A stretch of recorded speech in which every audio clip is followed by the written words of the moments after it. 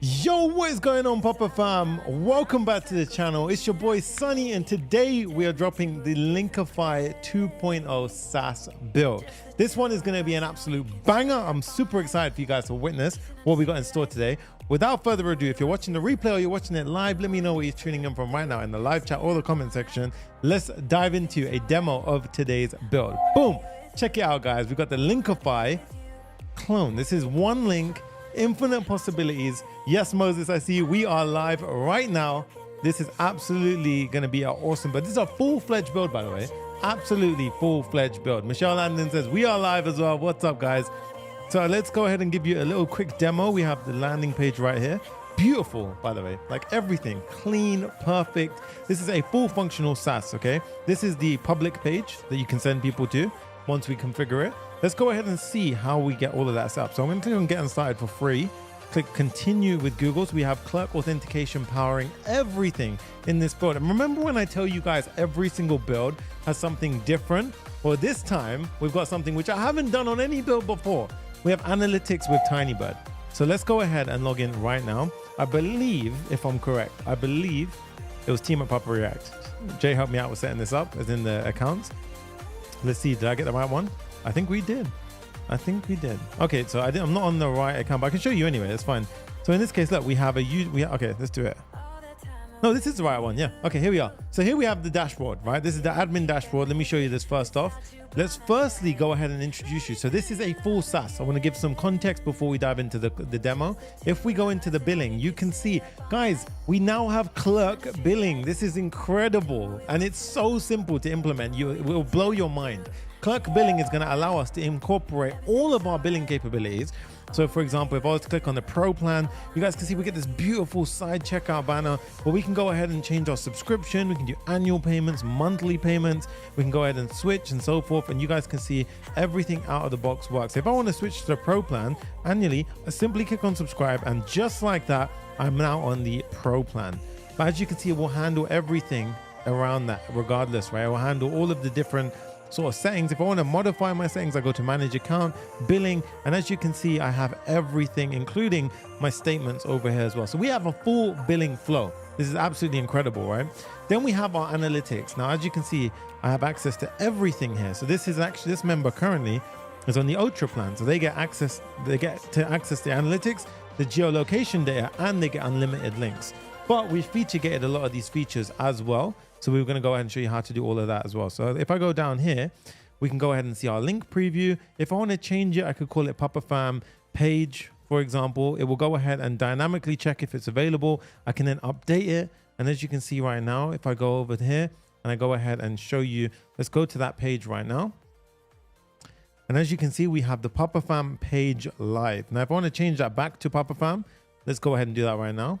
Update it, boom, you guys can see, oh, actually that changed the actual URL. So if we go to the URL and update it now, we have bam, ready, everything's there. Now we can go ahead and change the accent colors. If I want a black accent, I can go ahead and change that, boom, real time. Check out the links below. If I just want to say it very simply, pay attention to this, real time, save the customizations. Same with the image uploads, I can go ahead and remove it, upload new pictures, head down here, and this is the coolest part. We can go ahead and do everything in real time. So right now you guys can see all of the links here. If I go ahead and rearrange this, look, pow, immediately rearranges. We have React drag and drop kit. Look at that, absolutely stunning, works amazingly. You can add in new links. So if I was to go ahead and add a new link, we can simply go ahead and click this, type in hello world, pop in, let's just say a Google link. So https://google.com, and then go ahead and create a link. And then just like that, guys, immediately, every single user on that page will see it. Now, I don't know about you, but I know the original Linktree and these kind of guys don't do that. So we're already ahead of the game here. We can go ahead and change it, full CRUD functionality. We can go ahead, delete when we need to delete and everything like that. But I said analytics. So Sonny, show us the proof. Where is the analytics working? So let's go ahead and dive into a quick demo of the analytics. If I was to go ahead and click on my YouTube channel, what just happened behind the scenes is as it redirected me to my live stream right now, we've got some serious inception going on. What actually happened was it went ahead and tracked the click. So if we go over here and I refresh, we should go from 9 clicks to 10 clicks. As you can see, it tracked it. And if we were to go down to our YouTube channel, click on the analytics for this, and we can see here, boom, total clicks, unique users, countries, daily performance, and click distribution by country. Now, I want to show you a cooler example. We're on localhost right now, which means we don't technically have country data. We have development data, and I'll show you how this kind of works. Now, we are using Docker behind the scenes as well. So a lot of cool stuff to go ahead and try out, but I'm going to show you an even better example. So let me go over to the actual live deployment right now. So if we go over to my live deployment, we can see, I think I have it here. Yep. So this is live right now. Now I'm going to change my account to go to my personal account on the live deployment. And if we go over here, you can see sonny.sangha@gmail.com. Now, for all of you wondering out there, the code is completely updated and it's available inside of the Papa GitHub repo. So you got two options when you're building along today. You either build along with me, sick, welcome to, it's free, do your thing. Or you can go ahead and buy access to the Papa GitHub repo where you get this build plus every other build that I've always built and promised you from scratch, right? Is it vibe code or hands-on scratch? I always do literally from scratch. I use vibe coding techniques sometimes, but when I do these builds, it's absolutely from scratch. So in this case, you guys can see here, we've got the analytics. And as you can see, I'm a pro member. I have to upgrade to Ultra. And if I was not a pro member, if I was just, for example, let's just say a free member, I don't even know if I can test that right now. Let me see if I can show you the free member route. Let's go ahead and do that. I think we have a free account on papareact.team. Let's do that. You guys can see how beautiful Clerk is. We go ahead and click. Yep, there we go. So free members do not get access to analytics. So there we go. We have completely, premium gated these features behind paywalls. So in this case, imagine we've got Jay's account. So if we were to go ahead and check that one out right here, you guys can see for yourself. Boom, we have this. I'm even going to go ahead and throw it in the chat right now because I'm that confident with it. Boom, there you go. You guys can see for yourself. The community has access to Jay's page right now. And as you can see, hey guys from YouTube. Let's go ahead and do it right now. Click on save and pow, there you go. You guys should have seen that pop straight in on the live demo that I've gone ahead and shown you right now. Now I want to show you, once we are deployed, we do get geographic data. So I'm going to click into analytics, and firstly, I shouldn't have access to link analytics. Oh, we can see it. Okay, let's upgrade. So I'm going to go ahead and upgrade this member to the pro member. And if we click on subscribe, you can see here we go from pro $5.99 a month. I'm going to go ahead and pay with the test card. This is the awesome thing about the Clerk Billing platform. And as you can see now, I have access to the click analytics and up to 10 links. So let's go back to our main screen. And now you can see I have access to my analytics, plus I have the ability to upgrade to Ultra if needed. And if I were to go back into the link now, we can see that we've got the all availability there. And you see now countries is tier gated. So I want to upgrade one more time. So let's go to Ultra. And as you can see, it worked out all of the differences, guys. It works out what I should be paying, what I've currently paid based on my current subscription, and it remembered all of my card details. So if we were to pay the difference of $108, click on continue now. We are now on the proper premium plan. Now you can see we've got countries involved. Let's go down to Papa Fam community. And as you can see now, look, we have some people clicking. So this is you guys right now. If any of you clicked on this, let me know, because that is actually you guys clicking through. You can see since we've literally gone live, we've got the clicks coming through. This is absolutely awesome stuff. So much to go ahead and cover today. I'm going to show you a bit of under the hood work, and then I'm going to address some of your comments, and then we're going to dive straight into this build. Firstly, what is powering all of this? Well, first up, we have Clerk Billing. Absolutely incredible, powerful platform.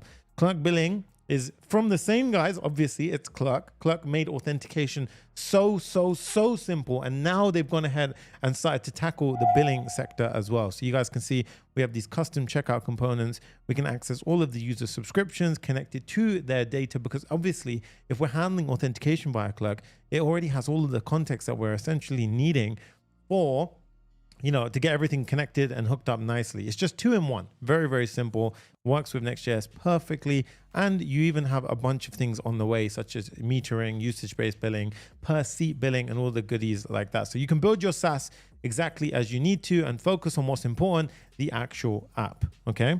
Now, of course, I did mention that we do, in fact, have, let me go back to the original build. We do actually have, where did I put it? Where did I put it? Did I put it over here? Oh, yeah. No, was it here? Oh, okay. Somewhere. Yeah, here we are. Thinking about Yeah, so we have the actual app here. Now, of course, we do have analytics. So how am I powering this? Well, we're using Tinybird today. And as you can see, Tinybird is extremely powerful. So you're going to learn about how we can deploy endpoints on Tinybird. So we can basically go ahead and ingest events. Now, what do I mean by this? Well, let's say we've got, Tinybird running in the background. Every time someone clicks, I'm going to dispatch an event. Think of like an entry into a database. Now, the real question comes is how do I get data out of it? And how can I make sure it's millisecond response time? So I want it so fast and snappy and reliable, and it should be able to scale to billions of events. Well, this is where Tinybird comes in clutch. So we're going to go ahead and set up a bunch of endpoints. For example, you see we've got profile summary, which will give us all the details that we're looking at. We've got so much stuff to look forward to. And plus, I'm going to take it a step further. So they didn't even ask me, and yes, we are sponsored by Tinybird and Clerk, but they didn't ask me to go into this level of depth. I did it because it's powerful and it's extremely important for you to know if your apps scale. So materializations, this is so powerful. It means that instead of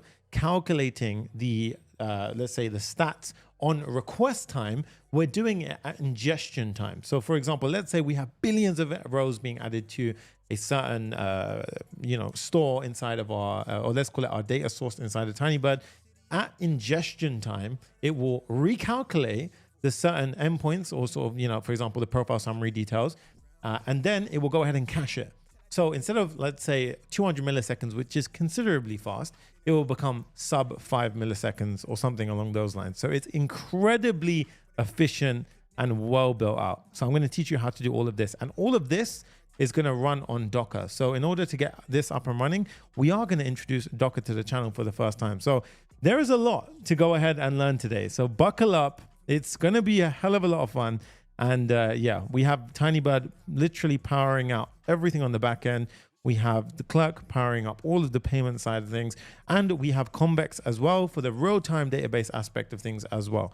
So there are so many things to look forward to. You guys have a ton in store. So grab your coffee, get ready. I'm just going to go ahead and address some of the comments. We have a few amazing people in the house right now. Let's go ahead and see.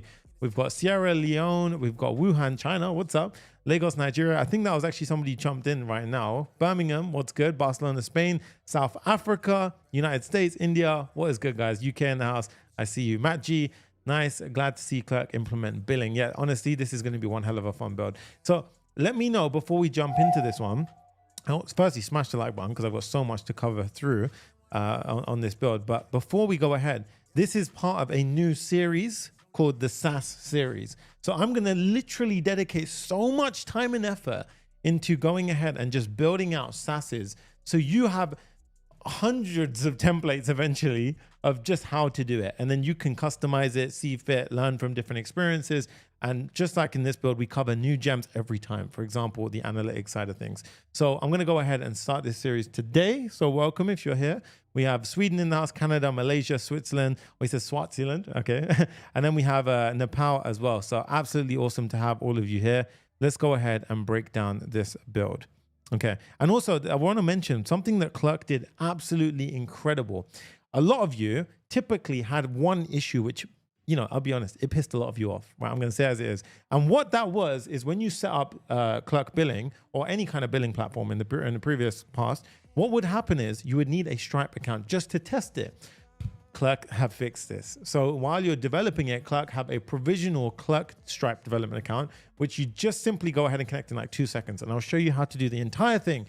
Make sure when we jump into this, you use the links in the description. Use my links in the description. It lets me do this for absolutely free. Yatish goes, Sonny is a SaaS god. I love you guys. Honestly, the appreciation is so cool. Son of God goes, we love the energy and everything that you do. Always bringing new powerful tech. You guys are making my day today. Everyone's full of energy today. So without further ado, let's jump into it. We also have Shadcn. We have Tailwind CSS to allow everything to be beautiful. React D&D for the drag and drop. We even have this beautiful ability to edit inline. So Pop-Up Community 1, 2, 3, bam, save. And you can see like every little thing I've thought about, guys. I really did try and like make this proper, nice production level stuff. It's very, very cool. Okay. So yeah, there's a ton of stuff to look forward to. Now, if you do get stuck at any moment, head over to www.papareact.com/course and join us at 0 to Full Stack Hero. Everything I teach here is available there first, right? everything is available here first. So 0 to Full Stack Hero 2.0, head over to papareact.com/course. All of the links are in the description. I see you guys in the chat. All right. So there you go. Jay, I got you. All right. So at this point, we're going to go ahead and dive straight into this. I think we've pretty much, done a bunch of this. So we also got a few limitations, for example, maximum links. So in this case, we are on the Pro plans. We have unlimited links. But if you only have access to, for example, Pro, if you're on Ultra, you have unlimited. If you're on Pro, you have up to 10. And on Free, we give you, I believe it's 3 links I've set up, right? So I'm going to show you how to gate everything out of the box, right? I think it's time to jump into it. We've already gone over most of the demo details. I think that's everything pretty much. And also, yeah, everything, by the way, mobile responsive. No half measures here, okay? So let's dive right into it. You can also join us in the University of Code. Yes, guys, the University of Code is our free school community. Link in the description, I believe. If not, Jay, throw it in the chat right now. We've got over 5,000 students in there. It's absolutely killing it. I love it, right? So we're going to jump straight into this build. So let's go into it right now. So first step, I want you to open up your terminal or Warp or whatever you have. It does not matter, okay? In this case, I'm using Warp. So I'm going to CD into my documents and build. You don't need to do that. I just like to keep things extremely clean. Once we've done that, I need to create a next application. Now, before we do this, there is a quick little shortcut for all of those using Convex. So if you're ever using Convex, let's just say you're using Convex as a backend for your database, what I highly recommend you do is this one step. So head over to Convex firstly. Now, if you go here, you'll see the backend for AI, right? And all this kind of stuff here. So what we want to do is you want to click on Start Building. And let's go, actually, I mean, the documentation is better. So let's click on documentation. And then you want to see here, we've got Next.js. Now here, you can either create your Convex app or do this. This is much better. Do npm create Convex at latest. And I will believe this will completely get us set up in the quickest way possible. So let me just give it a try. So we're going to go ahead and do npm create Convex at latest. And this should, yeah, here we go. Project name. So let's call this one the Linktree. And I have no affiliation with Linktree. I'm not trying to copy Linktree. It was just inspiration for the build. What we're going to be doing right now is just basically, I mean, we can call it Linkify, let's call it Linkify. I have no affiliation with these guys, period, right? This is a demo educational build. I'm saying that right now. No one call me out on that, right? LinkedIn clone, Linkify clone. Let's go ahead and do YouTube. Hit enter. And as you can see, it will ask me. So using Next.js app router, yes. And then you see Convex or Clerk. We are using Clerk. So I'm going to click on Clerk, setting up. And it will go ahead and even add cursor rules to our project. Okay. Time to focus, guys. That's what I love. I love the energy in the chat, honestly. Someone goes, are you Punjabi? Yes, I am. There you go. I answered your biggest question, right?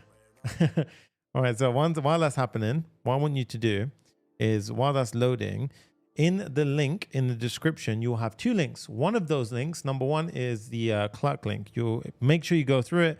It attaches to our profile. It really does help us out because it allows us to do this stuff for free. So go to the link in the description and help us out, right? Jamie, what is up, man? Good to see you in the house. Click on Start Building, all right? Straight away, Start Building, and click on Dashboard, right? Now, once you're on the dashboard, I've already set up an account. I want you to click on Create Application on Clerk. And we're going to call this one. Just give me one moment, guys. I'm going to disable something on my machine. So okay, so we disabled it. All right, so now let's go ahead and do it. So say Linkify clone YouTube, and then this is our providers list. So we can basically go ahead and tack on Facebook, Apple, whatever you want. So I'm just going to leave Google for now. Click on Create Application. Okay, so Linkify clone YouTube. There we have it. Now you do also have this, which is pretty handy to go get ahead and get started, but I'm not going to do any of that quirky stuff at the moment. Right now, let's head back over to our app. So you've already set up your dashboard for your Clerk. Amazing stuff. And then secondly, we're going to go ahead and do this. We're going to say CD Linkify clone YouTube. And then I'm going to do cursor dot to start coding. Now you could do code dot if you're using, for example, VS Code. I am using cursor. And no, I do not let vibe coding do all my work, right? Before anyone starts going crazy. Most of the time, if I do ever use any form of agent or composer, I am most likely discrediting it for the most part, right? So I'm basically saying rejecting all of this input. So at this point, we have our app. We go to app, we go to page.tsx, and you can notice we have lots of Convex stuff going on, okay? So this would have already set us up in a nice little Convex way. So we want to go ahead and run this app. So I'm going to stop running my app on my local. I'm going to do Command J to pull up my terminal. I'm going to do, I am using, so this says package.lock, right? I actually am using pmpm or pnpm, yeah. So I'm going to delete my package lock and I'm going to do pmpmi, right? And as you can see, it will add a pmpm lock file. So give it a moment while it goes ahead and installs everything. And Manpri goes, always building awesome stuff. Love your energy. I appreciate you. Ashutosh, no. Jonathan Jones, might want to play 1840 when you upload after stream. What happened at 1840? Oh, tell me, please. Jay? Jonathan Jones, please let us know. What happened there? I'm confused. So at this point now, we've gone ahead and got that running. We're going to do pmpm dev. Okay. And now, oh, it was just a test card. Okay. Okay. Was it a test card? I hope. I think it was 4242. So I think it was all right. God, you guys get me nervous on live stream. I'm like, low-key, quick water break. No, I'm joking. We're good. Let's jump in. All right. So now we have that running. You can see here, if I do pmpm dev, it will go ahead and ask me first up, Convex. We need to set something up. So I'm going to click on create a new project. And now I'm already logged in, which is why I jumped straight in. But in this case, it's Sonny Sangha. Oh, one of my students. There we go. Project name, Linkify clone YouTube is all good. And then we do cloud deployment or local. Cloud deployment is all good. I appreciate you, Marcelo. He goes, the best. Thank you so much, dude. If we go to environment local now, you will see I have Convex deployment and I have next public Convex URL. This was automatically added for us. And you'll see it also pops up this. Okay. There is background music. Is there any background music right now, guys? Let me know. Or is it really low? I'm curious. Right. So in this case, you guys can see we have a test database over here as well. But you guys can see what has happened here is it runs it on my localhost 3000 as well as running my Convex. So it does it 2 in 1. Okay. So at this point, yeah, any feedback, by the way, while I'm coding helps me out a lot because sometimes I don't hear the volume, or to me, it's very loud. To you guys, it might not be as loud. So just let me know. And I think that will help me out the most. Siren, what is up, dude? Oh, we got OGs in the house. This is a full party today. Damn. So I'm going to go to my localhost 3000 and we should have our Next.js starting template. So let's let it do its thing. There we go. Okay. So log in to see the numbers. Now you see it says Clerk is in keyless mode. What I want you to instead do is go ahead and remember that page we got to here. I want you to set things up like so. I want you to firstly go ahead and click on, we've already actually installed this, but I just want to make sure we have. So we're going to copy that. I'm going to go to my terminal. I'm going to split my terminal, Command B to hide the sidebar. Head over here. I'm going to paste in pmpm add Clerk Next.js.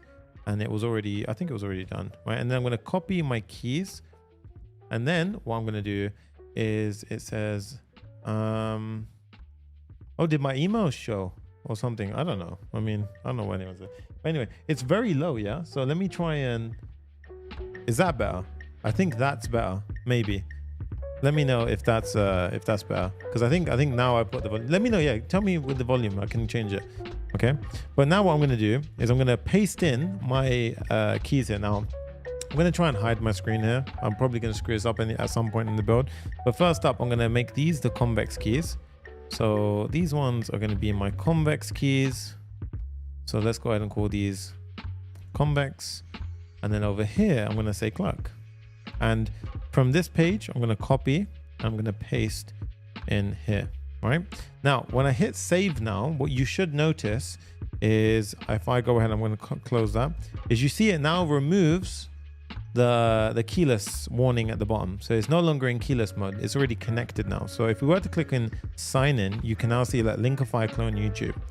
Okay, so we've successfully connected our Clerk to our application. So Convex has been set up, Clerk has been set up. What I want you to now do is pause here for a moment, because we've already The rest should already be set up. See, we've already got the middleware, everything. This is why it's pretty good to use that Convex starter template. What we now want to do is set up Tinybird, so we're ready afterwards for the next step, okay? So what I want you to do now is I want to go ahead and click on I want you to go to this I think it's the second link in the description to get started with Tinybird, and there is a special link in the description and it will take you to Tinybird's page. Now Tinybird, incredible platform, a little bit of a learning curve, but I will hold your hand throughout the entire thing. Okay, now oh, this is so sick. I need to shout this one out, I'm sorry guys. We've got João Lucas dos Santos. He goes, I know that we're here to learn about code, but I need to say that the barbershop that you're going to is very professional. The hair is nice from this point of view. Salute. I love that. I'm going to show that to my barber. It's so funny. All right. So we're going to click on sign up, right? And now once this is ready, we should, so I've already signed up, right? So in this case, I've already created my workspace, Linkify. But what I'm going to do is you click on sign up, and then you'll have the ability to create a workspace. You'll get to this point. Pick the one that is closest to you, okay? And you can even have local, self-managed, but we're going to pick this one. PumpFam's fine. We're going to call this one Linkify underscore YouTube. Or Linkify YouTube. Space, right? Create. And then, not values, okay, underscores. Yeah, I knew it. So Linkify YouTube. And now you can see, here we have it. Okay, so install Tinybird CLI. We're going to firstly go ahead and copy this command. And you see, you need Linux or Mac OS and a container runtime. So before we can do this, you're going to need to install Docker onto your machine. So if you type in Docker, you type in, I'm on Mac OS. So I'm going to type in Docker Mac. And as you can see, it says install Docker Desktop.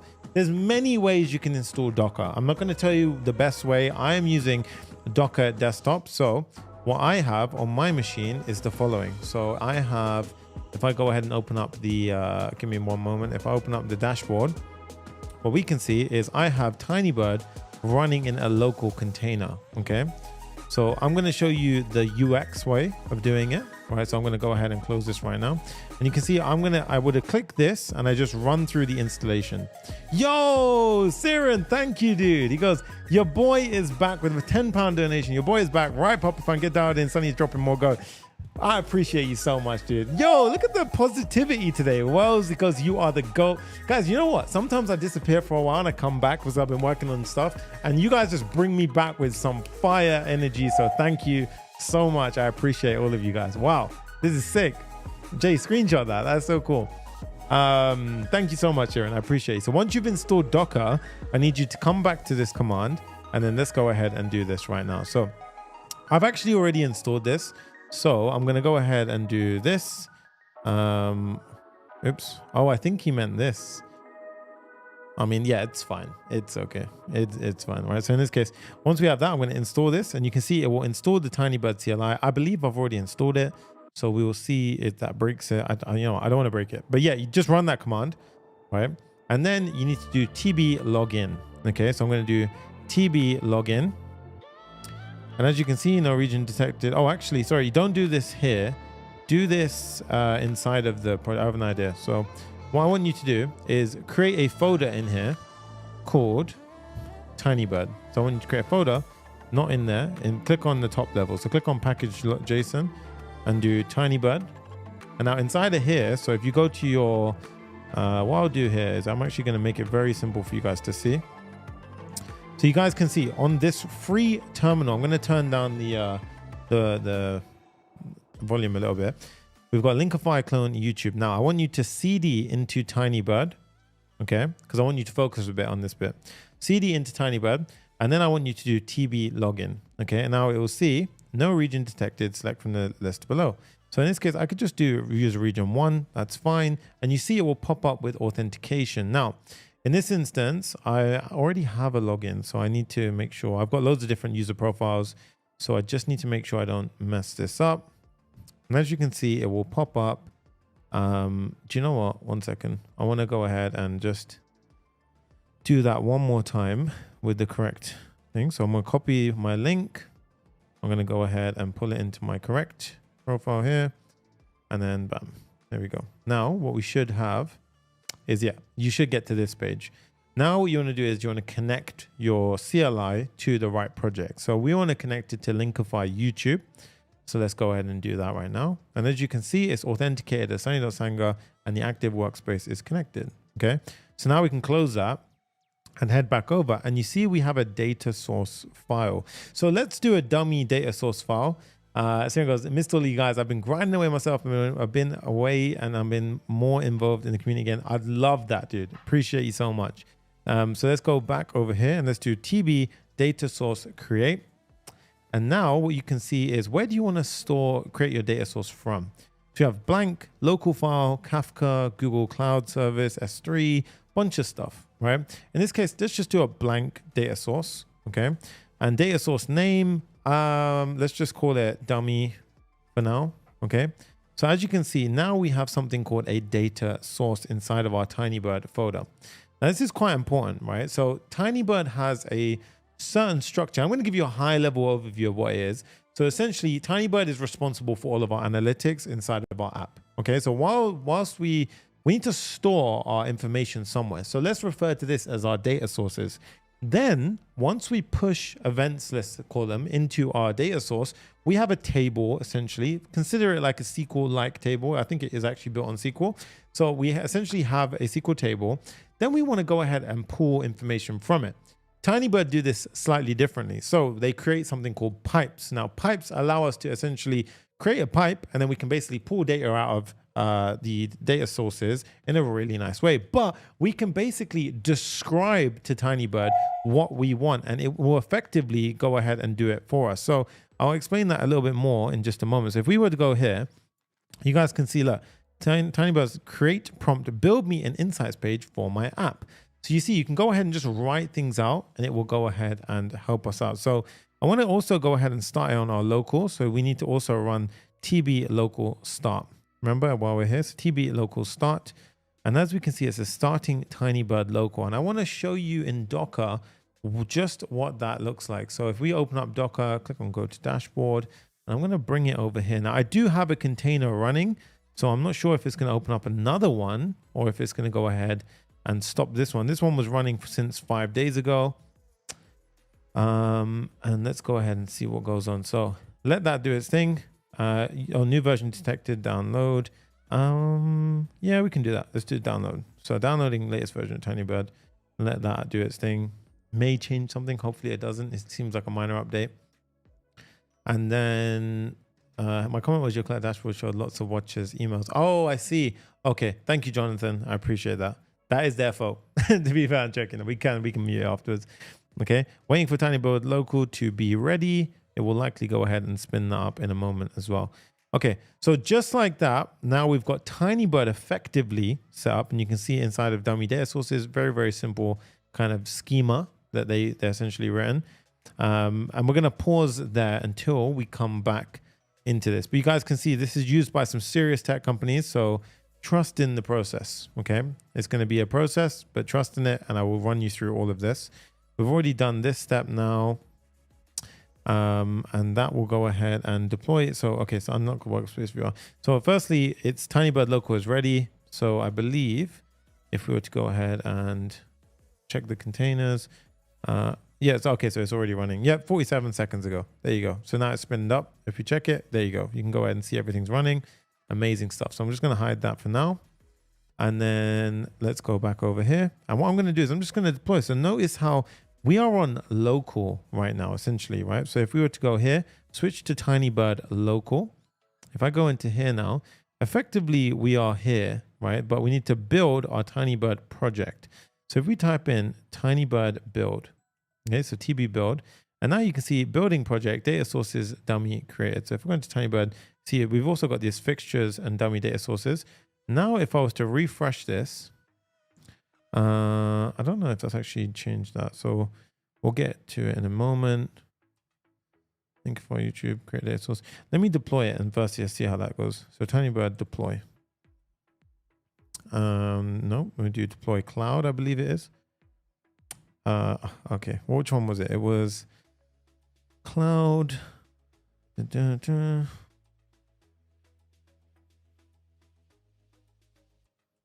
sure it was this. Oh, okay. TB update. Okay, we'll get to that in a moment. Anyway, I'll come back to this. So we'll come back to Tinybird. We'll get it set up properly. All right. I need to have a little bit of a thing. Oh, it's TB Cloud deploy. Ah, thank you, Jamie. See, I appreciate that. It's 1 dash. No, what was it? Oh, okay. Anyway, we'll come back to this. Yep. So not deploying changes, no changes. Okay, so running against Tinybird local.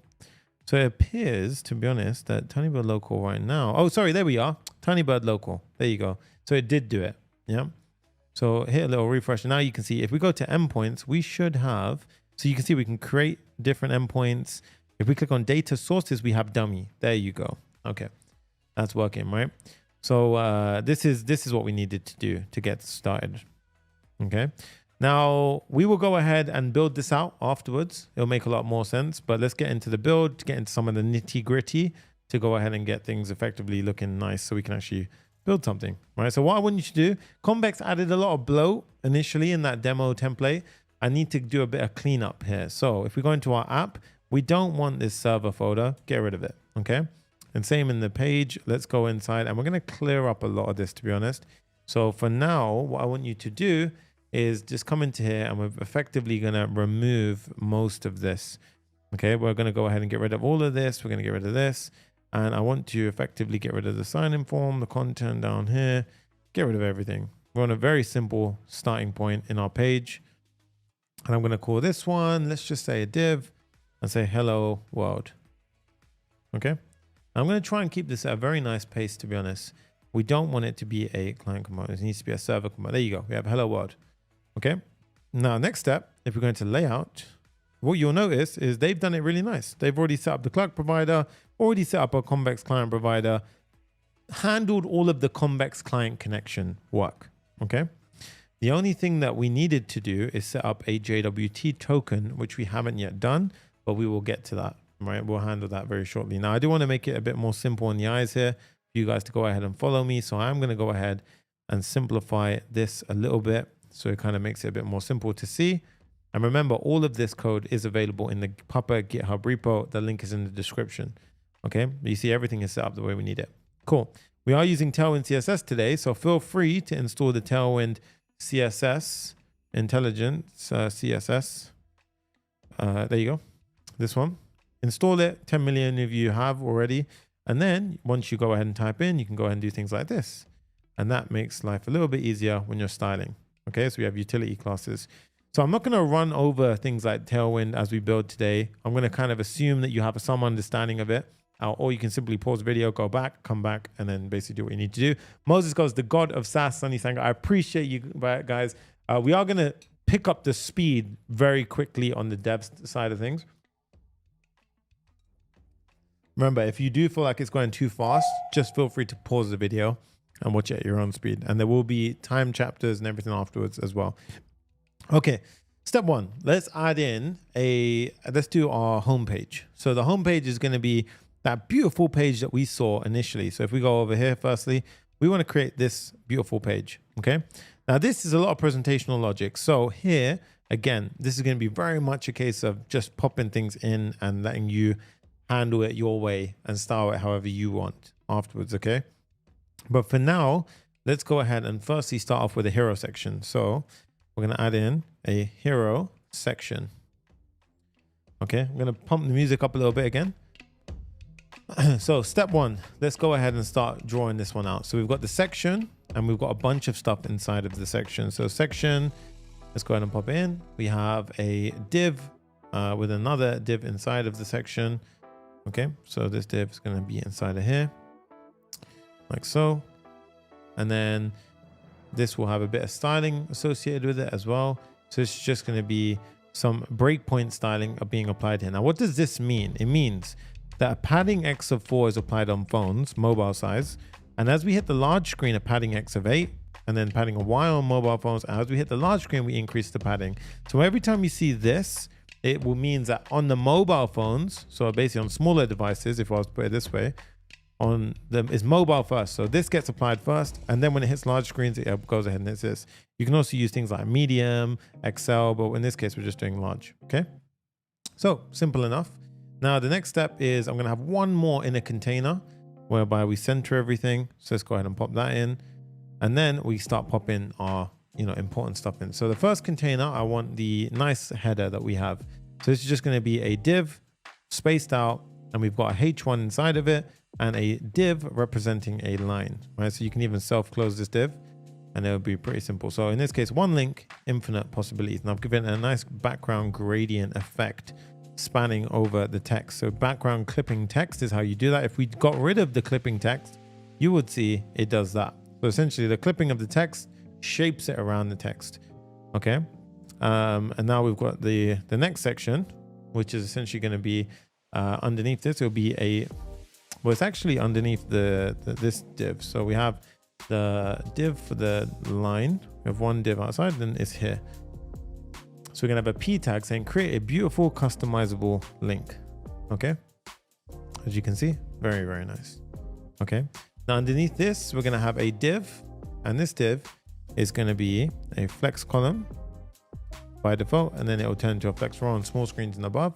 And we're going to use a few things from Shadcn now. Okay, so if you notice, these are going to be the two buttons. Now these buttons are very nice buttons. They have hover effects and a bunch of other things. So what I want to do is we want to go over to the our Shadcn. So let's go to Shadcn. Shadcn is essentially an incredible, kind of like a component library, but except it's a copy and paste situation, but it's a very, very awesome way to work. Oh, they changed it. Oh, this is nice.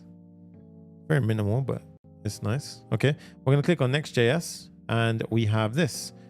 So I want to go ahead and install Shadcn into our project. So Command J, and don't do it here because we're in the Tinybird folder. We need to go upper level, and then I'm going to go ahead and paste it in. Shadcn is the best. I agree with you, Jonathan Jones. Okay, now while that's done, what it will do is it will ask us a couple of questions. I'm going to keep all of the base stylings kind of in play. Happy with that. You might see your app freak out a little bit and then come back to life in just a moment. If it does that, simply cut your terminal and simply run it again. Okay, it can happen. It's fine. A lot of changes were made. And then if you hit a refresh, this will go ahead and spin up again. Okay, now once you've done that, the trick is here, you can go ahead and just add in components as you need them. So that's going to happen automatically. So we're going to go ahead and add in a button. Now the way it works is you go ahead and identify the component that you likely want. So for in this case, I don't know why they made it so small. Wow. Okay, yeah, I think that's better, to be fair. And this might help out a lot more of you. I don't know, would you guys prefer dark mode, light mode?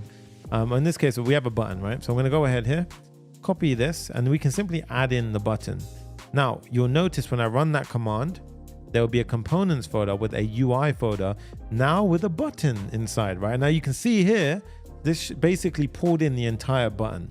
So we have all of the button logic inside it here, okay? Now, since that's done, what we're gonna essentially do is, give me 1 minute. What we're gonna do now is go ahead and pop in the actual button and use it. Okay, so we have the first button, so let's go ahead and pop that in. And what I'm doing here is, you see I can import it from the components UI button, and then we have arrow right. Now you can see we have this Lucid React, right? So in it, firstly, the link is the next link, and arrow right is from Lucid React. So Lucid React automatically actually gets added when we set up Shadcn. Okay, now as you can see, what this has done is it's created this button. Now what we did is, because we added a link internally, we created an as child button. And now you can see we've got these nice hover effects that I've overwritten. We set the size to a large size. If I was to get rid of this, you see it becomes slightly smaller. Okay, and then out of the box, it also has these nice little animations attached to it. The next button we're going to do is a see how it works button. Now, so this one will take us to the feature section, which we haven't created yet. It will take us, scroll down the page, and this one will take us to the dashboard. Now, what we're going to do is, you see dashboard doesn't exist right now. What we're going to do is we're going to actually set up middleware. So anything inside of dashboard or beyond will become a protected route by Clerk. which is exactly what we want. So that way it will always prompt us to log in if you try to click on anything that directs to dashboard and beyond. Okay. Now underneath the button, what's next? We have join over 1,000 creators or 10,000 creators worldwide. So we have a nice little cell section, I guess, right? So it's kind of, we call this social proof. So here, little div with a few elements inside, mainly around this. So you kind of got this nice little trusted by 10,000 creators worldwide. And obviously here you can have your social proof, companies you might have worked with, whatever the case. This is essentially the sale area, right? Where you're basically selling by a social proof. Now, after this section, we have a features section. Okay, so this section right here is going to be slightly different. Well, first up, we're going to give it an ID of features. And what that means is if I was to click on see how it works, this will automatically scroll me down to that section. Right now, anyone who's wondering, you know, Siren just goes, Shadcn is brilliant, can help save a lot of time for devs. Absolutely, incredibly true. It really is powerful, and I highly recommend you use it, right? Because it will save you a tremendous amount of time with working with this kind of stuff. Right, we're going to add a div in the midst here, and then what we're going to do is we're going to add in our first block. So it's going to say everything you need, powerful features, So in this case, if I pop this in, you can see like everything you need. And if I was to click see how it works, you see how it scrolls me down to there, right? And what we're essentially building right now, guys, is this element here. So these 6 tabs, right? I'm going to go ahead and effectively map through each one and pop something out for them. Okay, so what we can do here is firstly, I'm going to have a grid that gets rendered out. So we have the div here. I'm going to have a grid which gets rendered out like so. Now for this div, we're going to go ahead and basically map through an item of objects. Now, and the item of objects in question, let's go ahead and put it up here. So we're going to say const features equals, and then I'm going to pop in the following. Okay, so we have these where it's going to be palette, bar chart, smartphone, zap, shield, and users. Now these I've all gone ahead and imported from Lucid React, and as you can see, we have our features. Now the reason why I've done this is because we're going to map through this. And you can obviously move that away. You can have that, you know, in some kind of online data store or something, whatever you want. But we're going to have an icon, a title, and a description for said feature, and then go back down here inside the feature section here. We're going to go ahead and map through them. So we're going to say features.map, and we're going to say for every single feature, I want to basically go ahead and output something. Okay, now what we're going to first do is have a div which is surrounding the feature. So in this case, let's have our div. We have an index. So in this case, in order to give an index, a second argument can be the index, and then we can have essentially the icon itself as well as the h3 with the feature title and a feature description, something along these lines, right? We have the div with the feature icon, the h3 which is the title, and then we have the feature description, a bit of styling here to lay it out like so. And as you can see, that is super clean, guys. Really, really nice, really, really minimal. The only thing that's slacking here is the background color is slightly gray in this instance. So we need to fix that right now. Okay, so let's head back up to the top of our div before we carry on. And I'm just gonna make this minimum height screen with a bit of styling. So min height screen, background gradient, to bottom right from gray to gray 100. And now you can see that there's a slight background gradient, but it creates separation from the front and back. And that's really important when you're kind of building out these pages, to get that kind of nice aesthetic look, right? Now, after this section, we have the next section, which is social proof section. So this is going to be the social proof section. Now in this section, we're going to go ahead and pop in the following. So let's pop in social proof section like so. And then we have a div, which is containing everything inside. You'll see similar patterns that I follow each time.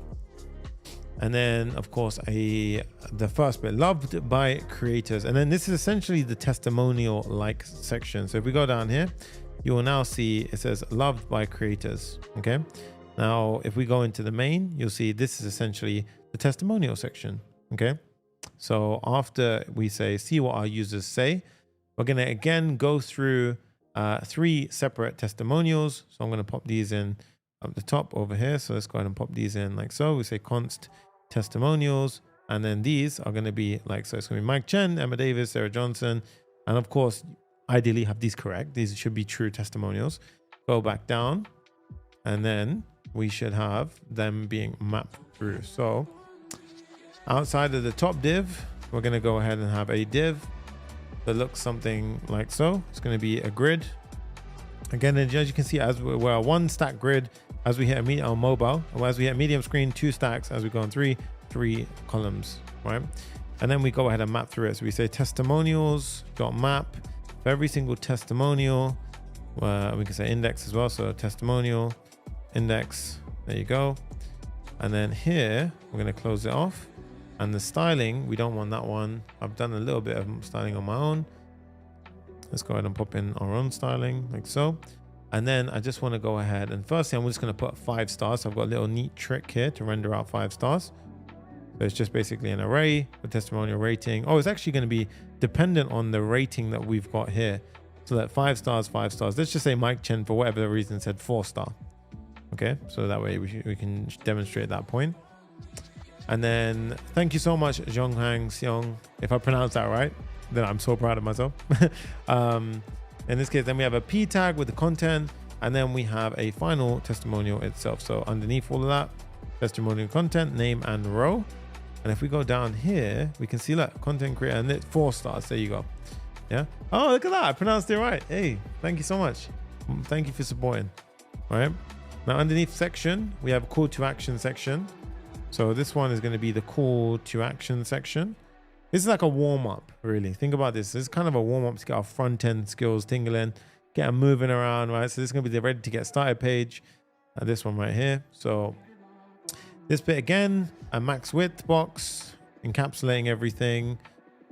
And then we have the next section. So this is going to encapsulate pretty much everything. So you see it says background gradient, supporting this background box that we're talking about here. And then we start dropping in the content inside of there. So we have ready to get started. We have a P tag. So let's go ahead and throw these in. And as we see, ready to get started comes in the P tag. And then we have a div with a button inside of it. And this will be create your Linkify to basically get started, as you can see here. Now, what are we doing every time? We're just simply throwing them to the dashboard, at which point we will protect it by having it as an authenticated route, which we'll do in a moment. So I'm going to show you how we can kind of hook all this up. The final one is the following. We're just going to pop in, free to start, no credit card required, set up in 15 seconds. All right. So a nice little bit of UI over here. After that, we have the footer section. Now, again, the footer section, this one is purely illustrational for illustration purposes. You can feel free to actually put in what you want here. So this one's going to be the footer. It's going to be the footer section. And now here, basically what I want you to do is, again, I'm just going to go, this one I'm going to go through very quick because you don't, it's just, I haven't got anything actual functional here. It's not clicking through. It's literally just, this is just like a presentational part. You can add it in if you want to. It's more like just for the demo to look nice. Let's have a grid in the midst of it, and then we start throwing things in. So first step, easiest way to share all of your important links. So after that, we have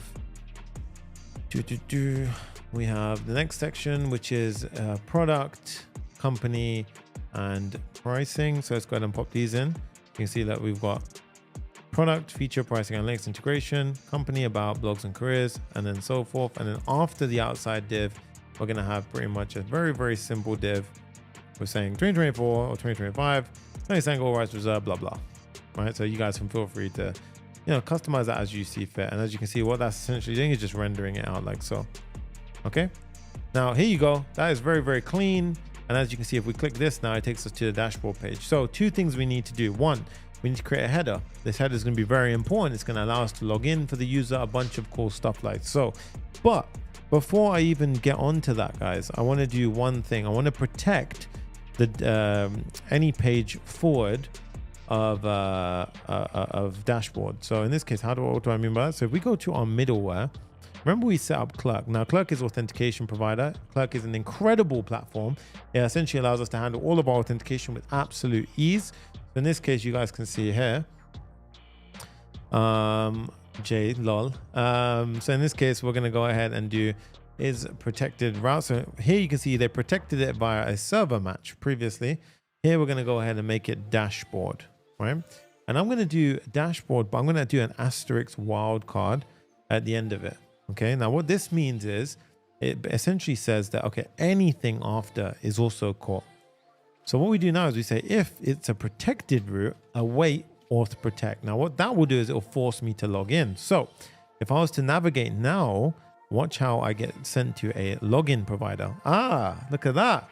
Very nice. Okay, so it works perfect. And now even down here, you see, in order to reach that dashboard page, I have to be authenticated now. So this is how you can do it via the middleware route. Marcelo Ribeiro, I appreciate you. He goes, the best session. I really, really appreciate that. Thank you so much. All right, so what we're going to do now is we're going to add in a header. Okay, so here at the top of the page, let's go down here. Just before the hero section, we're going to add in a header section. Okay, now the header is actually going to be a functional header. So we're going to use this header in a few different spots. Okay, so we're going to pass in a prop called isFixed because I want it to be a little bit dynamic afterwards. So in this case, you can see on this one, it's fixed, but I don't always want it fixed. Like maybe in the actual primary one, I don't want it fixed, but I say header is not defined. We need to create a header component. So inside of our components, let's create a new header.tsx, right? Moses goes, the best community ever. Siren, he ain't lying. Yo, you guys are sick today. Thank you. I appreciate you. With the RFCE header. And you're probably wondering, whoa, how did you do that RFCE trick? The way you do it, simple, type in ES7, I believe, in the marketplace. You'll get these React Redux native snippets. Honestly, someone find when I first introduced this, I'm pretty sure it was like 100K when I first did it. Now it's 15 million. I'm confident I had a big impact there on that. But these snippets are really, really good. You're going to install it and it gives you stuff like that, RFCE, boom. Right, now we don't need this top one. Get rid of that. There's actually a way to remove that by default. I'm not going to get into that. And then what we're going to do is we're going to accept a Boolean as an argument here, as an optional. So you see isFixed optional Boolean. Okay. We don't use it. That's why it's freaking out right now. This is going to be a client component as well. We need to be a bit smarter. Not smarter, but we need some client interactivity here. So what do I want to do now? I want to import this so he stops complaining. Boom, pop that in. And you can see our header is rendered. And you're probably wondering, oh, but what about on the layout? Can't you put on the layout? Yeah, you can, but we don't want it for all of the aspects of our app just yet. Okay, so right now for the header, firstly, change this to a header field for better SEO. Next step is I want to also have a div. Now this div is going to encapsulate everything, so it's quite an important div. So we're going to have max width, and essentially that's going to have all of the things in the top bar. Now we're going to have two states. We're going to have an authenticated state and an unauthenticated state. So the first step is I want the Linkify logo on the left, right? Simple enough. We have the Linkify logo on the left. Next link, right? So you can see, there you go, right? And because we have max width 7XL, it's always staying within a max width constraint. Now the max width constraint, very important little lesson here, is max width is how you get that pro level designer feel, right? I'm going to open up my screen brush right now. So for example, if I was to show you here, that is a max width box being applied, right? And you'll always notice how you will always have this invisible gap over here and here, and this is determined by MX Auto. So this gap right here is determined by MX Auto. And this is how you want your styling to be. You provide rules, it does it itself. Okay. What's up, guys? I appreciate you. Yo, this is so, honestly, your member, like, you guys are so, your mentality is so cool today. Thank you so much. I appreciate it. I really appreciate it. It honestly makes such a difference when I'm live streaming. Now for the header as well, I'm going to give it a bit of a custom styling, right, in the class name. Now you see the CN, we automatically got a utility inside of our lib file, which is called CN. Now what this does, it just merges styles. And we're basically saying, apply this as our base. And then if isFixed is true, apply sticky and top 0. So here you can see that now sticky top 0, and we've got that little blur effect. Background blot, and that's what allows it to have that little glass morphic effect at the top. All right, so super clean stuff. Next up, we're going to have two states, authenticated and unauthenticated. Now you most likely usually run to Clerk for this. As we have a Clerk and Convex provider set up together, we're going to import it from Convex React. Okay, so here what I do is I say authenticated state. So when we're in an authenticated state, this stuff should render out. Right, when we're in an unauthenticated state, then we should have this stuff render out. Okay, so it should be the following, that as well. All right, and obviously these need children inside of it. For authenticated, we're going to have the following. It's going to be a div with a few buttons inside. So let's go ahead and pop this in. It's going to be a div. Firstly, we're going to have a link, and we're going to have our UI buttons, and we're going to have the user button from Clerk. Very important user button. Okay. For the unauthenticated state, I'm going to put a sign in button from Clerk, and we're going to put it inside of a UI button that we have. So when we use the sign in button from Clerk, we can set a mode. Modal means it will pop up with a really nice clean overlay modal.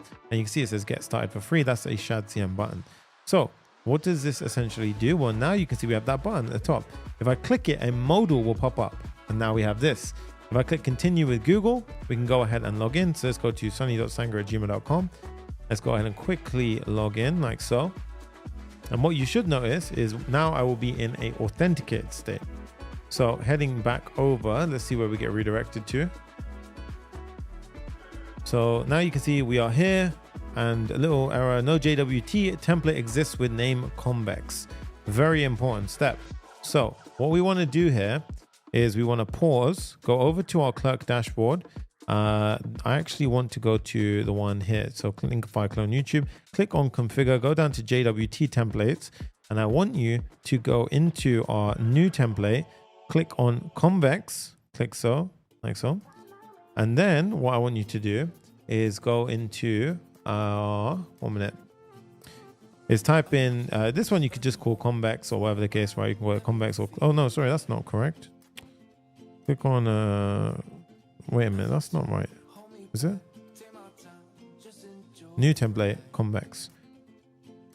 I'm just going to call this Convex. And then you see here the issuer. That's the real important part here. So we click on save. On it. Click on copy. Save. Demonstration is not correct. This is wrong. This is not the correct claims. You should have claims there. Convex. That's not right. Okay, I'm going to show you. So if you ever run into this situation, very rare. I have not run into that before. Go into JWT templates. It should have given us the following. So if you go here, we should have the follow. Yeah, we should have it like so. So I'm going to copy this in, and you guys can feel free to pause the video and copy that as well. All right, so this is what you should have inside of it. So you see AUD, Convex, and then the following information. So you can pause the video and pretty much push this inside. And this is how we get things set up. And then the name should be Convex 3600 with a 5 clock skew. So 3500. And then it will have 3600. I mean, that doesn't really matter too much. 3605, and then click on save. Okay. And then this is the important part, issuer. I want you to copy this, and we're going to go over to our Convex dashboard. So right now I'm on this project. Let's go to my actual Convex one that we just created. And what we need to do here, guys, is really important. So we actually got an environment variable in the beginning, and I'll show you where that was. I think it was actually, if we go over to our code and I go to my environment variable, so env, so local. So you see, so it didn't actually show it here, but where this is actually pushed is actually inside of Convex. So if we go to our Convex, let's go to Convex, auth config here. Okay, can you see how it says replace with your own Clerk issuer ID or Convex JWT template and so forth? What I want you to do is uncomment this from auth config. Now this will freak out because this is the really confusing part here. When we're talking about the Convex folder, we're not talking about our EMV files. We're talking about Convex's environment variables. So what I now need to do is grab this Clerk JWT issuer domain, and I want to go into my settings and environment variables, and we set them here, guys. So Clerk JWT issuer domain. And remember when we actually set things up here, the issuer there, we grab that, we head back over here and we paste it in and we hit save. Now to test that it all works, we simply go back to our app. So let's go back into our application here, hit a refresh. And what you should see is we actually have authentication now. So let's go ahead and log out. get started for free, sign in with Google, Sonny.Sangha, and then we should see it work. There you go. I'm logged in, no more error. We have it set up.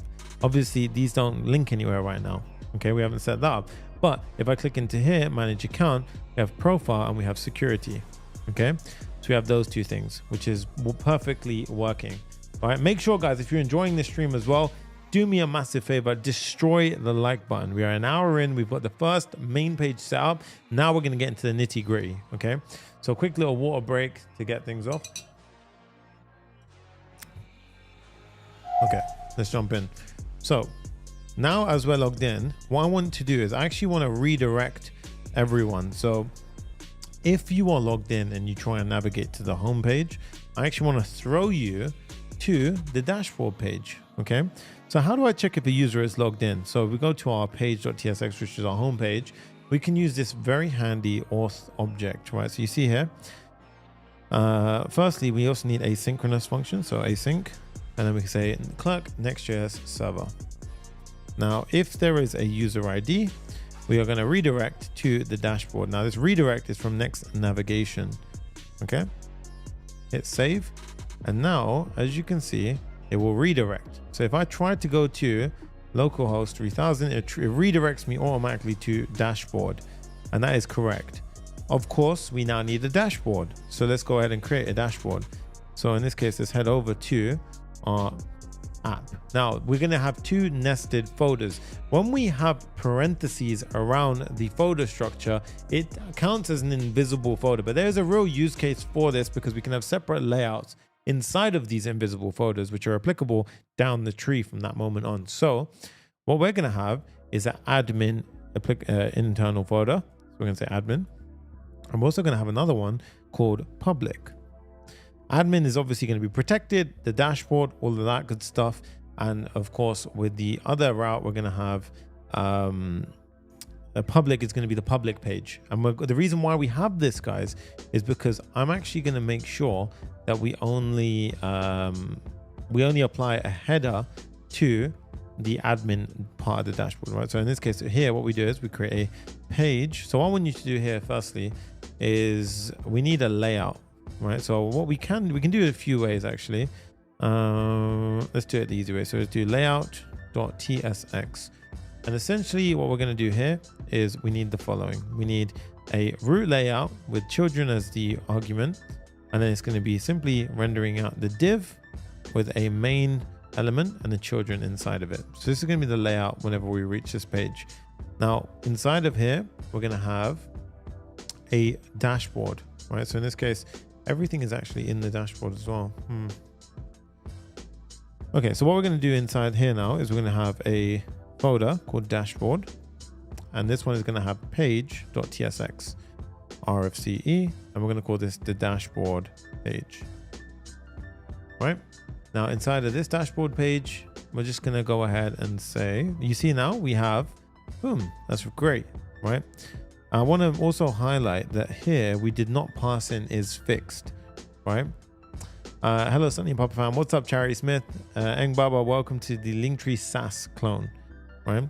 So we have the header in play now. So we have the dashboard here, dashboard page. Now, a couple of things. We're going to have separate sections to this main page. So what I want to do is I'm going to have the main app open as a reference for us to have as a guideline. Okay, so let me go ahead and do sonny.sangha@gmail.com. Let's log in like so. And we're going to have this as a nice guideline on the side.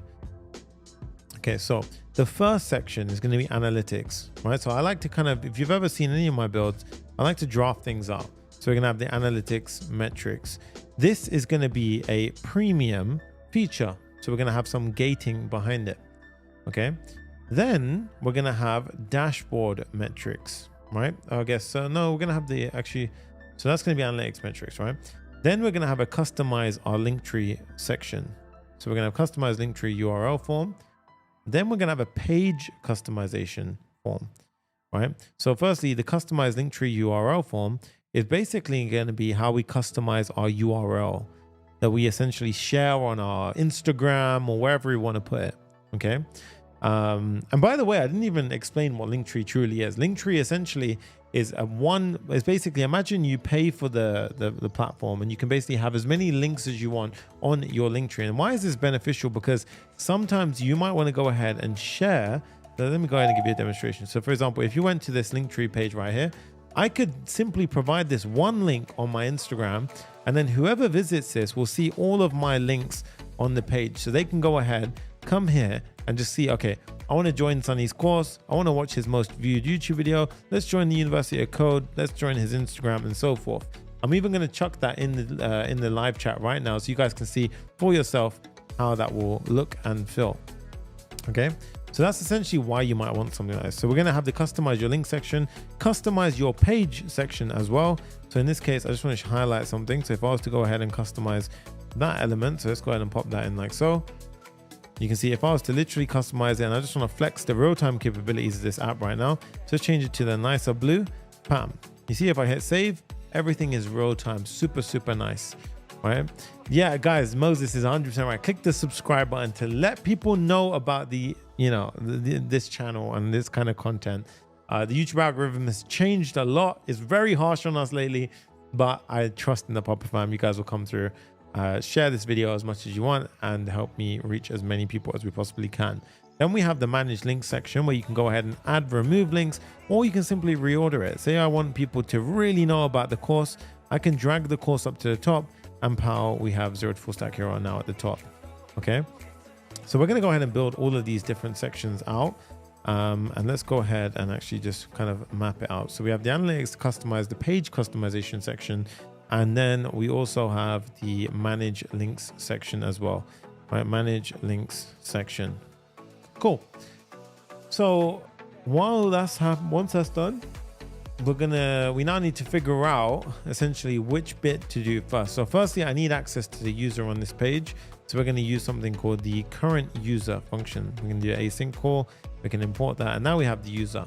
Okay. We're going to basically pass this through at certain points throughout the project. So it's a handy little starting point for us. Okay. So where shall we begin? I think what will be very handy is if we do something like maybe the manage link section first, right?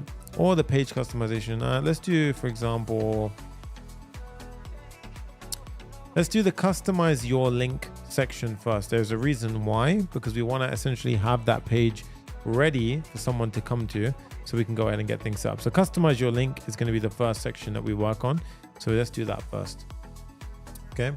So firstly, instead of right here, what we're going to have is a few nested styles. So we're going to have a div, another div containing it, and another div with the sort of styling. Essentially, it's just this nested box effect.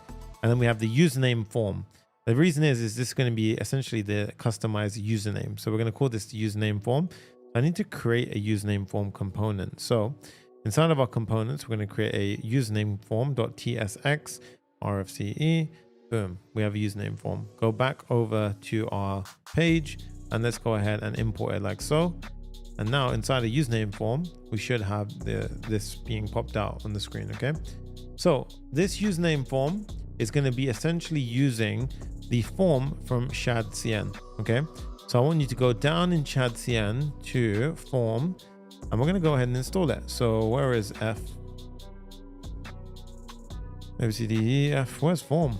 Oh, interesting. Form, React hook form. Oh, they changed the name of it.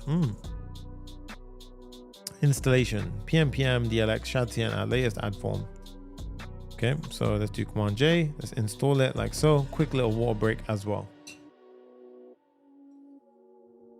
Okay, so what we're now going to do is we're going to start setting this up. So firstly, I'm going to have quite a few things. So you can look through the form declaration yourself and how to do it. You can see we have a form schema. So our schema is going to be the username that we end up setting the user, right, for this one here. Right, this is essentially our form, this username and submission button. So I want to go ahead and have a form schema. And we have something called Zod, which allows us to enforce different types, especially for a form. It's got to be a string, minimum of 3 characters, maximum of 30, with a regex, which means it can only contain letters, numbers, hyphens, and underscores. And yes, for anyone wondering, Do I write my regexes? No, I just GPT that. I don't care about memorizing regex. Call it out, say what you want. I'm spending energy on the product itself. I don't bother learning regex, period. I learned it once, I forgot it. I learned it again, I forgot it again. Honestly, I don't care enough to learn about regex. So you can feel free to either go to a regex generator or GPT it. Who cares? Just get it working, okay? That regex is there. And at this point now, we're gonna have the user themselves.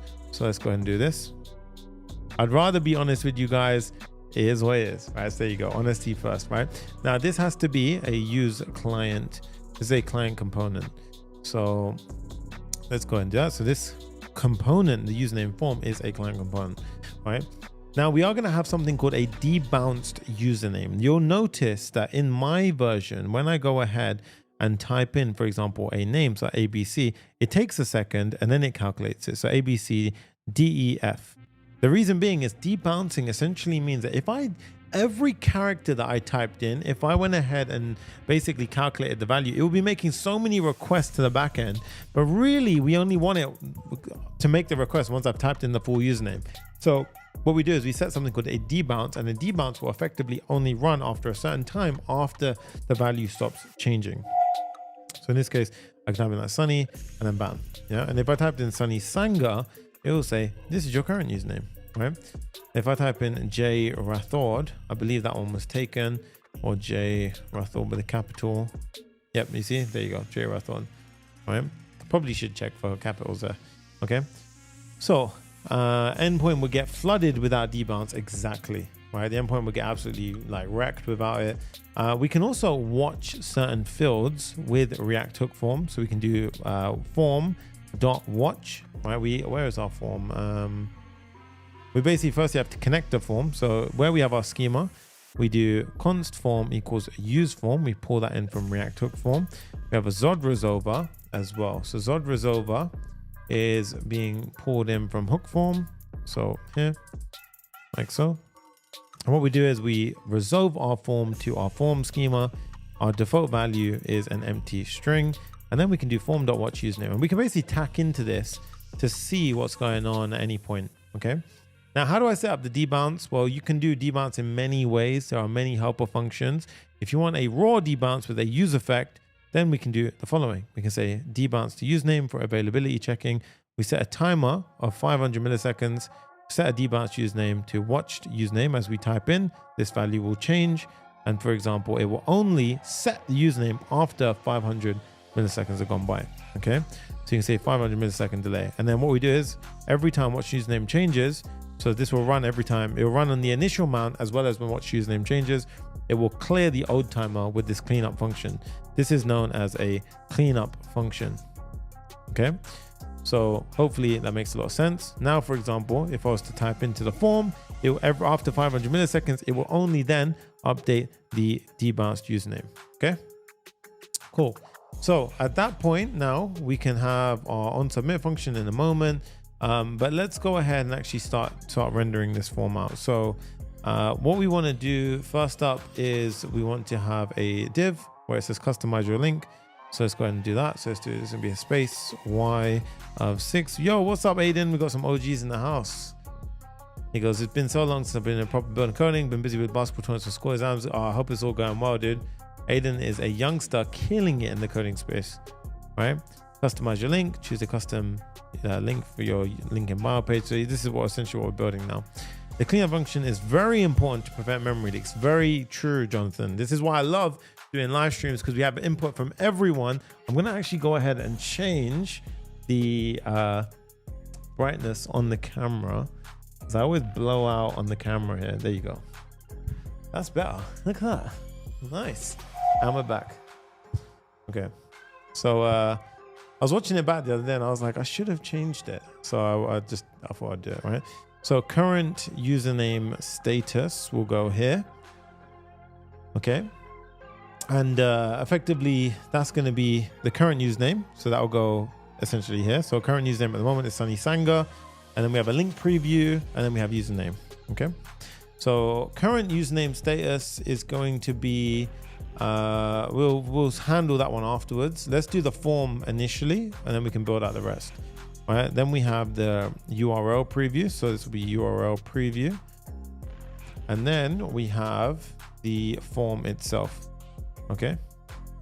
So the form itself, what we do is we essentially have a form element. We spread the, so this is going to be from UI form, I believe. Is it UI form we're pulling it from? So, yep, it's components form. So this one right here needs a child object. So this is going to have a form with an onSubmit function, which we don't have yet, which we will create. So we say form.handleSubmit and then onSubmit, which we will create again, like I said. And now inside of here, we need these special form fields. Now remember I told you inside of the Shadcn documentation, you can literally see how we have the entire setup handled, right? Even like you see here, form fields and so forth. So obviously I've followed along with the documentation, and I'll show you how we do ours. So the first one is a form item, and this is going to be responsible for the actual, so form field is the one I'm looking at. So 1 minute.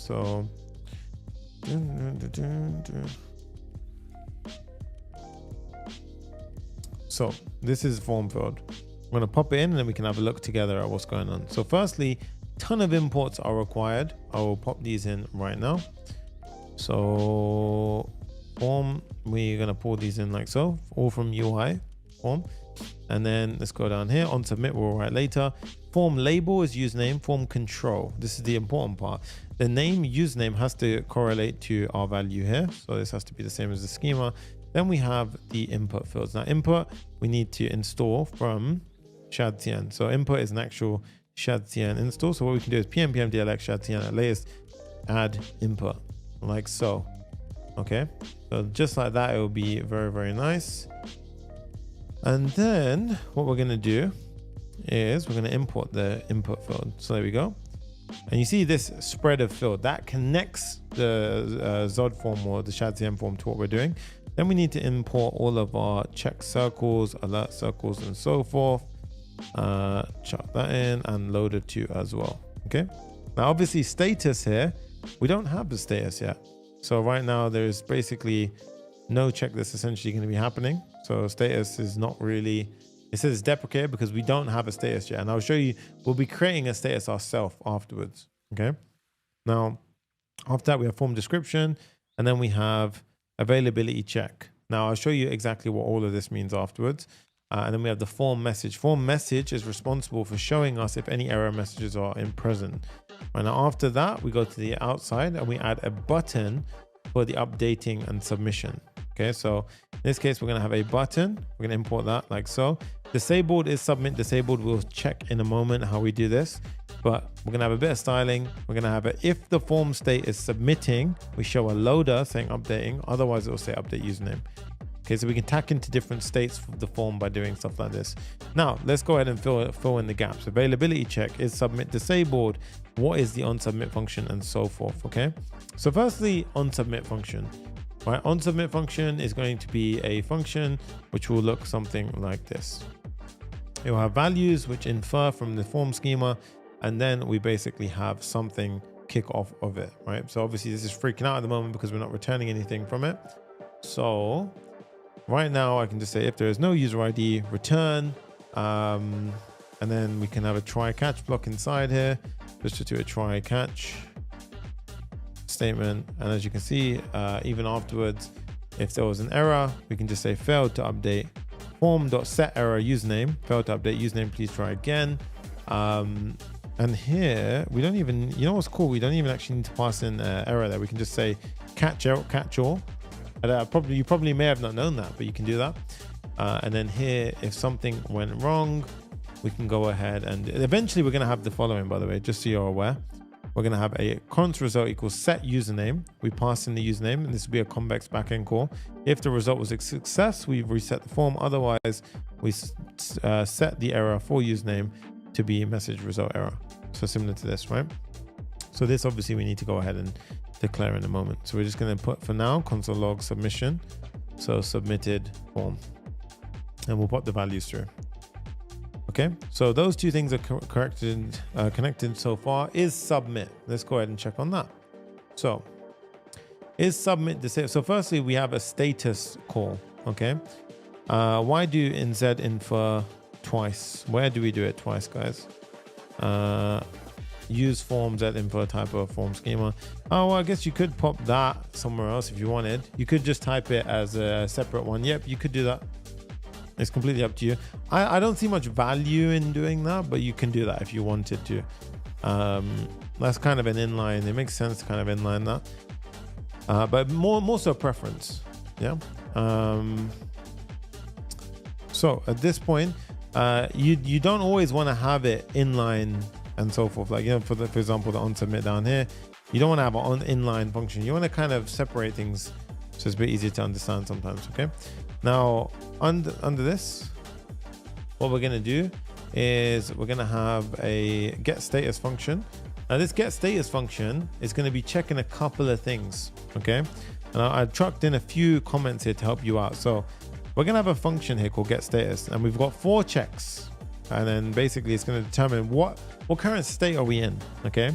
So firstly, it returns no if the username is empty or too short. Returns checking if the username is being debounced or availability is being checked. Returns current if the username matches the current slug of the user, and returns available or unavailable based on availability check results. So firstly, if it's for whatever these reasons, we return no. Otherwise, it returns checking. So if debounced username is not equal to what's username, checking. If it's availability check, that means that we need to set this in a minute. And then debounced username, if it's set to the current slug, which we haven't got yet because we haven't set up our database calls, we'll set that up afterwards. Otherwise, availability check dot available is available, unavailable. So basically, this will basically say, did it match? Or like if it didn't match, it's available. Otherwise, it's unavailable. Okay. So this will give us the status. And then from that, we can basically do a few things. So availability check, we need to go ahead and make available. So we need to basically, this is where we set up our database. So there's going to be a few steps here that will have to come together nicely. So we're going to have essentially 2 elements here. We're going to have one, which is going to be the current slug. Now use query, if we go ahead and pull that in from Convex React, and then we have this Convex generated API that gets pulled in, right? And you can see that API comes from Convex generated API. Now, at this point it's going to freak out because we don't actually have anything set up right now, right in there. So this is correctly failing, right? So we will fill these in, one of which is going to give us the current slug for the user. So we basically go to the user's page, we check via the username of that page, and then we basically go ahead and we get the slug. And same for availability check, right? This will go ahead and check if the username is there or not.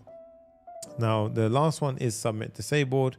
That one is going to be set based on the following. So that one's going to be we're actually going to have 2 helpers here. So I'm going to push these up here, and then we can start filling in the gaps a bit. Custom username, which that will be set afterwards if they've set it. So if they have set something in the database, it will have a custom username, else it will just be the user's user ID. Okay. If submit is disabled, so if the status is not available or the form is currently submitting, then it will be submit is disabled. Okay.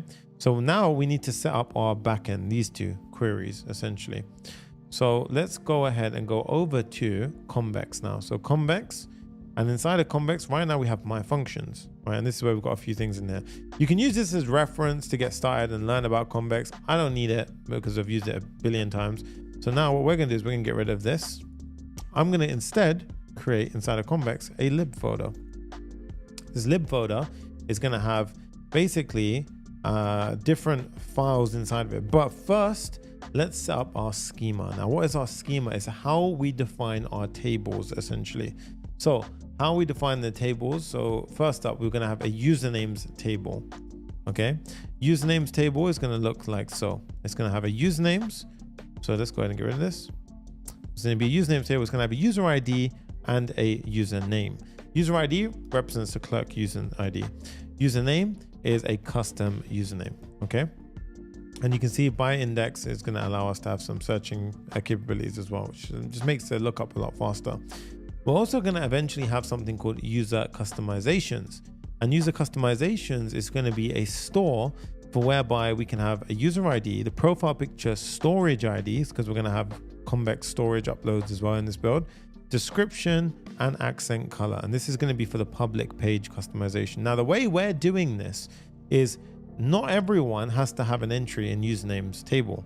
Only if you want to customize your username do we go ahead and basically map it. So for example, let's say my public page was sonnysangha.com/u/Sonny Sangha is my username, right?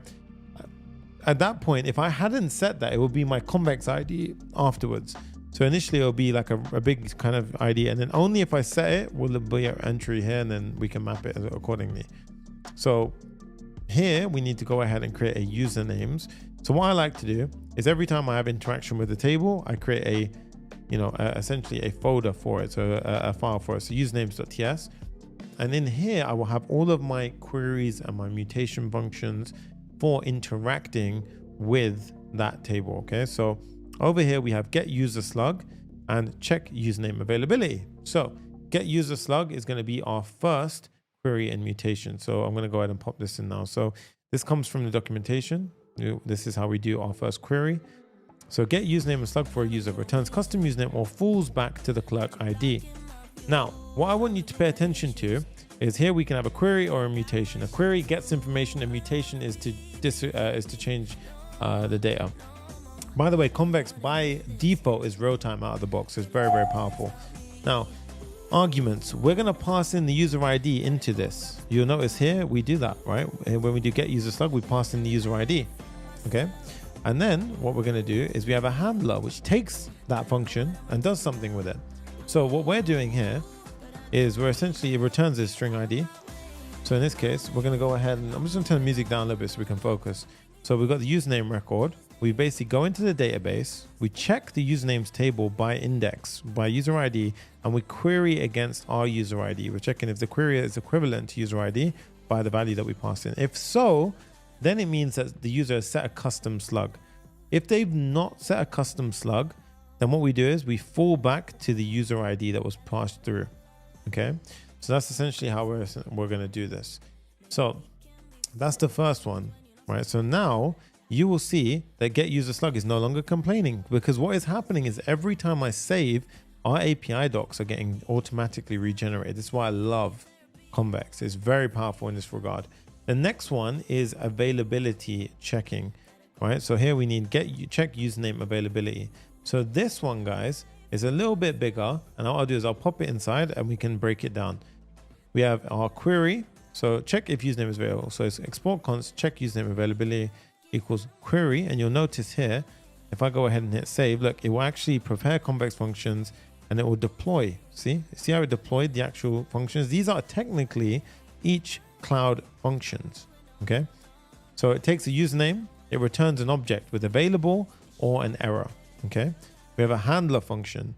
Firstly, we need to check, is it in the correct username regex format that we basically expected it in? If it's not, we're going to throw back an error. So we're protecting on the server side as well. So we're validating on the client as well as the server. Then we're going to check on the username must be between 3 and 30 characters. Again, validating on the server and the client to prevent any incorrect data being added to our database. Then we're going to check if the username is already taken, right? In this case, we're going to check, is the username already, so we're querying against it. And if it is, then we return available is true. So available is not equal to existing username. So basically, if it wasn't found, this will be true. If it was found, this will be false. So with that now, you see, we have no longer got errors here. And what happens now, guys, is because we have a debounced username and a use effect happening, right, what I want to do is let's just pop these underneath our use effect. Like so. Watched username needs to go above the use effect. There we go. So every time our watched username changes, it will go ahead and trigger our timer. After 500 milliseconds, our username, debounced username will change. And then that debounced username is being used to change our availability check. So everything is kind of tied into one another. Now, current slug, right? Where is our current slug? Let's go ahead and check on that. So I just need to double check my code. So current slug is going to be we have it here, no? Current slug. Oh, it's because we're not using it. That's why. Okay. So let's also do a set username call. So remember this one, when we actually submit the form, the values get passed through here. Let's have our first mutation. So in the usernames.ts function, remember over here where we have our queries and mutations, we now need to create a mutation function. So usernames, let's do our set username mutation function. Now, this one is actually quite a big one, but again, we're going to run through it the same way because we've got lots of these functions to go through, but I'll show you just as we did it before. So starting off at the top, export const set username equals mutation. Mutation because we're changing the backend, okay? And we pass in the username as argument. It returns an object with success, which is Boolean, and an error, which is optional, and it's a string. We have our handler. Now, I want you to pay attention here because we do something very cool. Because we connected our Convex and our Clerk together, if the user is logged in, we can get the user's identity provided that we are calling it from a client component. If we are calling it from a client component, for example, this is a client component right here. I'll show you again, sorry. This is a client component over here. That means that we actually pass the session data through the client's call to the backend. Why is that cool? Because then we can go ahead and do some pretty handy things. We can check at the server level directly off the bat if you're authenticated or not. So firstly, that's great. Then we go ahead and do our validation. You can likely go ahead and again, create a lib to do this kind of check to make it a bit easier. Again, check if username is already taken. So you could do all of that. You can kind of refactor it. So this can just be perform validation in existing checks. And then you can basically go ahead and run a few safety params. So if it's already taken, success is false, error, username is already taken, and so forth. Check if the user, and then what we're also doing, remember, when we submit that, remember what's actually happening here. Look, else result.error. What we're actually doing, which is so nice, guys, is we're actually going ahead and passing in the error from the backend. So you see like username is already taken, so we're actually passing that one in.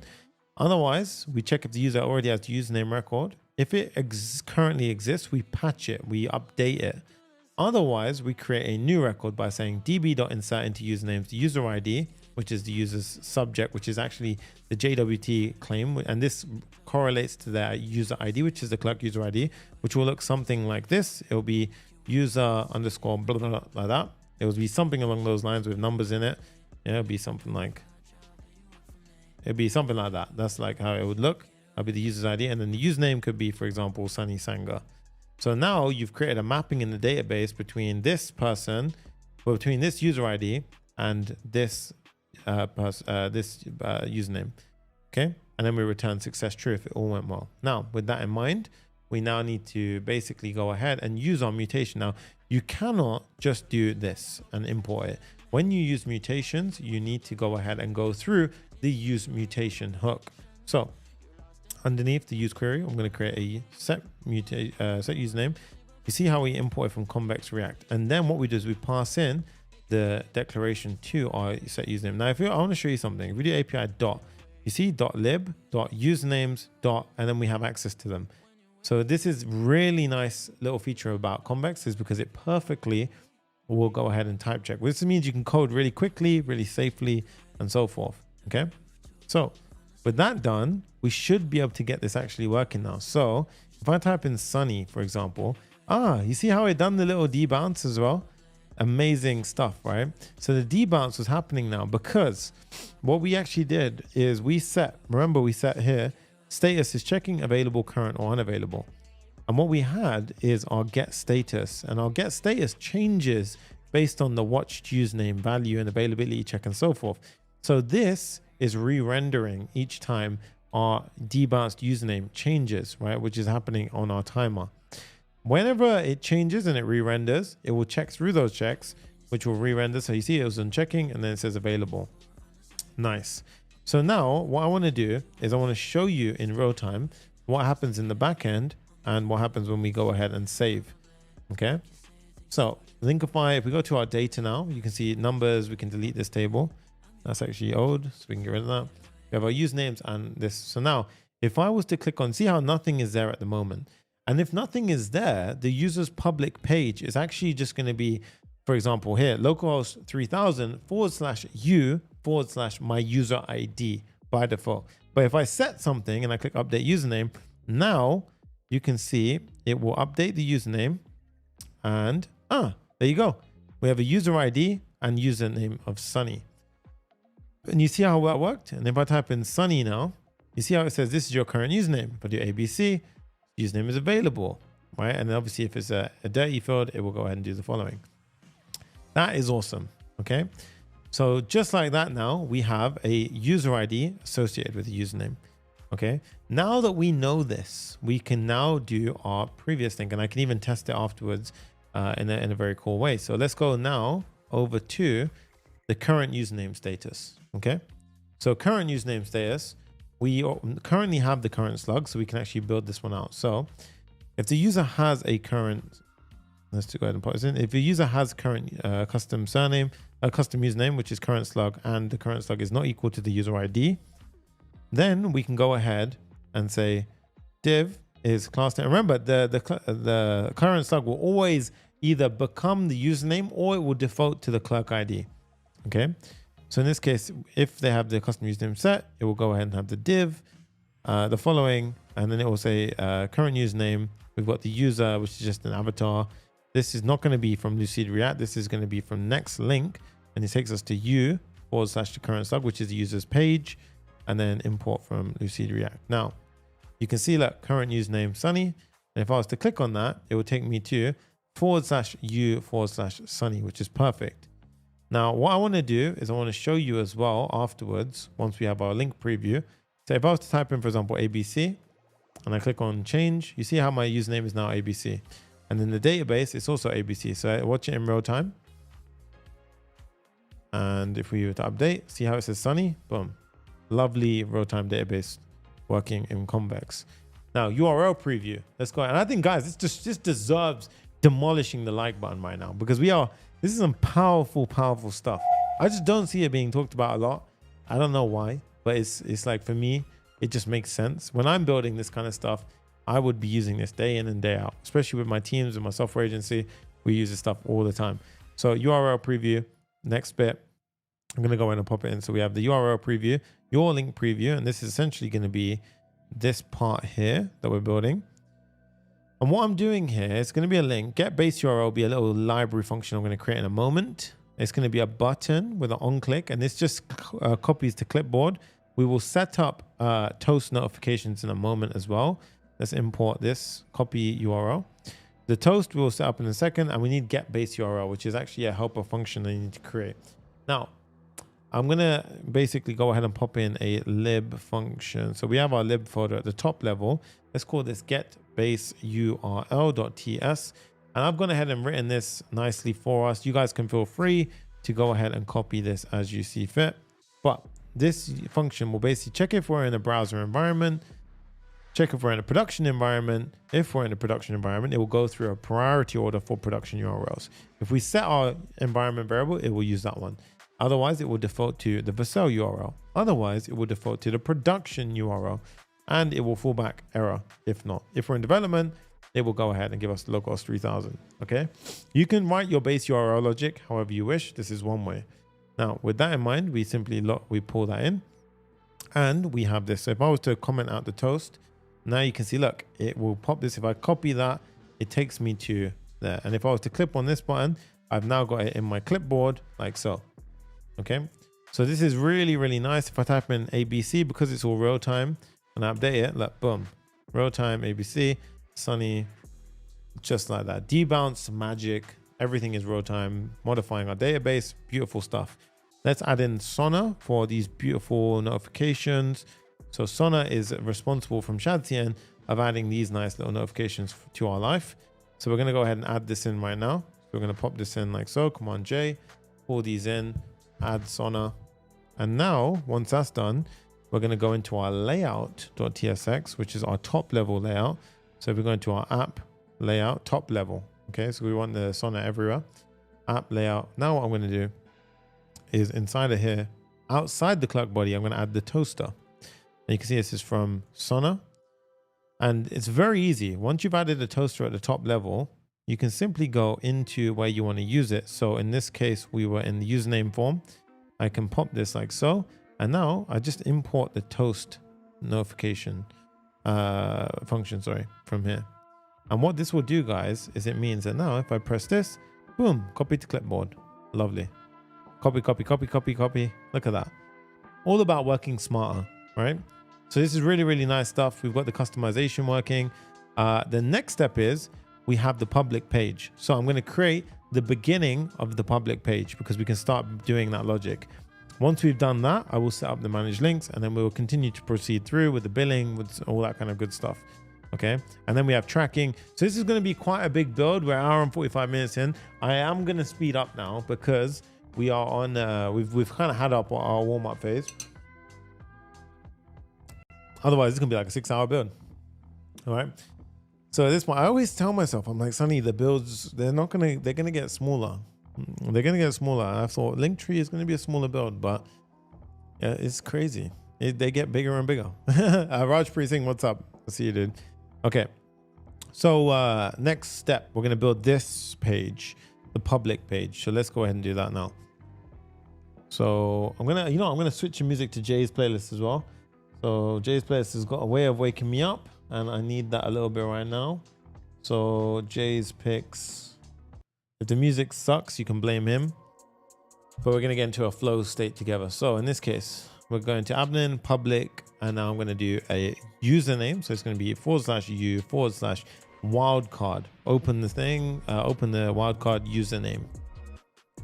Right, and you can see it's public username. And inside of here, page.tsx. Cool, RFCE. It's going to be public user page, right? Or whatever we want to call it. It could be public link in bio page. That's probably nice. Let's do public link in bio page. Nice. Cool.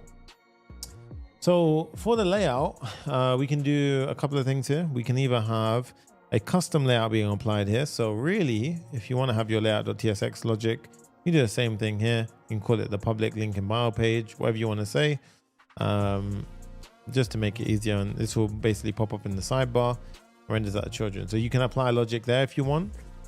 And then let's build out the page. So for the actual page itself, a few things. We're going to have the username being inside the URL. So obviously, if I go to this page now and we click it, you will see in a moment, it will say public link in bio page. Now I need access to that wildcard. So that /, so what's happening here is that /Sonny is a username wildcard. So VS going to auto import when it hasn't yet. I just tabbed it. So in cursor, if you haven't imported something, you go to the end of it and you tab it, or you press control spacebar. Control spacebar, and it will pop up in the autocomplete. And then IntelliSense will allow you to do it. Okay. So what I want to do now is this is going to be a server function, and we're going to have a few handy things going on here. So number one, we need to get the username. So how do we do that? Well, we basically have something called params. And then this has type definitions. And what we essentially have is params, but this has a nested promise in now. So it's promise, and this is going to have the following inside of it. So it'll be a nest, and this will have username string inside of it. Okay. Just like so. And then we say const username equals await params. This is now an asynchronous function. And there we have it. Now, if we go to type in username, you should see public link in bio, Sonny, right? That's exactly what we wanted. So that's how we get it, the dynamic wildcards inside of Next.js. Now I'm going to need two things. I need the preloaded links. Preloaded links means the links for this page. These are going to be Convex preloaded links, right? And then I also want preloaded customizations. What is the image here? What is the color in the background? So the way I can do that is I can have a very nice little function here. Like so, it says const preload links, preload customization, and we're going to do a promise all on preload query. Promise all allows us to run this concurrently, right? Preload query is very handy for server functions. So I'm going to go ahead and pull that in like so. And the thing that we haven't done here is we haven't created a links, get links by slug, and we haven't done a lib customization, get customization by slug. So we need to do that. Okay. So what we want to do is we go into our Convex, we go into our lib. I'm going to go ahead and we're going to create our links helper. So links, get links by slug. Let's create that. So in Convex, lib links.ts, right? Now inside of here, we're going to have two of our core things, and then we need get links by slug. So the get links by slug is going to look something like this. Now what are we doing here, guys? We essentially have we have our handler. Why is our handler freaking out? Query links. That's wrong. We do not, I don't know if we actually need this anymore. I think we've done it inside of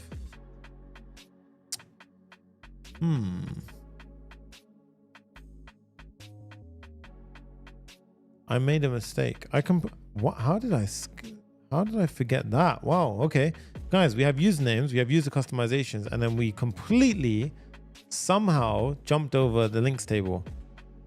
Yeah, links is a user ID, title, URL, order. And this is going to be responsible for the links themselves.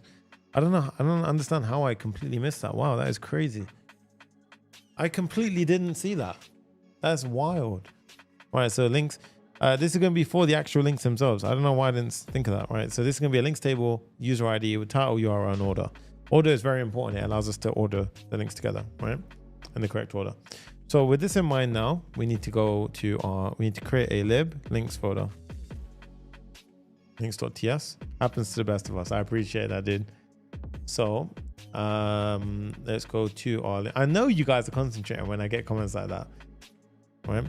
So we've got the base import, and then we've got get links by slug. So let's go ahead and pull this in like so. So here we have it. So get links by slug query takes a slug, returns an array, and the object that it returns has the following. It has a ID, which is, this is base created for us, ID and creation time. Oh, my neck. Then we have user ID, title, URL, and order. Then we have the handler. So first try to find a custom username for that user, right? In this case, we just check, is there a username that belongs to that slug, a custom username? All right, if there was, we're gonna set that as the user record.user ID. Otherwise, we treat the slug as the potential clerk ID. Now, what does that mean? It means that if we didn't pass in the user ID, then what actually happened is, wait, what have I done? Oh yeah, sorry. Yeah. Otherwise, we use the user ID as the clerk ID. Okay. And then what we do is we go db links with index by user and order. We pass in the user ID and we basically collect all of the links for that user. Okay. So get links by slug. Now with this will disappear. So this will give us the preloaded links, and preloaded query is the customizations. So obviously we did create customizations inside of our schema, user customizations. So next up, we're going to have actually well, it should be user customizations, the user customizations, but I'm just going to keep it relevant to my code that I've done already. So typically you want to keep them consistent if you're going to follow this. Okay. And then the one that we are doing was get customization by slug. Okay. Now this one again, chunky. So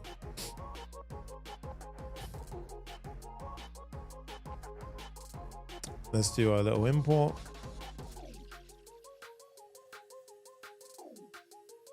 There we have it. So get customizations by slug takes a slug, it returns a union. What does a union mean? It means it can either return a no object or it could return a object like so. Okay, and this is basically shaping the object that comes back from the customizations table. Now handler. Now if you don't give this, it can actually just infer it, but I'm just doing it so it's very clear. Now here you can see we've got database and we've got storage, right? So if we first try to find the custom username, we do the same check. So it's basically if a user hasn't set a custom username, then it will use their user ID. Next up, we go to the customizations, which is we query the database, use the customization table by user ID, and we get the unique customizations row. Remember, each user will have one customizations row in the database if it exists. If it doesn't, we return no. They've not customized anything, at which point we will just use some default styling. Otherwise, if it has, then what we're going to do is we're going to go ahead and, for example, for the profile picture storage ID, we're going to go ahead and access storage.getURL. And basically what this does, is it goes into Convex storage, which is similar to like how Firebase storage and these things work. And it will basically give us a true URL that we can go ahead and render on the front end. So imagine it as the storage ID is just going to be a string. It's an ID to a reference to an image in Convex storage. We then pass it to our storage.getURL function, and it will expand it into a URL that we can render on the page, and we return that object. We spread out the customizations and the profile picture URL. Once we have that, we hit save. Now we have the preloaded links and the preloaded customizations for a given user. Okay. Now, what we do next is we go ahead and we render out a component. So what I'm going to do now is I'm going to render something called public page content. It's going to be a component. And what I'm going to do is I'm going to pass in the username, preloaded links, and preloaded customizations. So essentially we're making life a bit simpler. We have our high level server component, which prepares all the data, gets the preload links and everything, and then public page content. So we need to create this now. So inside of our components folder, we're going to do public page content.tsx RFCE. Public page content is a client component. And basically what we do is we pre-render using preload query. And then inside of our client component, we then use preloaded query to make it reactive once again. Okay. So we have some props that we passed in. The props look like so. We have public page content props. Okay. We pass in the following. So you see it says API preloaded. I'm just tabbing that when it popped up. And firstly, username is a string. Preload links is a preloaded data type. And we basically pass in get links by slug. Same with this. We say, okay, the type is of get customizations by slug. And then we pass in the username, preloaded links, and preloaded customizations. Pass in the prop definitions. And then how do we make it reactive? We basically go ahead and do the following. We say customizations, customizations equals use preloaded query. So we have two. We have use query and use preloaded query, right? Both pretty handy things. In this case, customizations, we can pass in something called accent color. If they've given an accent color, we use it. Otherwise, we use a default color. Okay. Now, the actual page itself, we are now building this page. Now, notice how on a desktop, it's a row with a nice kind of sleek, minimal UI. And on the phone, it looks like a typical kind of Linkify tree or Linktree, where we basically have this nice kind of stacked view. And obviously you can customize it as much as you want, right? You can really take this as far as you want. It's crazy, right? So we're going to have a div with a class name min height screen, public page content.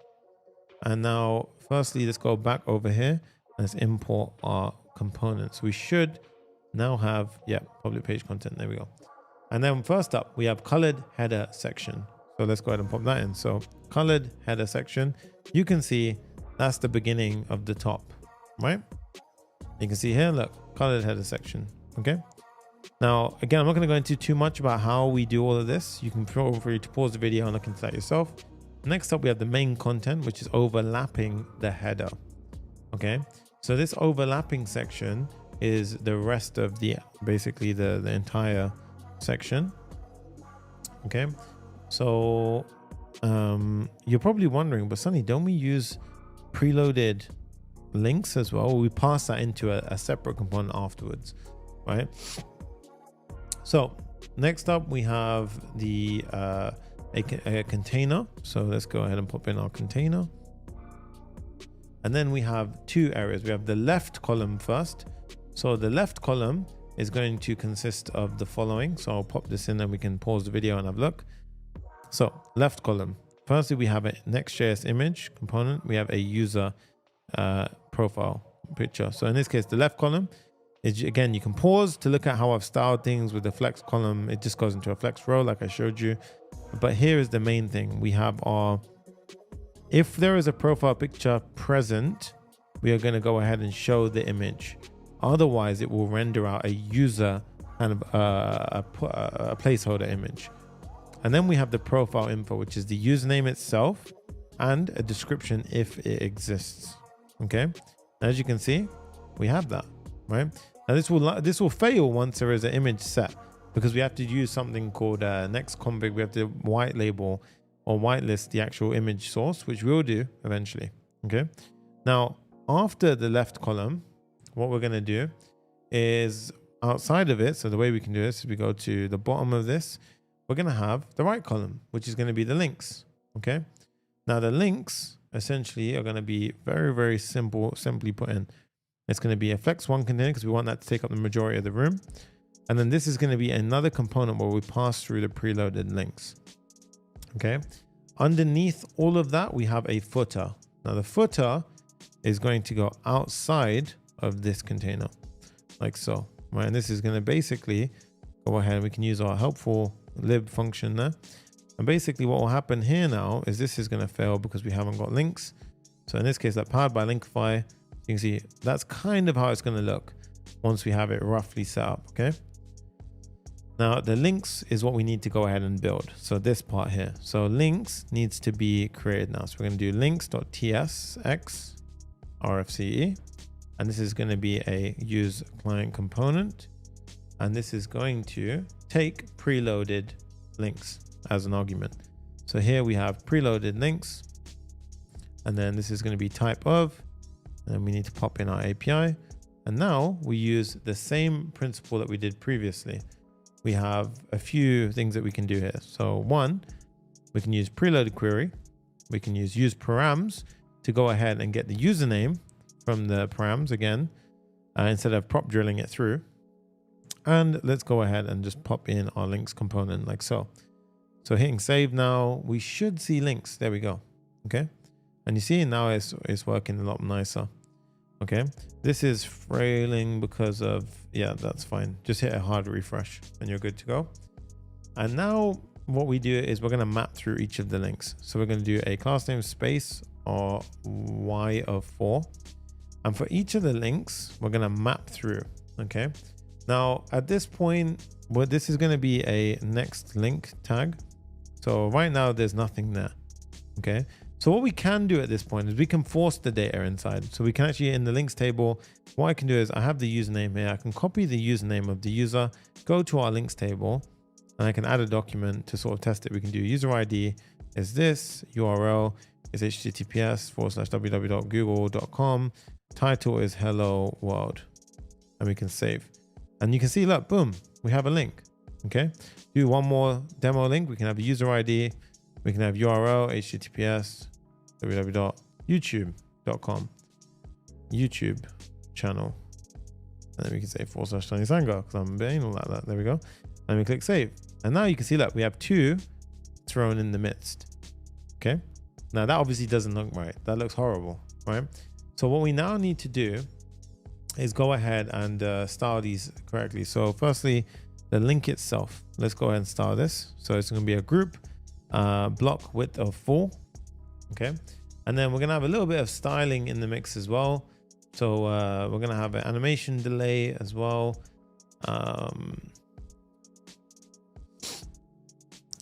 So if we pop in animation delay, the index is going to come through here. And then handle link click, we're going to have a function which is going to fire off like so. Now document is basically referring to our Convex. Right now it's just a dummy function, not doing much. But when you click it, it will trigger off that. It will take us to there, but we can actually trigger off something in the midst of that transition. So before we redirect the user, we can actually go ahead and, do something before we navigate the user. Okay. So this will look something along the lines of this. And this is where Tinybird will come in afterwards, right? So we will track the link before the navigation, right? So when we click it, it will go ahead and track that link click. Now for the styling here, instead of just the link title, we have quite a hefty bit of styling here. I am going to pop it on the page and kind of just pause so you can feel free at this point to either copy this styling. So it's basically just a bunch of like hover gradients, styles accordingly and so forth. All of this code will be in the Papa GitHub repo, right? Otherwise you can feel free to pause the video and just copy it yourself, or you can just style it yourself. Like really, if you break it down, it's not actually that big of a deal, the coding here.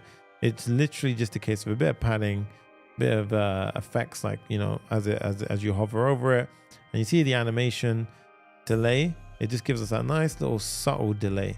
If I was to get rid of that, it'll go ahead and you see it's a little bit faster, but this kind of gives us a nice little, if we were to refresh, we don't really see that, to be fair. I mean, to be fair, we don't really need that. That's not actually doing what we think it's doing. But in this case, look, you can see, there you go. We have our link tree very nicely set in there, right? So we still need to create this ourselves, the handle link click. Now the username as well. So a few things I want to do. Firstly, let's go ahead and just make sure that we open up in a new link every time. So here, what I want to do is we can get rid of this one. I want the no opener, no referrer. That one, we could actually still pass through referrer, right? And target blank means it should open up in a new window. So you see how that opened up in a new window, okay? So at this point now, it's just because of my browser, that's why it didn't do that. So at this point now, if links, so if there are no links here, I'm gonna say if links is equals 0, it will say no links yet, links will appear here soon. So you can trust me, that looks pretty cool. We have that set, right? But you can see already our logic checks out. So based on what we're doing right now, based on that user, it will go ahead and pull their relevant things. So I did Sonny ABC, you'll come to Sonny ABC, but this person, you know, they may exist, they may not exist. We're just gracefully saying, well, that page doesn't have any links here. If we go to a person who exists, boom. Because this is basically it's like a social media link page, right? And then for the username, we're eventually going to use that inside of the tracking mechanism, okay? So that is in itself the public page setup, right? Now let's just try something. Well, we can do the customization afterwards, okay? So that's awesome. That's looking really nice. What I think we now do next is we do the customizing of the page. Then we do the management of the links. Then we're going to add in the analytics, the billing, a bunch of stuff. Okay, so we've still got quite a lot to do. And we are at the 2-hour mark. So I reckon we got another 2-3 hours to go. So yeah, your boy's in this one for the long haul. And then we have premium gating and everything as well. So it's a full build. No messing around here. This is actually a huge build. And I hope you enjoy. Right. So let's go to our page dashboard, right? Page customization section is next. So let's go ahead and do that right now. So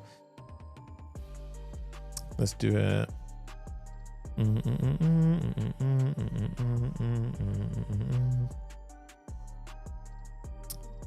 Here we have it. I love that energy, Siren. Okay. So this is going to be what we're essentially building from.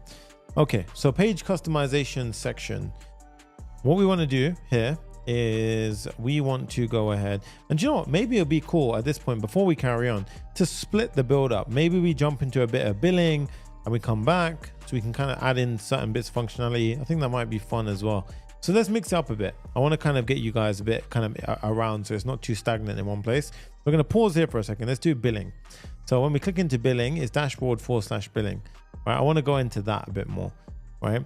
So at this point now, what I want you to do, head over to your dashboard for Clerk, and I want you to go into subscriptions, which is this brand new element. You see it says set up billing and start earning revenue. Now I want to show you how easy it is to set up Clerk Billing. Click on get started. And this is what blows my damn mind. Firstly, Clerk Billing costs just 0.7 extra per transaction. In my opinion, it doesn't matter. If it makes your job easier, focus on creating volume over the 0.7. Too many people focus on the 0.7 and then they never launch. So waste of time anyway. Okay. Now here I clicked on get started and you see add user plan. So what I want you to do is click on add user plan. Now we're going to add a couple of plans here, right? First up, I'm going to have free. And this one is going to be the free plan. Okay. So this one's going to be publicly available. It's going to be a free plan. And I just want to double check in my Clerk what we actually set it to. So I just want to make sure we get all of our connections correct. So give me a moment. If we go to configure, and by the way, look, we can see people who actually were signing up. Oh, this is actually me in the previous, but look how nice that is. You can see who's paying and everything. So let's go to our settings.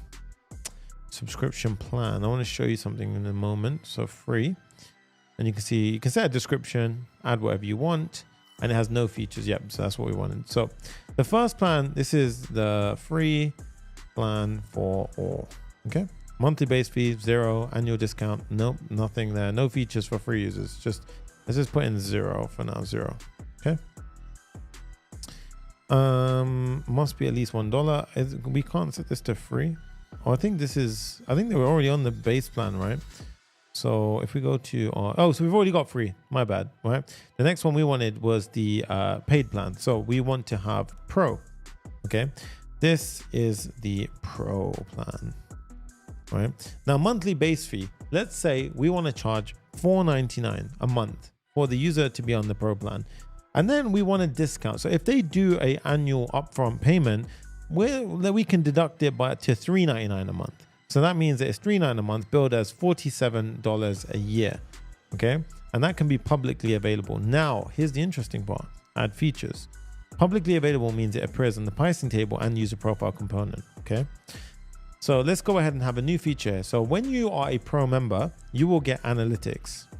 Cool. And the description, access to click analytics. All right. And then publicly available as well. Yes. Create. Right. There you go. And when you are a pro member, we're also going to say you get pro capacity. Okay. So pro capacity could mean, let's just go ahead and say up to, we need this to actually be a nice feature name wise. So we'll say up to 3 links, up to 10 links, up to 10,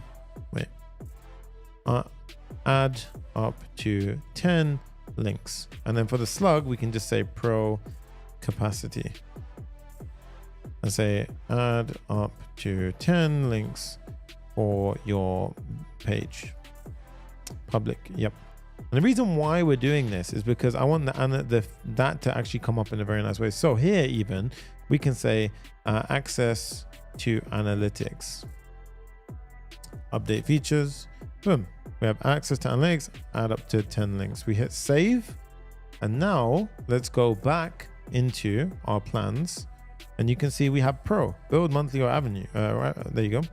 And you can see even with 2 right now, if we click on enable billing, typically you would have it a case of, you would go ahead and you would have to set up a Stripe, development account, a sandbox, all this kind of stuff. But the guys over at Clerk did something amazing, which I really love.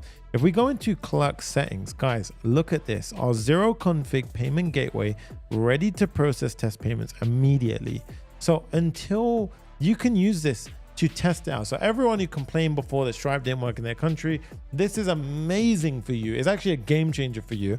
So because you can use this off the bat for your demo apps, right? And then when you want to push it to production, you tap on Stripe account and you connect a Stripe account, which is absolutely awesome, right? So really, really powerful stuff here. And the final one I want to mention is the Ultra plan. So if we have an Ultra plan, and this one, let's call it, Ultra plan. This is the best. This is the Ultra plan for serious folks only, right? And then the first one was $4.99. Let's say that this one was $9.97. And then for the annual discount, it becomes $7.99. Okay, something like that. So charges, billables. So you basically give your discount in monthly rate. Publicly available, yes. And then we can go ahead and say you get access to analytics, but for your features, we're going to go ahead and say not up to 10 links. I want to say unlimited links. So unlimited links. Okay. So in this case, we can call this one Ultra capacity. Then you can say add unlimited links to your page. All right. Sarah, now is a big question, and I will cover it in a different video maybe. Yeah. So create feature. Right now, the first is what we're doing right now. The latter is more built out for other areas, but it will grow. So we're going to click on save. Now what we're going to also have in here is one more, and I'm going to call this one geolocation, right? So what we're actually going to say here is we're going to say this access to geolocation click tracking data, right? And then here, this one we can just call this geolocation, and this can say see where users are clicking from. Publicly available, create feature. Cool. So we've got everything set up now. We want to click on save changes. And guys, you're probably wondering, oh man, now he's going to have to create a whole payment page and pricing, and that's going to be a lot of work, right? Well, let's just walk through it. Okay. So right now, if I click on billing, what we will see is we get a 404 dashboard/billing. Okay. I put it behind dashboard because I want it to be protected very simply. So inside the dashboard, I add a billing page. So billing, and then inside there, page.tsx, we do RFCE, and I simply type in billing page, right? Just like that, we now have a billing page here. Now, you're probably still wondering, well, it's going to be still a lot of work to do. Well, firstly, this is probably the biggest amount of work we're going to have to do, a H1 tag. And then all we do, guys, is we type in pricing table, and we have to do the hard job of pressing save. But in a moment, because I actually want it from Next.js, right? Then we hit save. Now, guys, just like that, pow. Just like that. Like, I kid you not, that is it. Immediately, I'm on the free plan. If I go into my manage account, I go into billing, I am on the free plan. If I click on switch, we have it all here. If I want now, that is absolutely done. Look at this, free pro ultra. Obviously you can change it up yourself, whatnot, add whatever you want, but you can see this is the pro plan for serious folks only. Access to analytics, unlimited links, or add up to 10 links, access to geolocation, click tracking data. And you can see if we bill it annually, so you see like build annually or build monthly. So let's do monthly for pro plan. If I hit subscribe, we get $4.99 per month. You can either add a credit card in here, or you can click on pay with test card.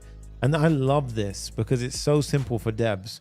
So now if I click on pay with test card, just like this, guys, it's gone ahead and connected my user, created their subscription, redirected me back to the main page. If we went to billing now, you see I'm active, and even here we can switch to annual.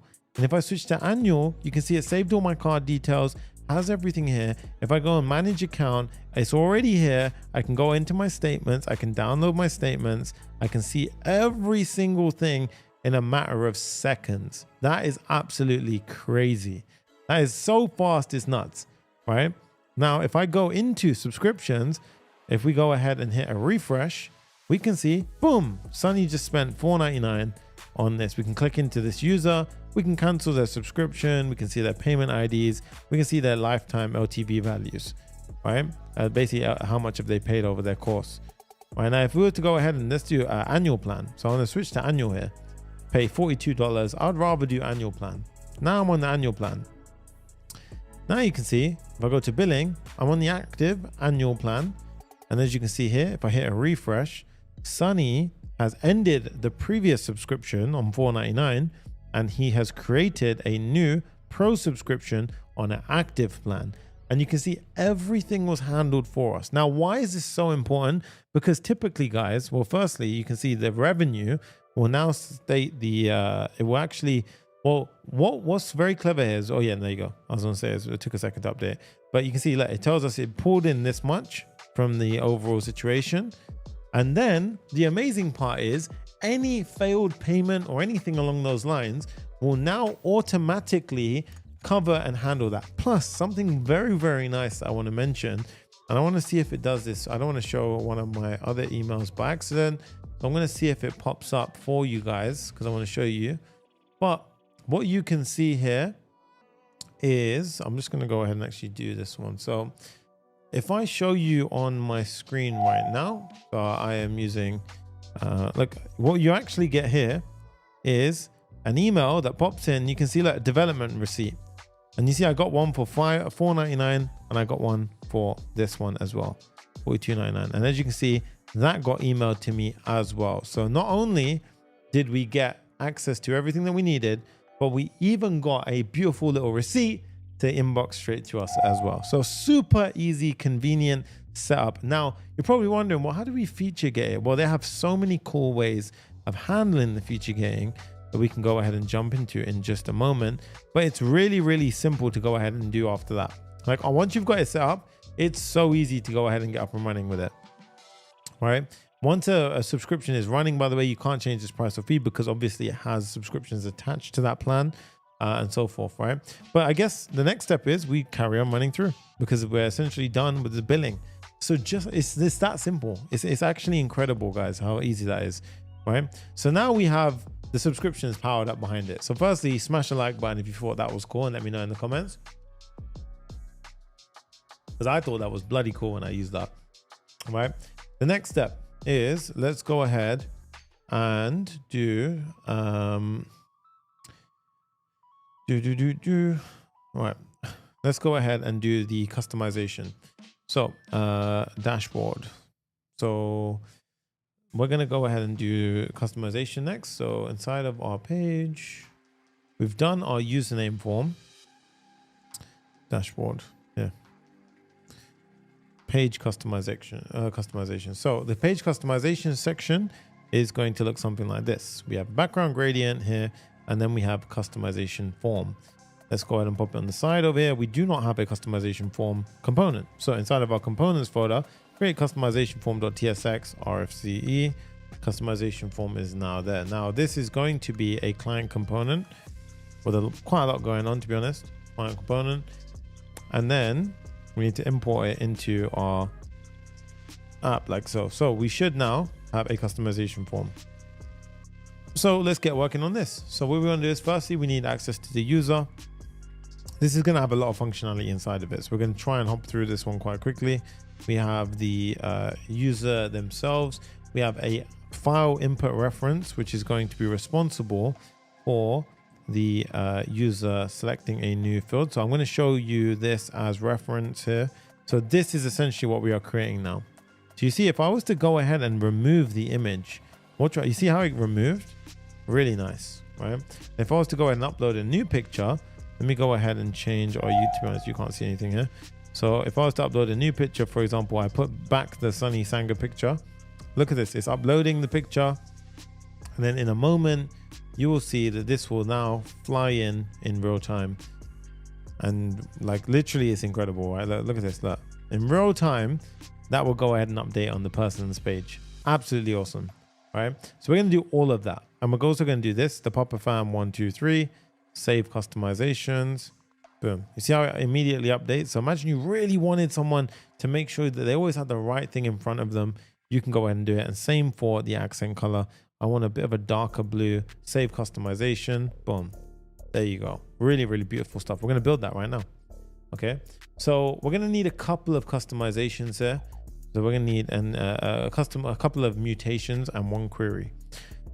So first up, we're gonna need 3 mutations and 1 query. Okay, so obviously it's freaking out right now because we do not have these functions. We're gonna create these functions as well as the existing customizations function. So in this case, this one here. Then we're gonna have the form data as well. So we're gonna have our form data state, like so. Now, of course, you can use this form, or you could use the form that we previously used. Okay, completely up to you. We're gonna have an is loading state and is uploading state as well. And again, you can use this, or you can use start transition. There's loads of ways of doing it, right? If there are existing customizations, we're gonna set it with our, so if there are existing customizations that come through on the use query, we're gonna set it to our local state here, okay? So once it loads, it's gonna set that up. And then we're gonna have a few helper functions, removal functions, handle input change functions, and so forth. But let's just do one bit at a time. So at this point, let's create our mutations and our queries to make life easier. First one is, let's do our query, get user customizations. So inside of our Convex lib folder, we're gonna have customizations, and we need get user customizations. So how do we go ahead and write this one? Well, this is going to look something like this. So inside of our get user customizations, we can do the following: get user customizations. It takes the user's ID, returns either union, which means either a no object or an object itself. Then we have DB storage. Basically, we go ahead and we query and the user customizations by user ID, get the user's customizations row if it exists. If it doesn't, we return nothing.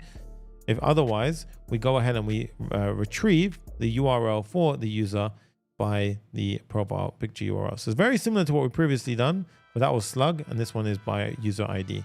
Okay, so that's going to be the customizations. Now with that in mind, we've just done the customization form. So now what we should see is that one's gone. Then we've got the update customizations. So that is obviously a mutation. So we're going to go ahead and do our customizations. So again, it's all inside of here. So we need our update customizations. This one is going to be a little bit bigger. So in this case, we're going to have our helper function. Let's put it down there. So update user customizations. It takes 3 arguments: a profile picture storage ID, a description, and an accent color. It returns a ID of user customizations, and basically we need the database, authentication, and storage. Firstly, we check, is the user logged in? If they are not logged in, they're not authenticated. Then we check if their existing customizations already exist. If it does exist, we're updating. If we are updating, so if I passed in a new profile picture storage ID, then we're going to delete the old one first, right? So that's what we're doing here. So if there is an existing one and we pass one in, then we delete the current one. Okay. Otherwise, what we do is we patch the existing entries in that row for the user customization. Now, we're doing something very nice here. It's a very nice shorthand trick. If you know, you know, otherwise I'll explain it. So database.patch existing IDs. This will be the user customization row for that user, for their public page. And what we're doing here is we're essentially saying, if we have this value that is passed in, then we patch it. So this is basically like a ternary to apply the patch for that key value pair. Right, so it's basically saying if argument's description is not equal to undefined, then I want to go ahead and spread open this description and argument description. So it's a very clever little trick, nice way of doing it. Instead of saying if this, else that, if this, else that, and so forth, we're basically spreading the result of that. Okay, if this is false, then that basically just doesn't apply.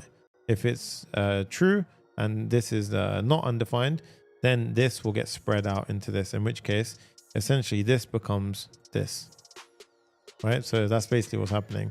And then we return the existing ID. Now, otherwise, if it didn't already exist, so if there wasn't a user customization row ever added to the database, then what we do is we insert a new one, and we set the user ID to the identity subject, which is the user's ID, the clerk user ID, and we do the same little nice trick. Hit save, and now what we have is the customization. Why is the customization form all the way over there? Let's make this nicer for us to work with, please. Pop it over here. Yep. So now we have got rid of the first error. Now generate upload URL. This is handy for when we do a picture, right? So when we generate a picture, we need to go ahead and do the following. So let's go back into our customizations. Now this is important. It allows us, firstly, what are we doing here? We're checking the authentication. If the user is not authenticated, do not allow them to pass through. Next step, we do await storage.generate upload URL. This basically gives us a short-lived URL for uploading a file into storage. We need this because basically what we're saying is go to the server, get me a secure URL that is safe to upload a image to, so we can push it to Convex. That's very important to be able to do that, because otherwise we do not know where we're uploading this to. We don't know if we're authenticated, and we don't know if we're allowed to do that, and so forth. So in this case, only if you're logged in can you get this short-lived URL. And short-lived because if someone got hold of that, they could misuse it and spam the database basically. So next is remove profile picture. Okay, so the next one is remove profile picture. This one we have over here. So underneath, we're going to pop in, you remove profile picture. Again, mutation, returns nothing. And it takes, again, we do a authentication check because we have Convex Clerk connected. Then we basically check for the row. Does the row exist in the database? Number one, if it does, and the image is it exists in there already, first we need to delete it from storage, which is essentially a bucket holding the image. Then we need to patch the database record and basically say that there is no longer a storage ID associated to it. That is super important. If you delete an image, it's not just you delete it from a row record. You essentially have two locations it needs to be deleted from. One is the bucket in which is holding the image inside of Convex. The same applies with AWS S3 buckets. The same applies with Firebase Cloud Storage. You have essentially a bucket holding an image that then has an ID to it. The ID is what we save in the row in our database. Both need to be deleted. So we basically delete the bucket information and then we say, yep, now this no longer exists. Remove the storage ID from the row. And that reflects essentially that the thing has been deleted, and then we return no. Okay. Heading back over to our customization form, we now have our 3 mutations and our use query. So we can proceed, right? Simple as. Okay, so we've done that. Next step is to go ahead and prep ourselves. So let's start doing some of the UI now. So instead of saying customization form, which is horrible, we're going to have our first div, which is a surrounding div. So firstly, let's go ahead and pop this in over here. So we're going to have our surrounding div like so. So we're going to have this. Now, as you can see, little surrounding div.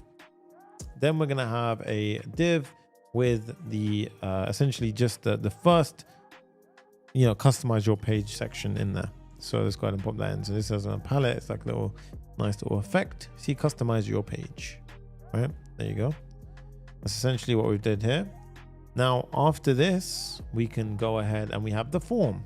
Okay. So the form is going to look something like so.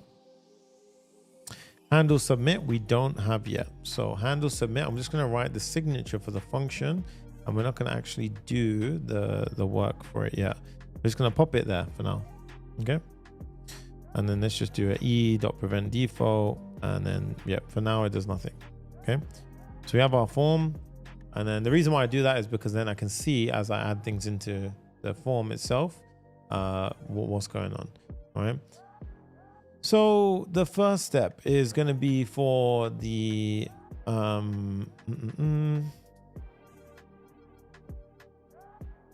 it's going to be for the profile picture upload.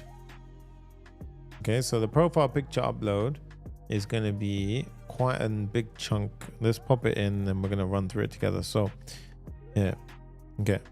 So profile picture upload, starting from here. It's a div with space wire4. We've got a label, which is actually from, the label is actually going to be from Shadcn, I believe. So we have to add a label. So pop in add label. And then install a label. So label is important. UI label. Image icon is from Lucid.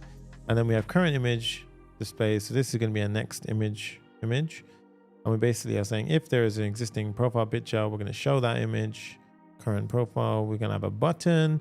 Handle remove image. We have to create that button. This is going to be a Lucid React icon. Handle file upload. We have to create that function. And then we have a upload button as well. So just with that, right, if we were to go ahead and hit, so handle file upload is not corrected. Okay. So for now, if I was to comment out the functions just to test the UI, what we should see is this, right? Where if we click this, you can see we have the file upload and so forth. And because we made file upload on the input to be file image only, it will basically only show us images in the selection box. Okay. So, well, let's tune. So basically we need to handle the handle file upload. So firstly, we need handle file upload. Let's do that. So going up to the top, let's do handle file upload. Now here, I want to just do some kind of, if there is no, so we get the file by doing event target files 0. And if there's no file, we return. Okay, so I'm just going to pause it there for a second and uncomment handle file upload. So for now we have that. Handle remove image. Let's just pop some kind of placement there. So this will just be a simpler function. Handle file upload is here. handle remove image like so. Okay. So now you see the errors are going. So now we can start populating what we're essentially doing. So let's handle remove image first, I guess. That'll be easier. Yep. So we've already got the mutation for this. So here we can actually just go ahead and pop in like so. So it'll be set is loading to true, try, and basically we can go ahead and try and await remove picture. And we pull in the toast notifications from Sonny. And then you can see if there's an error, we failed to remove image, and we set finally loading to true. Now here you can see I use loading, right? Now I want to show you, instead of, I always make this mistake, but here what we can do is we can say start transition. So start transition. So oh man, I've messed this up a little bit, sorry. Use transition, and if we hover over it, it will be is loading, and then start. Yep. So start transition. So start loading, you can even call it. So the reason why I like that somewhere is because you can use a start transition hook, and then put the rest of it inside of here, and then get rid of this, and that is the correct way of doing a transition. So basically now, while this is operating, it will essentially be I don't know if we need this async. Yeah. So while it's loading, this is loading will be true. Okay. So we can handle remove image, and then same goes for the next step. So let's do handle file upload. We checked if the file was present. Now what we need to do is go ahead and I'm going to do two things. I'm going to validate the file, and I'm going to make sure it's not over 5 megabytes. You can honestly feel free to do it how you wish. I'm just doing that so we can have a safeguard, a little bit of light safeguard. After this, we're going to go ahead and start our transition. So we're going to say start uploading. So start uploading, and then that's going to be the following, and that's going to be our start transition for here. And again, you could say start loading. You could even use the same one, keep it simpler. But in this case, you could differ it if you want to do different, UI things based on each one. Now I'm going to have a try catch finally here, and we're going to move through it carefully together, right? So here we have a start uploading, we have a try. Firstly, we get the upload URL. Remember, generate upload URL, which we did here. We generated the upload URL. Now, once we have that, we upload the file, because what we do is we create a fetch, which is a post request. We do content type, file type, and then we pass the body, which is the file that we essentially, or the file that we essentially select. So that is the file that you selected when you clicked on the input, that select file pop-up box. Now, what's up, James? Good to see you here. If the upload failed for whatever reason, we throw an error. Otherwise, we have the storage ID. Now, what we do is after the storage ID comes back, we update customizations, which is basically going to go ahead and update the profile picture storage ID and the description and the accent color. Okay, if it was already there, and it'll say profile picture updated successfully. Now, you could do that on the server side as well. It's completely up to you. And then you do toast.success, and if any error happened, you handle that. Now, we don't need set as loading because we just want this to approach every time we're going to reset the file either way. Now, let's give it a try. So let's see if that even works right now. So we're on Sonny. There we go. Upload new image. Let's do profile picture. And let's see if it works. This will upload the picture to Convex, and then it will update the row. And this is obviously real time listening to the row. So that will either, what's going to happen is it's going to say you haven't whitelisted the next config. Hey, there you go. See, host name, the white. Now you're going to have to get to this point yourself, because you all have a certain deployment. And when you deploy it to your production, you're going to have to also whitelist that one. So what you need to do is next config here, go to images, go to remote patterns, and go to add a new entry and call this one protocol, and the host name is going to be the host name that it gave us. Now hit save, do a little simple refresh in a second. It will rerun our next server, and what we will have in a moment is a profile picture. Boom, look at that. confident with it, right? Now, if we click on remove, if we go over here now, so go back to the customization form, removal, we set up already, I believe. So handle file removal is here, remove picture. Let's go ahead and try it out. So remove, profile picture removed successfully. Look at that, guys. Absolutely amazing. Works just as we want it. If I want to use a different one, for example, Linktree logo, that's actually Linktree. Let's just say I had some like dummy things going on. Yeah, I was doing some kind of edits. Let's just pop in the Linktree logo. And as you can see now, there you go. Boom. Right. For now, what I like to do is keep it as the profile picture. Amazing stuff. And there you go. Right. Very, very nice. Now let's continue on with that flow. So while that's happening, we can go ahead and it pops in perfect. Okay. Now, while that's happening, the next step is we can go ahead and do outside the form, the description. So description is going to be for the description, which will populate underneath here. The description will be this one: time to join the best community in the world. Okay, now handle input. So what we have is a description. We have text area description. You could make this, you can customize it. You can make it a text area from Shadcn. Honestly, whatever you want. Yeah. The form data.description is being mapped to local state. Handle input change is what we now need to address. And then we have the character limit here. So form data description.length. So handle input change is this is basically just going to update some piece of state. And where we're doing it is we have a form data object here. So we're actually doing a nested kind of use state, right? So this one is basically going to have the field that we want to update with the value. And we basically update our state with the previous state, and we modify the field value. This is kind of an approach you'll see sometimes a lot of the time in production environments, where like a lot of companies I did that kind of approach, right? Now, once you have that down, and we're gonna, because the reason why we did it is because we're going to use that in a few spots, right? We also want to do the accent color as well. So accent color picker. So underneath the description, let's go ahead and have an accent color picker. So we have accent color input, and then you notice type is color. Now I want you to pay attention to that. If we do type is color, the browser actually gives us a nice browser picker. The current color is going to be the accent color from the get-go. Remember, we had a user effect which set that if the user's customizations were already set. Now handle input change will change the local state. Same principle here. The only thing that we're missing now is a save button.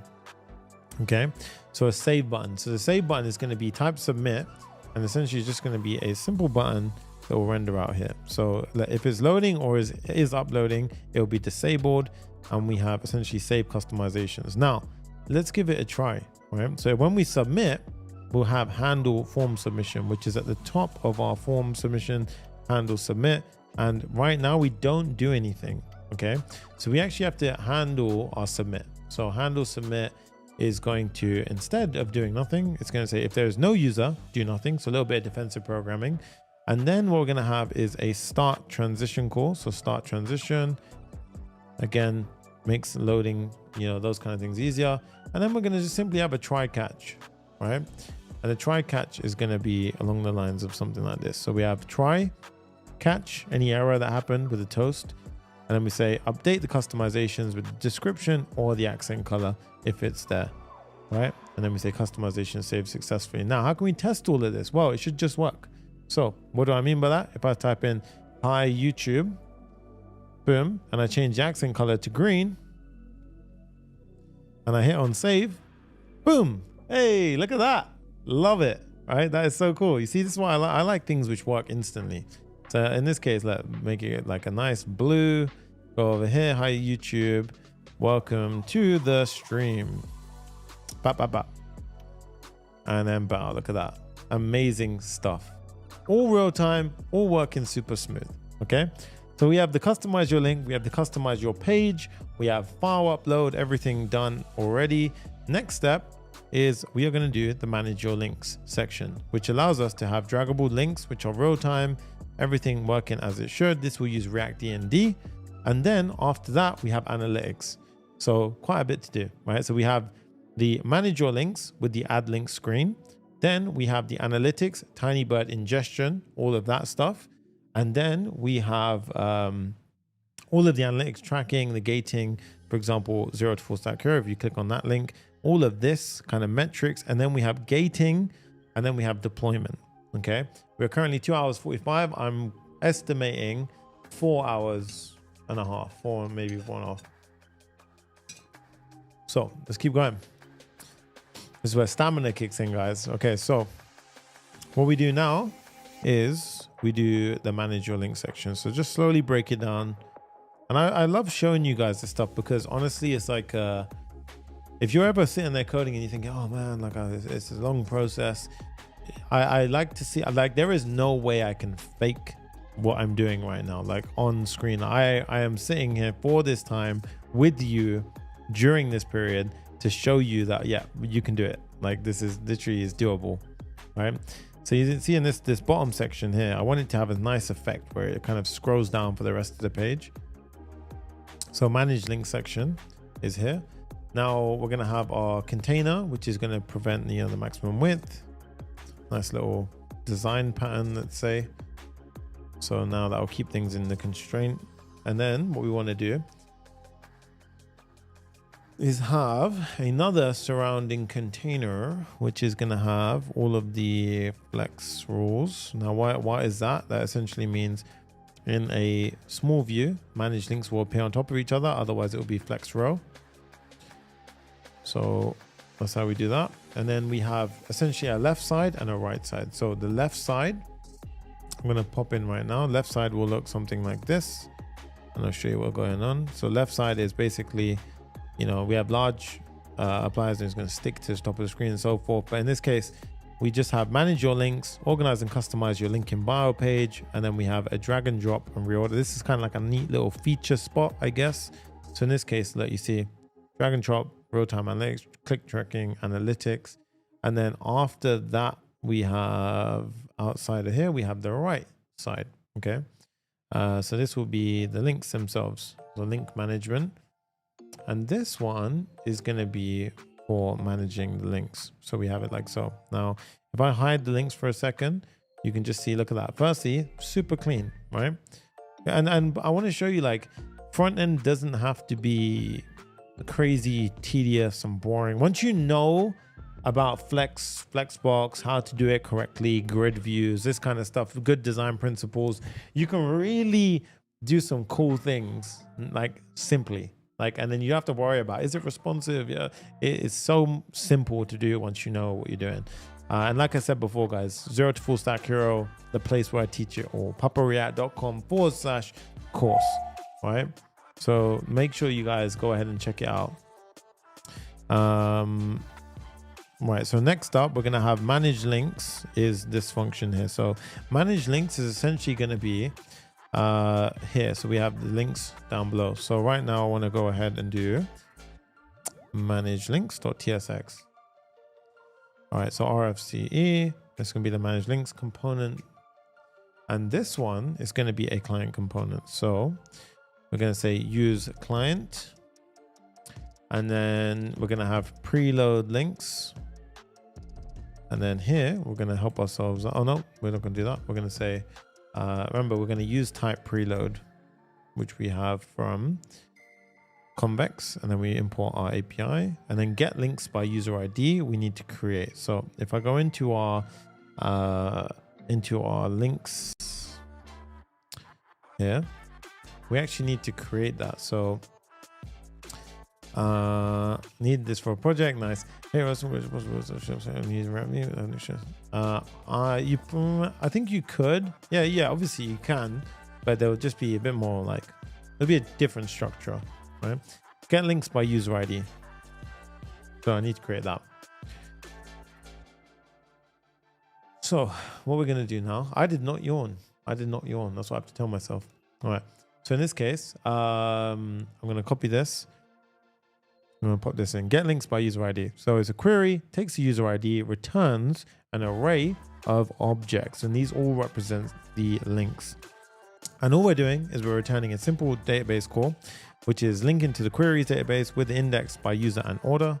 And it will basically just go ahead and get the user ID it'll query against the user ID that we pass in, order them by ascending, and it will collect, right? Which means just gather up into an array, right? Now this will go ahead and pass it back. Now what we can do is, based on that, we can go ahead and use preloaded queries. So the benefit of that is it server-side renders on the main page, so on the dashboard page, and then we use that server-side rendered information into the client component, and then we basically make it reactive, right? I love that, Siren, 100%. Anything is possible. I agree with that. When you know how to code, you truly can do some crazy stuff, right? So we also need to have a mutation called update link order. Okay, so we need to go ahead and do that right now. So links inside of our link saver. So what does the update order basically do? Well, it's going to be, I want you to kind of, you may have to pause it, and figure this one out, or kind of like take a second to understand, but I'll explain it the best I can. It takes an array of link IDs. In our database, essentially what we're doing is we're storing the values of the user's, where is it? We're storing the value of the user's links with order. You see, like order 00. Now, what we're eventually we do is, based on creation time, it'll do an ascending. Now, what will happen next is, if it's like 0 and 1, we can set precedence of which one comes in which order. So what we do is, whenever we drag it around and move our links around, we basically will get an array of link IDs with the order, right? So what we're doing here is we're passing in an array of ID links, right? And this is going to be used to determine the new order, right? So it's return nothing back. We basically firstly check if they're authenticated. If they're not, we don't let them go forward. The next step is we basically will map through all of the link IDs that have been passed in, and we basically will get from the database the link itself. So we have essentially expanded the links. Then what we do is we essentially will reference, we basically valid links. What this is doing is, if this corner case comes in, where basically when we delete a link inside of our drag and drop list, what will happen is there'll be a slight race condition where in a split second, there will be one link which doesn't actually exist, and that will throw an error. So what we actually have to do is we have to map through all of the valid links and make sure that the link is non-nullable, right? So that's what this is doing. It's basically just checking the valid links. Now, once we have all of the valid links, we update only the valid links with their new order. So what this is doing is it's calculating all of the, this is getting rid of like the link that we might have deleted, for example. And then here, we're doing a promise to all, which means we run them concurrently. And we basically map through each of the valid links with the link and the original index. And we basically patch the original indexes to the links, okay? So this will basically go ahead and allow us to rearrange or update the link order, okay? So we're gonna pull this in like so. So we've got our links and we've got our update link order. Now this part is where it can get a little bit confusing, but we're also gonna jump through and try and explain it to our best ability, right? So we store things in local state to have the faster UX experience. If we didn't do this, imagine when I drag and drop, it would work, but there'll be a slight sort of like there'll be like, it will move and then it would snap back and move again, because there'll be like an asynchronous connection call that would have to take place. And that would be annoying. It would work, but it would just be annoying, right? The next step is we're going to use something called D&D kit. Okay, so you may have heard of this. It's very handy to learn about it, but D&D kit is very powerful. It's a modern drag and drop toolkit for React. Okay, so we're going to go ahead and grab this. We're going to go and do npm install D&D kit core. All right, now that we've installed it, I'm going to import a bunch of things that we're going to essentially need from it. Okay, so let's go ahead and pull those in. We've got D&D kit sortable, D&D kit core as well. You can see D&D kit core. We actually need the sortable. And sortable is handy for a main reason. We have to install that as well. It basically provides a bunch of utilities which allow us to handle sorting of items in a lot easier fashion. All right. So if you click and get started, when you go through this, you can go, like, honestly, I do recommend you follow me and what I'm doing, but you look at this and you understand how it completely works and what a droppable is, what a draggable is. We've only got so much time in the demo that I'm going to go through this, to be honest, but it's really important that you understand that, and even what sensors are and so forth. For example, if we look at sensors, a sensor is basically an activating event. An event such as an initiate drag operation, a response to a movement at the end, or if you were to cancel the operation and so forth. Like, for example, pointers, mouse movements, touch, click on the keyboard. These are all sensors, okay? So what we want to do is we're going to have essentially two sensors. We're going to have a keyboard sensor and a pointer sensor. So we're going to initialize these. So sensors, pointer sensor, keyboard sensor, okay? And again, all of these are helpers that are passed in for us, right? Now, the next step is we are going to go ahead and create something called a link map. A link map is going to allow us to basically go through our links a little bit quicker, right? So what we're doing is we're creating a use memo, and the use memo effectively is going to go ahead and return object from entries, map through all of the links, and return back the link ID and the link. Okay, so this will give us a map that will come back. And as you can see, it will have a mapping. So this is a key value mapping. So, and what we're essentially doing is the key will be the link ID, and the second argument will be the actual link itself, right? And then that will be something that we essentially will render through or list through when we're using this, right? Now, a couple of things. Now, the setup here, if you look inside of the quick start, they run through how to set this up. You have something called D&D context with draggable and droppables. Then you have something called the sortable context. So if we look at sortable context here, for example, you can see D&D context with a sortable context with a mappable, which is a sortable item.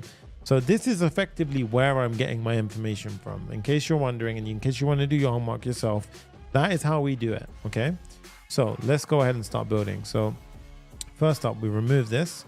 So we have a embed right here. Then we have D&D context. Now, the first thing is D&D context. So let's pop that in. So D&D context. And we already have the closest center, which is a helper function. We have sensors that we've already gone ahead and poured into it. We have handle drag end. Okay. So a handle drag end is going to be a helper function over here. Right. So that will do something effectively afterwards. So to do. Okay. To do like so, right? Implement drag and drop, drag in logic. Now, Sonny code, wow, 3 hours gone, we're still here. Yes, sir. We're here till we finish, right? So after that, we have something called the sortable context, right? Now, the sortable context will look the following way. It'll be a sortable context, the items that we pass through, and the strategy. And in this case, we're using something called a vertical list sorting strategy. Now this, again, like I mentioned, it's a helper function from D&D kit, which makes life a bit simpler when we're handling sortable object. Then we have an embedded internal div where we map through. We use our link map, which makes it a bit quicker to sort of search through things. And then the sortable item here is going to represent the drag and drop element. So we're actually that will represent this. So we're gonna refer to this as the sortable item, right? So sortable context is this essentially, and then the sortable item is this, right? So then we have a button which has add link appended to it underneath the D&D context. So this will be a UI button. This will take us to dashboard, new link. To make things simpler, I just made a new page for this element, okay? And now what we want to do is create a sortable item as well. So let's go ahead and create a sortable item.tsx RFCE, and this will be a sortable item. So this is going to be a use client component. Let's go ahead and say use client component, which has two arguments. It'll be the ID and the links. So it'll be ID and the link. And then for the type definitions, we have mappings to our Convex data stores. So it'll be ID and it will be a doc. Yep. So this is going to be sortable items. So now we import this through like so. And then we should have our links being pulled through on manage links. So for manage links inside of our dashboard, let's go to our page here. Let's import this like so. And you see preloaded links is freaking out. We don't have preloaded links in our dashboard. So we need the preloaded links in the dashboard, and we can get that by going to the top, and where we have our dashboard page, we can preload a query because we are in a server-side rendered page, and we can have our API, we can have our preload query. We've already got our get links by user ID, else Convex would complain. And that means now this will pass through, managed links will come through, and we can have the following. Now this is freaking out because of, just do a hard refresh, you're good. And you see we've got sortable items. See, when I click them, nothing is happening though, right? And also I used the wrong link here. So don't do that, in case you're wondering. I actually ran into that way too much. So you want to go ahead and do next link instead. Okay, so now we have this correct. So you want to refresh and that should go away. So here we are, right? So drag to reorder, click to edit, or delete on one link. So sortable item. Let's go ahead and firstly handle that. So I want to do handle drag end. Let's just do that logic first, and then we can slowly kind of move through our understanding of what's going on. So the first thing is here, get rid of this. We have something called active and over event, right? So we can pull that from there. And what we're essentially doing here is if the active ID, so if I drag this over that, if it's over, if it's not equivalent to the one that is currently over. So if I was to drag this on top of itself, this should not be satisfied. If I drag it over that, it's satisfied. And at which point we set items. We have an old index, we have a new index, right? We're going to cast these to their current links. We have old index and a new index. And then we basically have new items. An array move is a helpful function from React Sortable, which basically we pass in the items, we pass in the old index and the new index. And then what we're doing is that gives us an array, right? It gives us an array of ID links. And remember, we pass in that new array to update link order, which is our function in the back end, which then goes ahead and makes sure that we only have valid links, and then it does a concurrent promise all, and it patches all of the links in the database, right? So now if we do that, we can see, you see nothing's happening. And you're probably wondering, well, we did it. It should be working, right? Well, the reason why it's not working now is because our actual sortable item needs to have some helper functions inside of it, right? So sortable item, almost there. And then it's very, very cool how it can work. But we actually need something called use sortable. So let's dive in. So use sortable comes from React Sortable.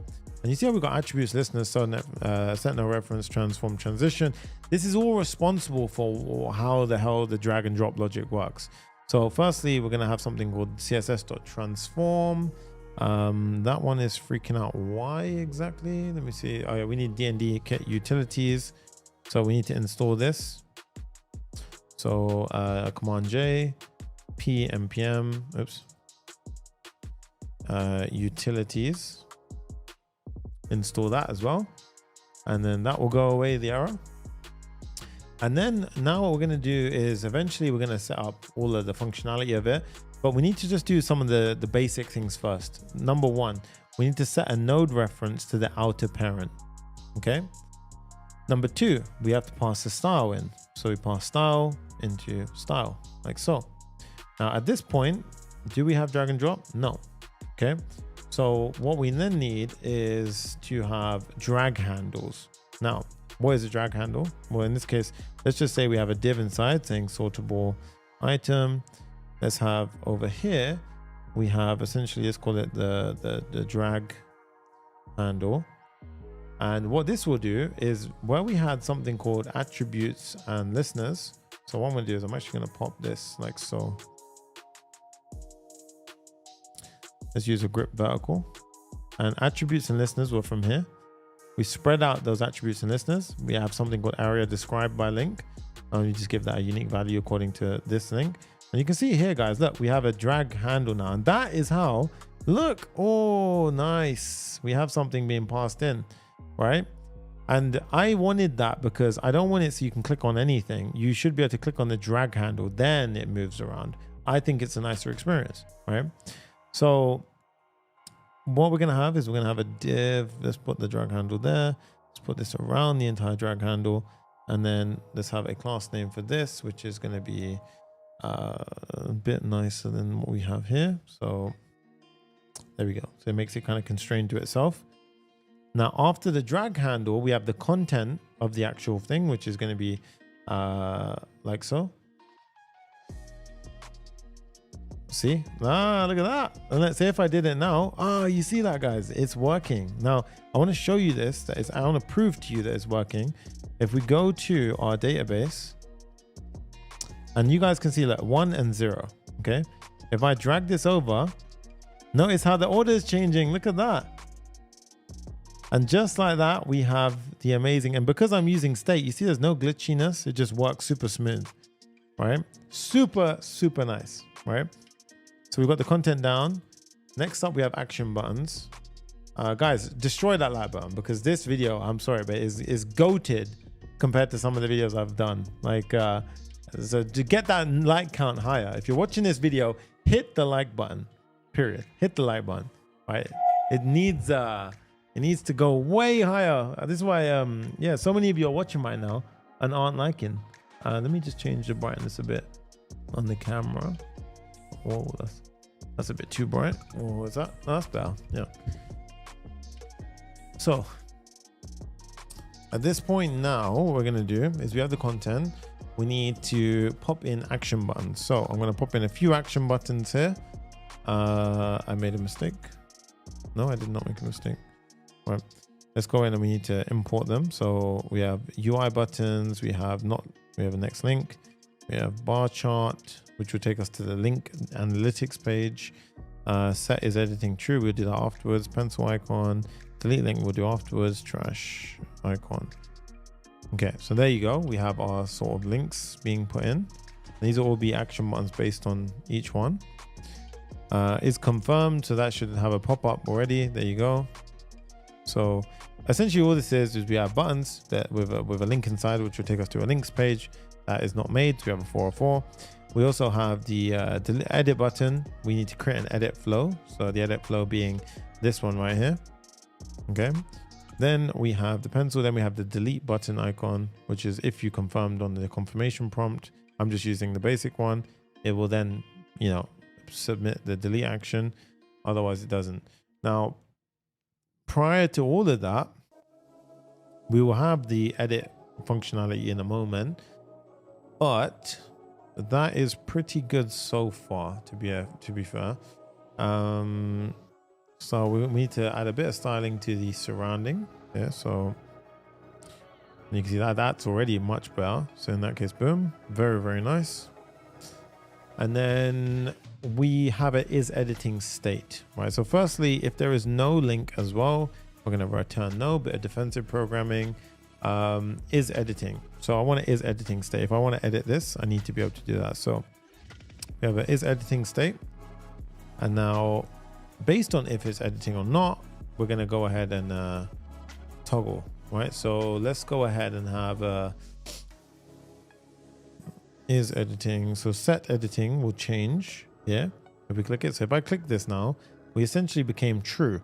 So at the point at which we became true, we actually want to render out a different outcome here. So we say is editing, then we render something here, else we render this entire block. So it'll be everything here. Yeah. So we basically pop all of that inside there. Otherwise, it's can be very confusing. There you go. That's how I'd recommend you do it. So is editing renders out whatever's in here. Otherwise, the entire UI will render out. So now you see if I click this one, you see how these are both in is editing states. And if we refresh, you'll go back to its original state. Nice. So for is editing, I'm going to pop in just a bit of an edit flow. So you could make this even a form to make it a little bit nicer, to be fair. But here what we essentially have is some input fields. So let me go ahead and just pop these in. So edit URL, check mark like so. The actual functions themselves will probably, yep, there you go. We haven't got these. So edit title, edit URL, handle cancel is updating, and so forth. So we need to obviously account for these. Now, you could refactor everything I do here and pretty much go ahead with an approach where you have a form. Completely feel free to do it. You'll probably get a bit better behavior with the enter key as well. But yeah, just know that you can do that. So if we do it now, so handle cancel is not created, so we need a handle cancel function. So handle cancel will be when you hit the X button, it will just go ahead and set editing to false. Let's give that a try now as well. So if we do edit, boom, is updating. Okay, yeah, you get the point. We got to eventually get this down. So is updating, I wrote as this. However, what do you think I'm going to do? I'm going to do use transition. I'm going to update mine to be a use transition hook. This will be is updating start transition, like so. Handle save, we need to do X from React, from Lucid, sorry. Handle save, yeah. So we need a handle save function, which I'm gonna pop in like so. We don't have the update link and delete link functions yet. We will need these in a moment. So if we go up to the top, thank you so much, IT Blueprint. I appreciate you guys. This is awesome. If it's awesome, destroy the like button for the YouTube algorithm. Thank you guys. All right. So we're going to go ahead and have two mutations. Let's pull in our API. So we need delete and update link, right? We don't have either or. So let's go to our links Convex folder. And inside of here, we need the delete link and update link. So firstly, let's do update link. So we have update link. It's a mutation, takes the link ID, title, and URL, returns nothing. We have the database. We firstly check if they're authenticated or not. If they are, then they should get passed. Then they will get passed. Then we get the link from the database. If it doesn't exist, or if the user ID is not matching the person who is logged in, you shouldn't be able to modify someone else's link ID. Then it will throw this error, so you'll be stopped here. Else, if you get past that, we have a database patch command. So in this case, we patch the link ID that you're referring to and you have access to. And we do title and URL modification, then we return null. Okay. So that's the update. The delete link, fairly straightforward as well. Similar logic. We have the link ID argument, returns nothing. Again, check if you're logged in. Again, check if you're the owner of the link. If you are, you can delete it. Going back over here, we have the update link and that flow here. Now we can do the save function. So handle save. Okay. So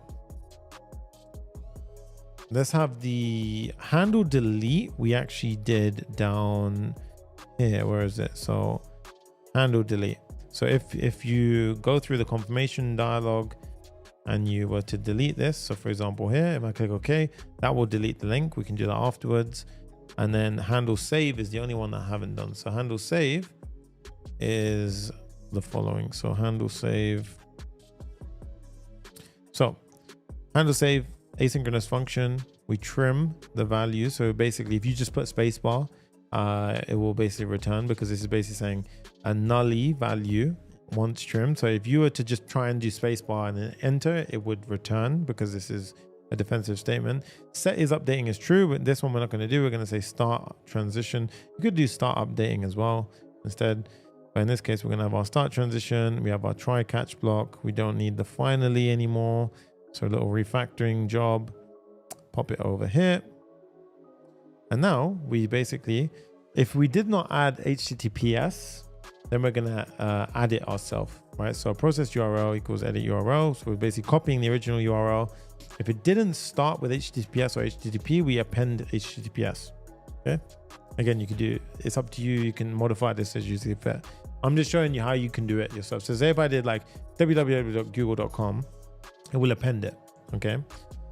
So at this point, we can update the link. So link ID, title, and URL, and then we set editing to false once it's updated, right? And you can even have a toast notification saying link updated successfully. There you go. Okay. Now let's give it a try, because that's pretty much it. So if we go here, look, YouTube channel, and I want to show you as well, if I was to pop it over here, let's copy our URL. Let's paste it in like so. Here we are. So now if I was to do YouTube channel 123, and I did Sonny Sangha 123, save. There you go. Look at that immediate response. Link updated. If I cancel it, nope. Then we go ahead and do that and change it back to YouTube channel, my YouTube channel. Boom. See that? Amazing. All right. We hit rearrangement. Boom. It rearranges in real time. I don't know if the others do it. They don't do that. I can guarantee it. So this is sick for that reason. All right. Now we've got the add link capability. So first, let's try and delete as well. So let's delete hello world. Boom. Hello world is gone. Immediately gone from everyone who is on that page. All right. So now we want to add a link. So we've obviously done this. And then after adding a link, we have the analytics, and then we have premium gating, and then we have deployment. So we are going pretty strong, guys. Add link. If I click on add link, we have dashboard / new link. Okay. So at this point, and look at this, it's so mobile responsive. Like, I am confident in it, right? So we've done the React drag and drop. Hope you guys enjoyed that. Hope you guys enjoyed as well the fact that we just covered a ton of really crazy important, you know, like what we just did there was a pretty big flex, like for everything that was real time drag and drop, changing things around with inline sort of style changes depending on if we're updating or not. That was pretty cool. All right, now what we want to do next is we want to go ahead and add link. So here we have dashboard, new link. Okay, so dashboard, new link, page.tsx, RFCE, add new link, page, whatever you want to call it. And now the new link page will be, this is going to be a fully server-side rendered page with a create link form inside of it. Okay. So what we can do now is that we can actually start gating at this point, to be fair. So what I'm going to do is I'm going to show you how we can do this. So add new link, we can call this new link page actually. So new link page. Now, what Clerk Billing does is it gives us access to something called the await auth object, right? So this is from Clerk as is anyway, right? And from here, we also get like the user ID and so forth, but has is a new really cool way of doing this, right? So has essentially allows us to go ahead and check, does the person have pro capacity or ultra capacity? So has 10 link capacity, has unlimited links, right? And then what I'm going to do is I can get the await current user, right? So I can also get the user ID. I could do that, or I can actually just get the user ID from here as well, right? Now, what we can do next is I'm going to have a get their current number of links count. So what I'm doing here is I'm essentially saying I need to have a helper function which goes and gets the number of links the current user has. If the user has 2 links and they're on the free plan, they can add 1 more link before we should say, no, you can't add a new link. So let's go to our links tables, our helper function, and let's go ahead and add it. So what we're going to do is we're going to call it get number of links by user ID, passes user ID, returns a number. Basically, we just go through and we get all of the links for a user based on the user ID. And then we go ahead and return links.length. Okay. So at this point, if I have 2 links, this will return 2. Okay. Now this one is the user ID itself. So it's going to be user ID like so. And then after that, what we do is I'm going to have an access variable, which helps us out, right? So here I'm going to say free is 3, pro is 10, ultra is infinity. Can create. If they have unlimited likes, so if they have ultra capacity, and this was based on, remember when we set things up in Clerk? So if we go back to our subscription plans, so look at this. If we go to our pro, and you can see here the pro, right? So you got slugs. Same thing for here, like features. If I click on view, and if we go on or edit, sorry, pro capacity, right? So that slug is what we render, what we're checking against here. And it can be also has plan. So you can even check has plan pro or has plan this or has plan that. That could be a nicer way, to be fair, of doing it. But in this case, I'm going to show you how you can do each and all. So that has plan This could just be Hasplan Pro. So either way, depends on, you've got flexibility, which I like. If you have unlimited likes, you immediately become true. You can create. If you have 10 link capacity, we check, are you currently at the 10 link mark? If you are, then it will basically return the appropriate thing. Otherwise, if not, it will say false. So this will be true or false based on if this is permitted or not. The next thing is limit. If you have unlimited links, it's unlimited. Otherwise, it will have 10 link capacity is 10. Otherwise, it's 3. And the current count is link count. So these are all going to help us go ahead and basically, you know, show something on the screen. Now, if you reach your maximum limit number, right, I'm going to pop in the following message. So if the user cannot create, so can create would be false if these were, you know, if you exceeded your limit for whatever reason. In this case, then what we have is we have the following. So min height screen, bunch of styling, link limit reached. You have reached your maximum number of links. The current count versus access limit, and it'll say upgrade your plan to add more links, right? If you're not already on, obviously, Ultra. We're going to have a link to go take you to the dashboard, which is say back to links, or we're going to have a link that will take you to the billing page as well. So if I was just going to make this true for a second, so I'll make this truthy. Now you can see, look, that is what we will see. But right now I've only got 1 of 10 links. You can see that, right? So in this case, I get access to the page. Okay. So after that, if you have access to the page, then what we do is we're going to have a React fragment inside here.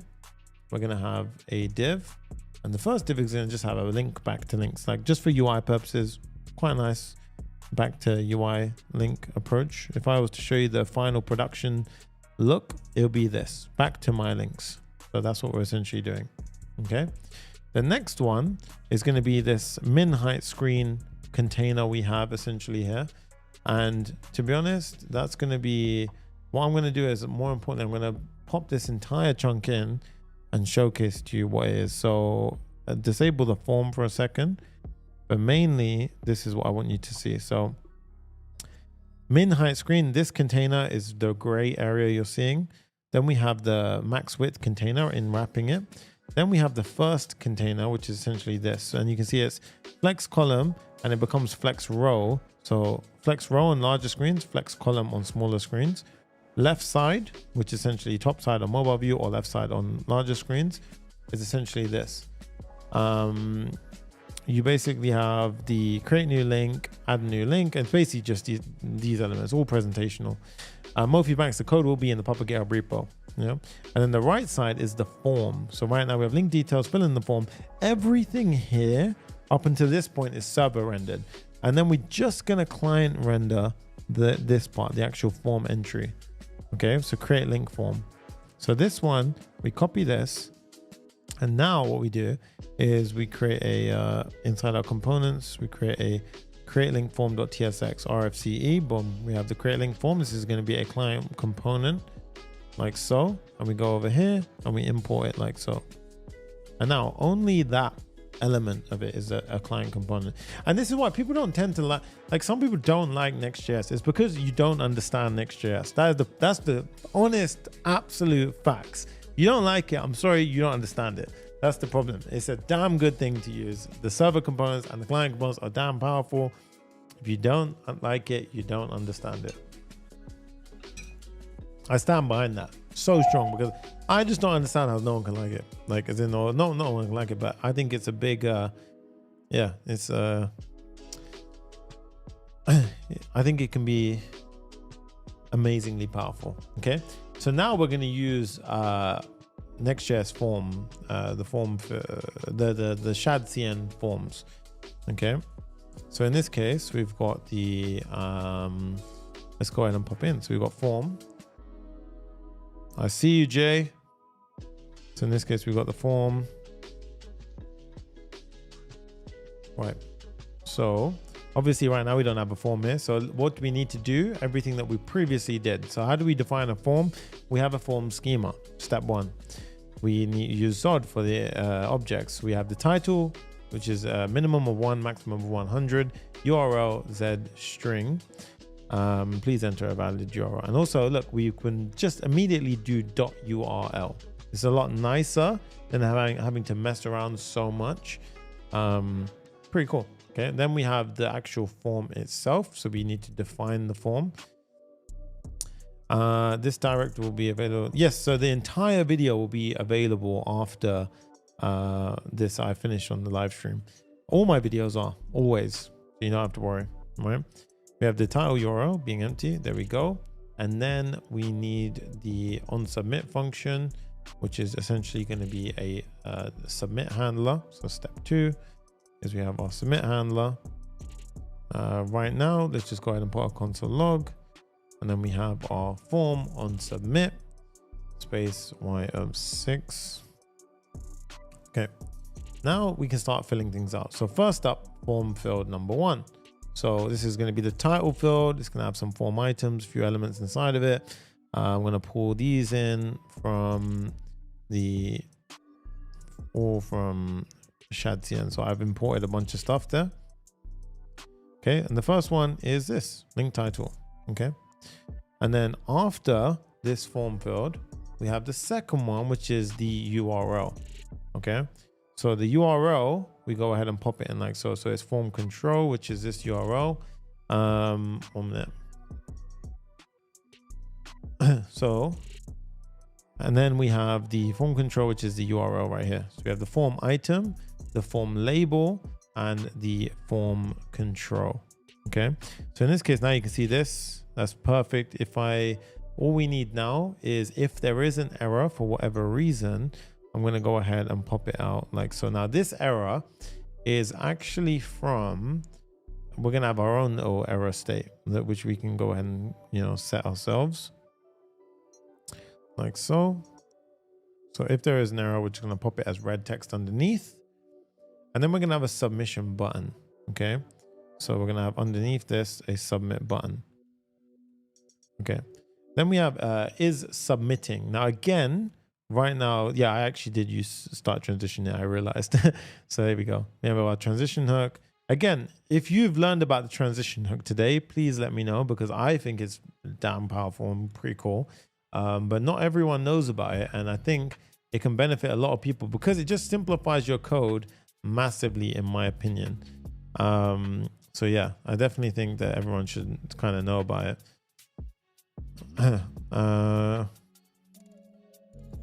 So what we're going to do now is we have the disable type submit, create link. Okay, so at this point, let's go ahead and see. We have the form submission, and you can just test it at this point. So again, normal form submission, you can just go ahead and enter, and the values will pop up in the console. So if I type in hello and I hit abc.com https://www. And you can see that, boom, we have our values.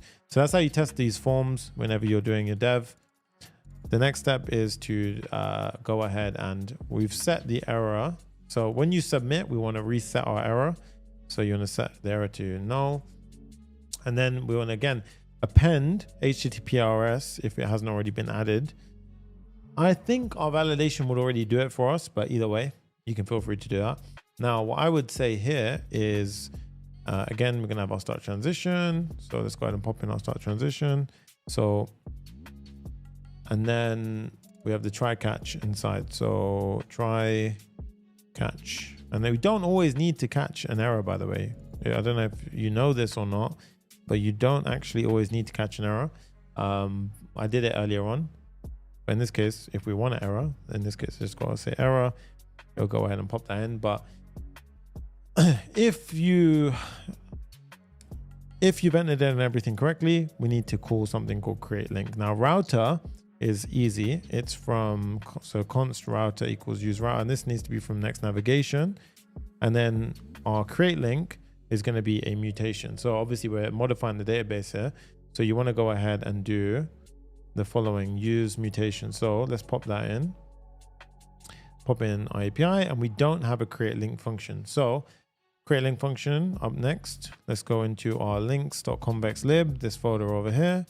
And next up, we want to go ahead and have our create link. So in order to create a link, mutation takes 2 arguments, the title and URL, and it returns the ID of the newly created link.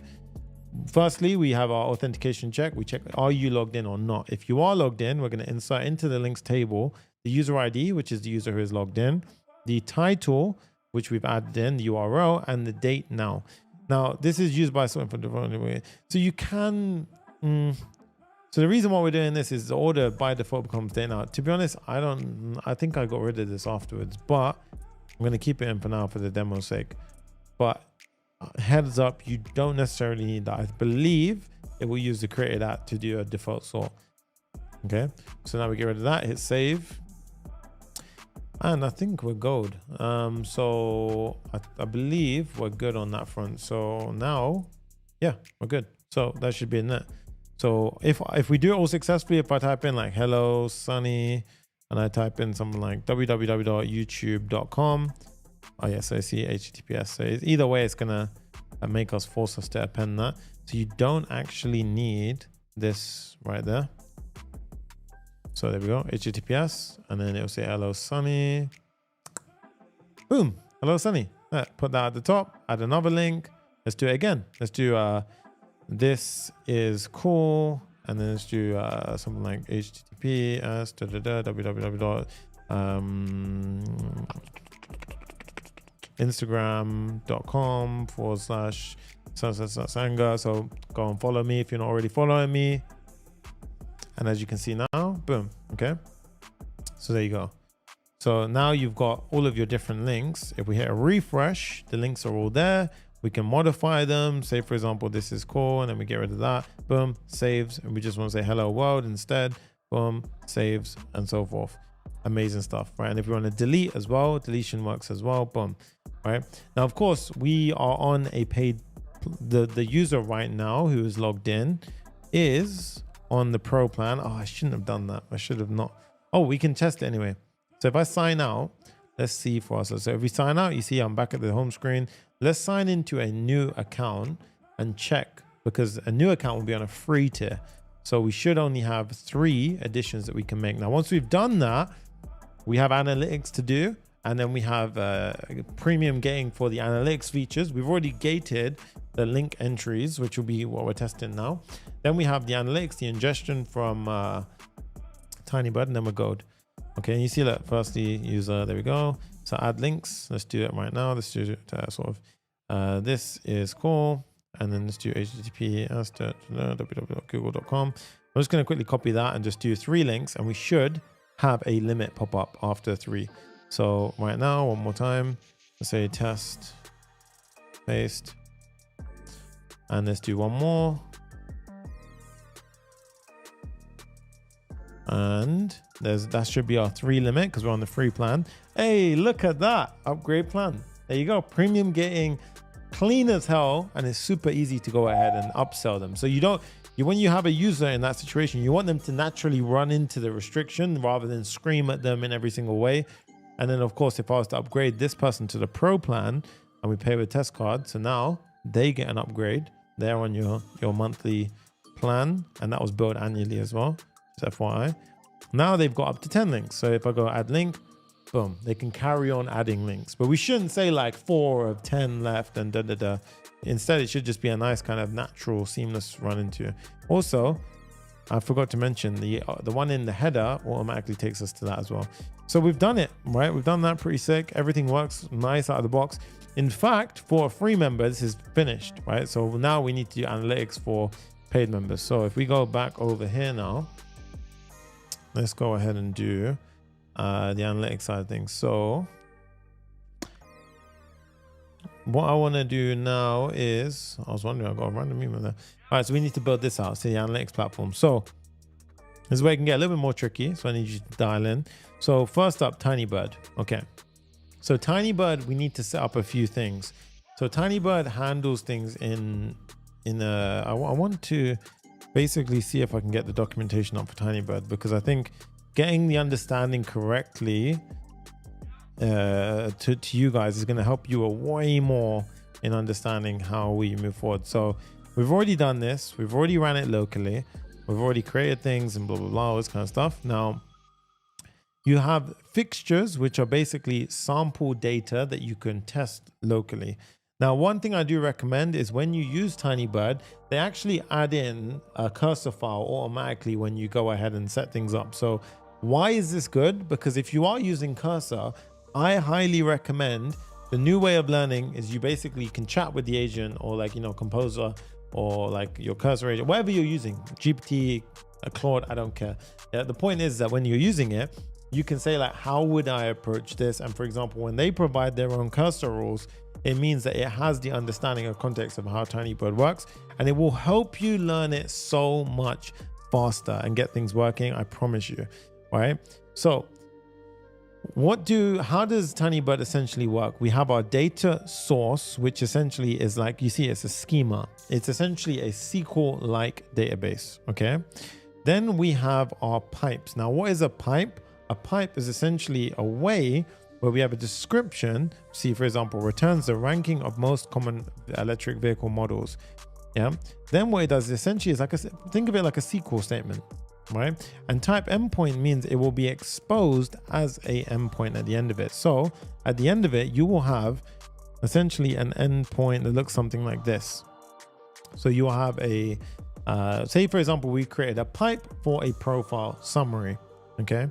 Now, in this instance, if I was to go ahead and see, for example, like here, I need to have access to one of my old user IDs. But anyway, what you could do here is you could basically test out the endpoint itself, pass in the user ID, bam, it'll pull up the results. And this is the actual sort of, query that's running behind the scenes so that you can top performing link, most common referrer, and so forth. So I've done the hard work here of basically figuring this out for you, but I want you to understand that they don't make it difficult for you to figure it out. And the reason why I mention that so much is because you can see here for yourself, when you've got your data source intact. Now, firstly, let's get that done so I can make sense of what I'm about to show you. So when we have our data source intact, so for example, let's go to Tinybird that we set up earlier, data sources. And right now we have dummy data source, not very helpful. We need something called link clicks data source. Okay. So you can use this. You can either create it via the command line, or I'm going to show you the one that I created. So link clicks.data source, right? Now here is what we want to have. So description, track link clicks on user profile pages with full attribution. And what we're essentially saving here is timestamp, profile username, profile user ID, link ID, title, URL, user agent, referrer, country, region, city, latitude, and longitude, right? So I'm essentially capturing where the user is clicking from to the best of our ability. In this case, we do the following as well. This was more on the documentation side of things, but this, if I want to get this up and ready, I want to get rid of the dummy data source. So I want to deploy that, right? I want to have some kind of, deploy. And we're also going to need another one called daily link, what's it called? Performance material. Now I'll show you this one afterwards, but this is going to be used for afterwards as well. Like we're going to need this. So if I do daily link performance.data source, now if I go and copy this and pop that in, so this is another one, and you'll see it's very similar to what's going on, except this is more for a profile, right? Unique countries, unique users, unique referrers, first click time, last click time, and so forth, right? But this is for actual every link essentially we're capturing. So these are essentially to consider our data sources. And what we're doing here is when we pass an event in, so this is how it's ingested. When we pass the JSON into it, it's going to access the JSON timestamp to map it to this. And even here for location country, it'll access JSON dot location dot country. So when we send an event in, we pass it in a JSON format like this, and it will get mapped to this, if that makes sense. Okay. So essentially we have our data sources set. You can have fixtures. So for example, I have a bunch of fixtures that we can be, just as an example, I'll show you, but I'm not going to really use this right now. So ND JSON, but this is an example of fixtures that I had set up previously. So each of these is like a example of a user, for example. So you can see timestamp, profile, username, and so forth. And then you can run CLI commands against your fixtures to test if it works, right? So that is handy when you're debugging. But more importantly, we need the pipes. Pipes is really where the power happens, essentially, right? So for example, profile summary, right? So we already have a data source. Now, pipes are essentially how we pull data from things. right? And I want to show you the documentation a little bit more. So, so where the hell did it go, man? Quick start. There we go. Yeah. So concepts, core concepts, right? Here is how essentially it works. So you can see we are going to be using the events API. We send events in. Our event in our instance is when a user clicks on the public profile page. So when a user clicks on this public profile page, it sends an event in. So let me try and get this drawing down, right? When a user clicks this, right, it will send an event into our data source, which is the links table that we just created, right? This links table. So data source, this one here, okay? It will send it into here. Cool. Now, once we've got that in the mix, so let's go back over here, then it's called pipes. And pipes allow us to go ahead and basically either expose it via an endpoint, so like an API endpoint. So this will literally be an API endpoint that I can go and send a request to, and then it will give me back the data in the format that I want. So a pipe is basically how I say, go and get me the person's profile analytics. And then we can also have something called a materialized view. Now, a materialized view is very, very powerful because there is a difference between materialized view and endpoint. An endpoint is per request time. So essentially, if I query an endpoint, basically it's like any other API endpoint request. If it's a GET request, every time I request to it on the Tinybird backend, it will calculate through all of the rows and it will work out the calculation of the metrics to return, right? The JSON to return. It'll be at request time. A materialized view is way more performant. And why would you want to do something called a materialized view? Now, a materialized view happens at ingestion time. So if you were to create a materialized view, what we essentially have is when an event comes in, so event comes into the data source, and then essentially what happens is via our pipe, it will basically recalculate the materialized view each time, and it will cache the answer. So basically it will cache the user's profile summary. So let's say, for example, every time someone clicked in, it will go ahead and like at the ingestion time, it will recalculate the materialized view and it will cache it. And now whenever someone else lands on the page, it will be way faster because it will just have to access the cache value. It doesn't have to compute it every time. Whereas if we go ahead and use an endpoint, every request, it has to calculate it. Now there are pros and cons to everything, right? Obviously, you should always have an endpoint available. That's my way of seeing it, right? You should always have an endpoint available that will return the data. So the way I'm going to teach it today, we're going to have a materialized view, which is the most optimal because it's at ingestion time. So every time an event comes in, it will recalculate and it will cache, and the next person who visits the page will just get the cached version. So we're going to basically say, get the materialized view first. And if for whatever reason it fails, then I want you to go ahead and get the revert to the endpoint, because the endpoint will still be blazing fast, but this stuff adds up when you have billions of rows and so forth, because you're essentially crunching through a lot of data every time. Okay. So this is essentially how it works. Okay. So I hope that kind of was a big breakdown of all of that. So at this point now, what we're going to do is we're going to open up pipes and we're going to create a pipe. So we're going to have one for profile summary, for example, right? So let's go ahead and say profile underscore summary dot pipe. Okay. Now here, what we're going to do is we're going to go ahead and pop in. So get summary analytics for a profile owner.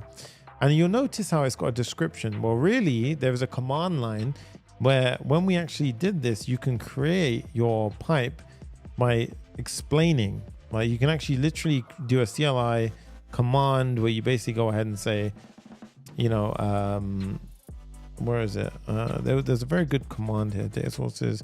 You can go through yourself and see like data sources create, deploy, send events, ingest from files and so forth. Okay. But anyway, there was a nice little tutorial somewhere here, which was basically around how you can have a CLI prompt where it'll basically go ahead and create. It will write this mostly for you.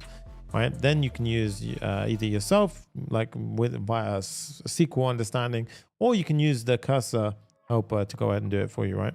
So in this case, it'll give you the profile ID, and it will go ahead and give you, look, the unique profile user ID as unique users. So basically it will do all of the counts accordingly that we've done. So I've saved you the work.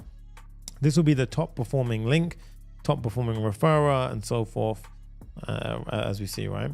So firstly, let's go ahead and deploy this. How do we do that? Well, firstly, we CD into Tinybird, and then we need to do a deploy command. So in this case, we can do CD deploy, and you can see, right now we've changed up our data sources.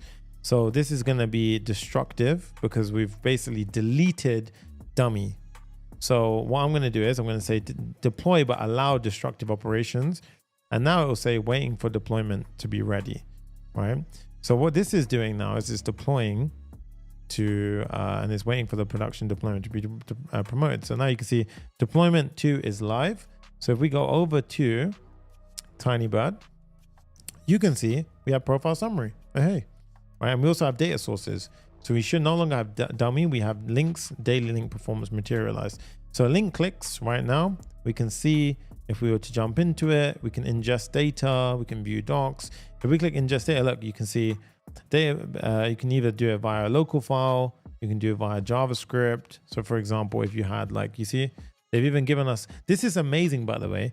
You see, they can even literally give us dummy examples of, like, that is pretty cool, actually. It gave me a full example based on what I'm doing. So in this case, look, you can do CLI command. And if I was just to add in this, for example, right, I would then be able to test it. So if I was to run this CLI command now, I can go ahead and see. So if I do database source append link clicks events, so you can see like it just appended that one row went to quarantine.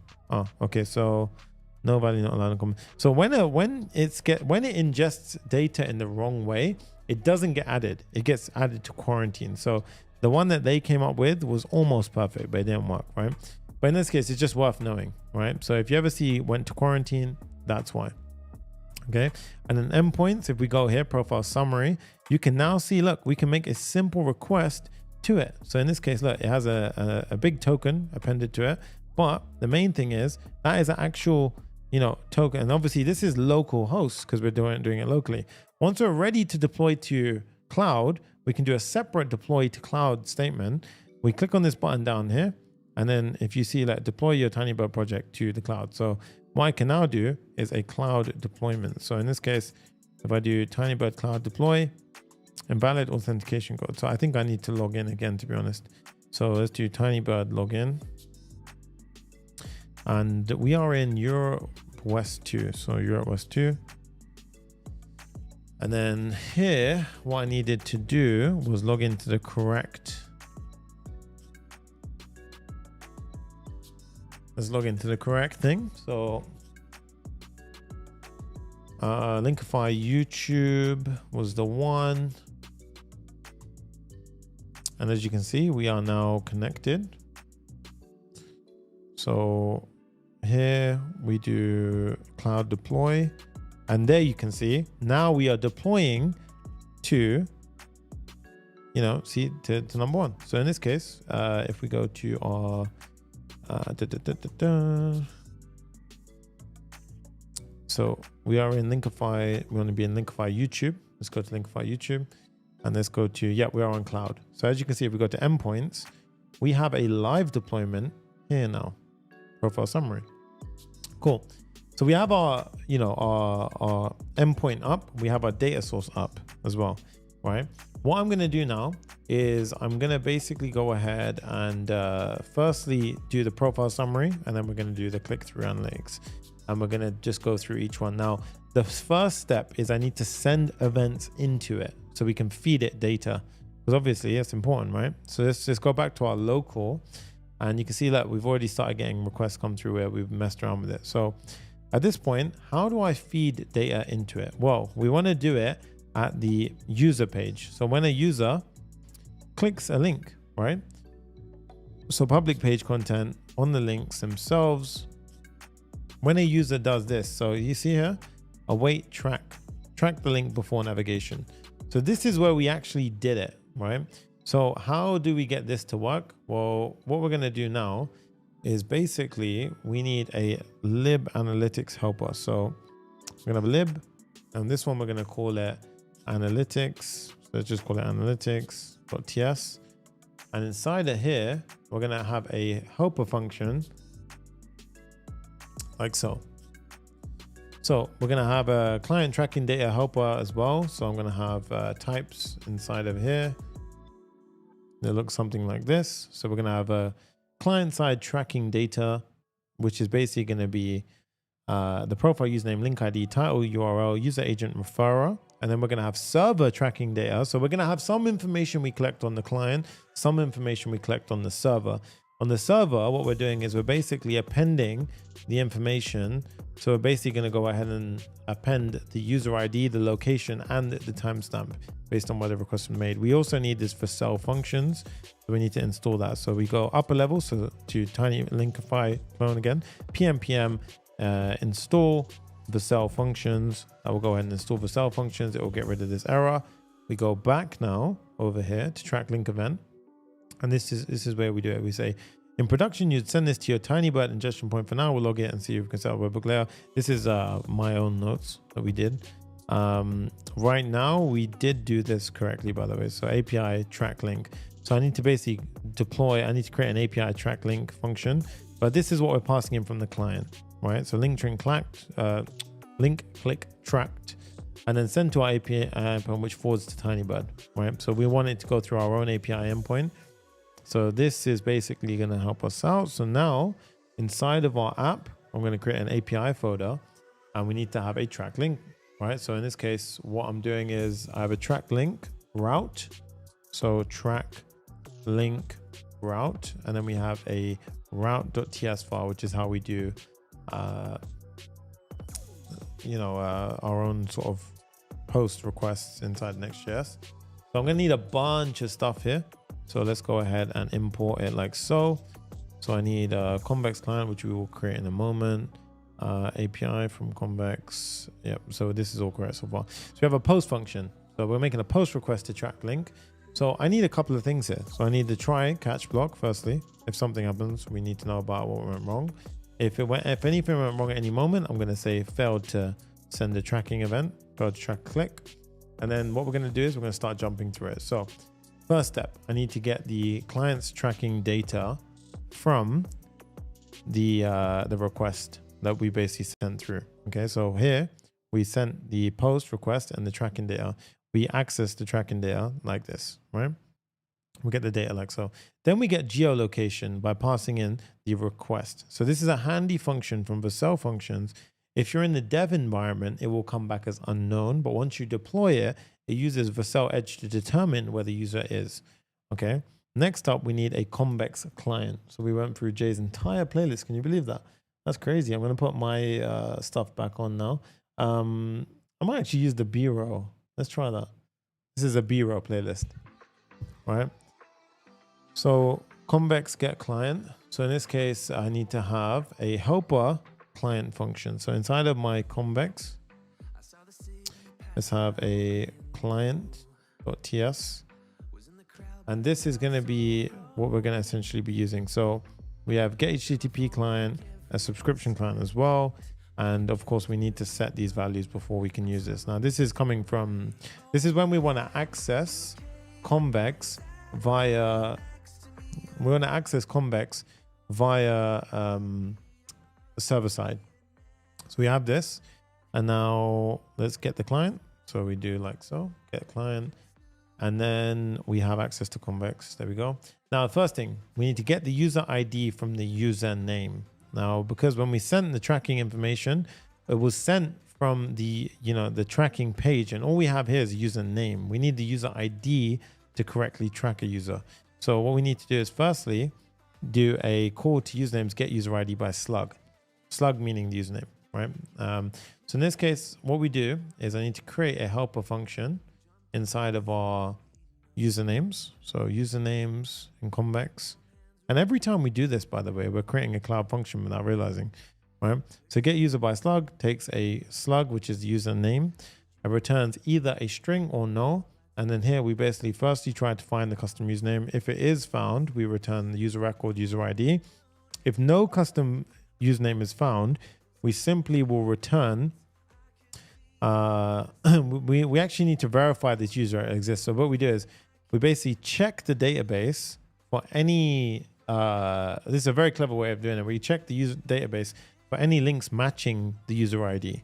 If it wasn't found for whatever reason in the username records, then it will be in here, right? So it'll be the user ID itself. And that's because they would have created the link before having a username most likely. And then we basically return either the argument slug.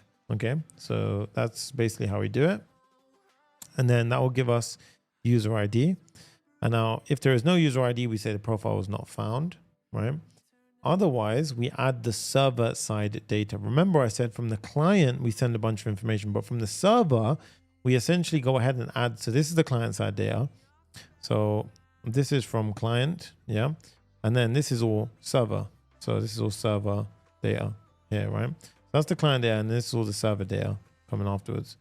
Right, so we have the timestamp, which is going to be consistent with the server, with the profile user ID and the location. Again, remember, nested in. So it'll be location dot, and then it'll be all of the things because we've mapped this correctly to the schema. Then we have the user agent, which is data.user agent or request headers, or it'll be unknown if those things aren't available. And then we're going to send it to Tinybird's event API. Okay, so at this point, I recommend that you go ahead and do a console log so you can see what your tracking event is that you're sending to the back. And then what we do is we have we can have a try catch here as well. Oh no, sorry, an if statement, sorry. So we have an if. And then basically you need to have your Tinybird token and your Tinybird host configured here. So Tinybird token and Tinybird host. Okay. Now we don't have, I mean, I'm going to show you this. I don't really mind this. We need to say anyway. So Tinybird, I'm going to redact all of this. Tinybird, Tinybird. So basically we need two things. We need the Tinybird token and we need the Tinybird host. Okay. Now the host, again, these values will differ based on where we are doing the work. So when we deploy, it'll be the cloud value for the Tinybird host. For the token, what you'll notice is in Tinybird, we have a tinyb file. Okay. Now this has a token inside of it. You see here, we have a user token, user ID and this kind of thing here. Now I believe it was this one, or was it? No, it wasn't this one. It was, so Tinybird tokens, we need to create this on the local. So heading over here, you'll notice we have tokens. You have a bunch of different tokens here. User token, create a new user workspace, delete ones, your admin. So in this case, I mean, I'm sure it was admin token used for WT. So let's just use this one for now. And if it doesn't work, we can change our token. But you can feel free to use it yourself as you wish. Obviously, it's a secret token. I'm just showing you because I'm going to redact everything afterwards. So we have our token set up. And then obviously, when you're in your production environment, we have to change the cloud and we'll have different tokens. And obviously a different host, right? So these things make a difference, right? When we deploy. So otherwise it won't work, right? So that's very important. And now inside of here, what we're going to do is I'm going to have another try catch. But the reason why I'm doing a nested try catch, I want to know if the error happened here explicitly. Okay. So at this point we have a try and then we have a catch. And the catch, I basically want to know if it's a Tinybird error and what happened. So what we do is I'm just going to catch it, call it a Tinybird error, say something happened there. Now, firstly, we send the location as a nested object to match our object in the database. Now, what do I mean by this? Well, if we look at our Tinybird pipes, you'll see, Tinybird data source. You'll see it's location, but it's JSON location country, JSON location region, right? So if we go back over here, that JSON will be the thing, location, country, region, city, and so forth, right? So after that's done, we are going to basically console log saying sending event to Tinybird, and we want to see in the console exactly what we send, right? Now, once that's done, what you do is you send a special, you send to the events API. Now, what we do is we say Tinybird host, VO events, and we say name equals link clicks. Link clicks correlates directly to our link clicks data source. So that is the name of the data source. It's a post the Tinybird token is what we send in. Application JSON, we pass in the event. All right. Now, if the Tinybird response was okay, then we're going to basically say it wasn't okay. Then we'll say it's all good. Otherwise, we should go ahead and see we basically want to debug at this point, right? So what we do is we say here, if anything bad happened, failed to send. Otherwise, it successfully would send. But it's so important to check if response body quarantined rows was greater than 0. And if some rows were quarantined, it means that you had a mismatch where you had where this did not match the link clicks. That is what will happen when it goes into quarantine. Okay, so with that in mind, we've just successfully done majority of it. The only thing we have to do there is we need to say over here else Tinybird not configured, and then outside of that we return a JSON success message, right? So there we have it. That's our track link. So going back to our links component where we do the track links now. So heading back over to links, we should have our mutation, which is, no, it's not actually mutation. It's from our lib analytics. So this one comes from lib analytics. And then from lib analytics, here we make a request to our API endpoint. Okay. So now with that all handled, if we open up our console and I click my YouTube channel, we should see if it does it all correctly. So if I click this, can we see 404 API not found? Okay, so we haven't got the API endpoint. So API track link not found. So app/API track link track click. Track click.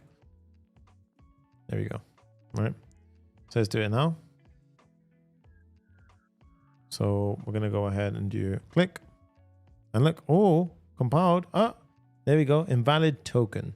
Okay. So you see, like, it sent the event, and you see location is dev because we haven't deployed the Vercel functions yet. But overall, the rest is looking pretty good. The only thing is the token. So on our local, I believe, I'm trying to think where I got my token from last time. Thank you, Aiden. I appreciate that. So in this case, let me just double check the tokens. So this is cloud Tinybird tokens.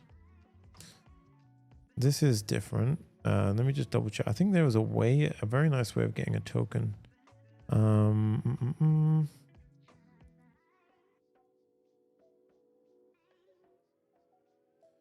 me just double Tinybird token refresh static token.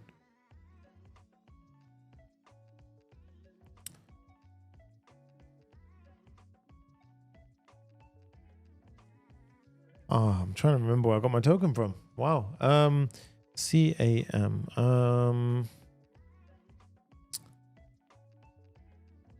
Let's try my Tinybird one. I have a feeling it could have been one of these. So I just want to check. So Tinybird. Where the hell did I get my token from?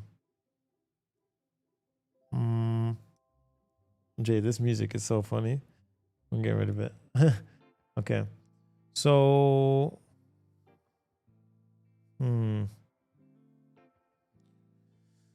okay. This is where we have to dig deep to get through it. Okay, so when working with you can authenticate by running Tinybird local. Certain credentials are stored in TinyB file. Oh, there you go. So it was that. So it was there. So I don't know why I can see that on mine though. So very interesting. So TinyB here. We have user email, user token. Let's try this user token. So, I mean, it could be that as well, but let's try this. We'll try this, the bottom one first. So Tinybird token. Let's pop this in and let's try again. So I've used this one now. So let's go click my YouTube channel. It's ingesting failed invalid token. Okay.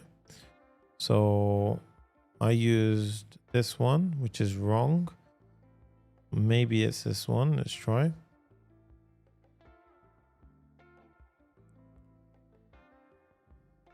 So now we try invalid token. Okay.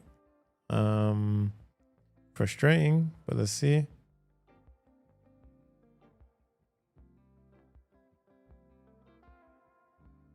And local, let's change this one.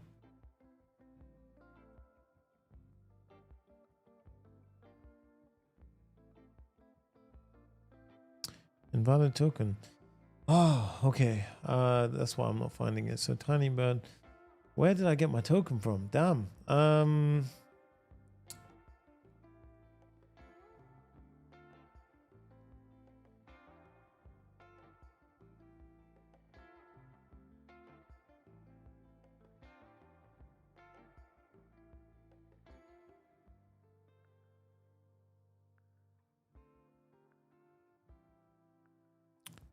Create data source token.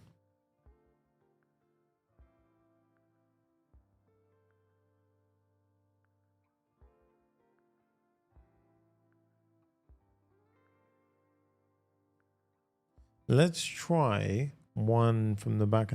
I need to see where I got my one previously from. So I need to rule that out first. So if I look at these tokens, one of these might be CAM. I just need to double check something. Nope. Nope.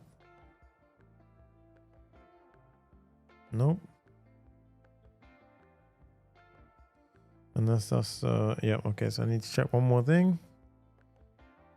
I'm just trying to find where my token is, guys. So I don't know if it's these ones or if it's this one. I think it could be. Oh God, where is the token? Damn. Oh, okay. So I don't even, oh, sorry, that's not the, oh, I'm checking the wrong thing anyway. So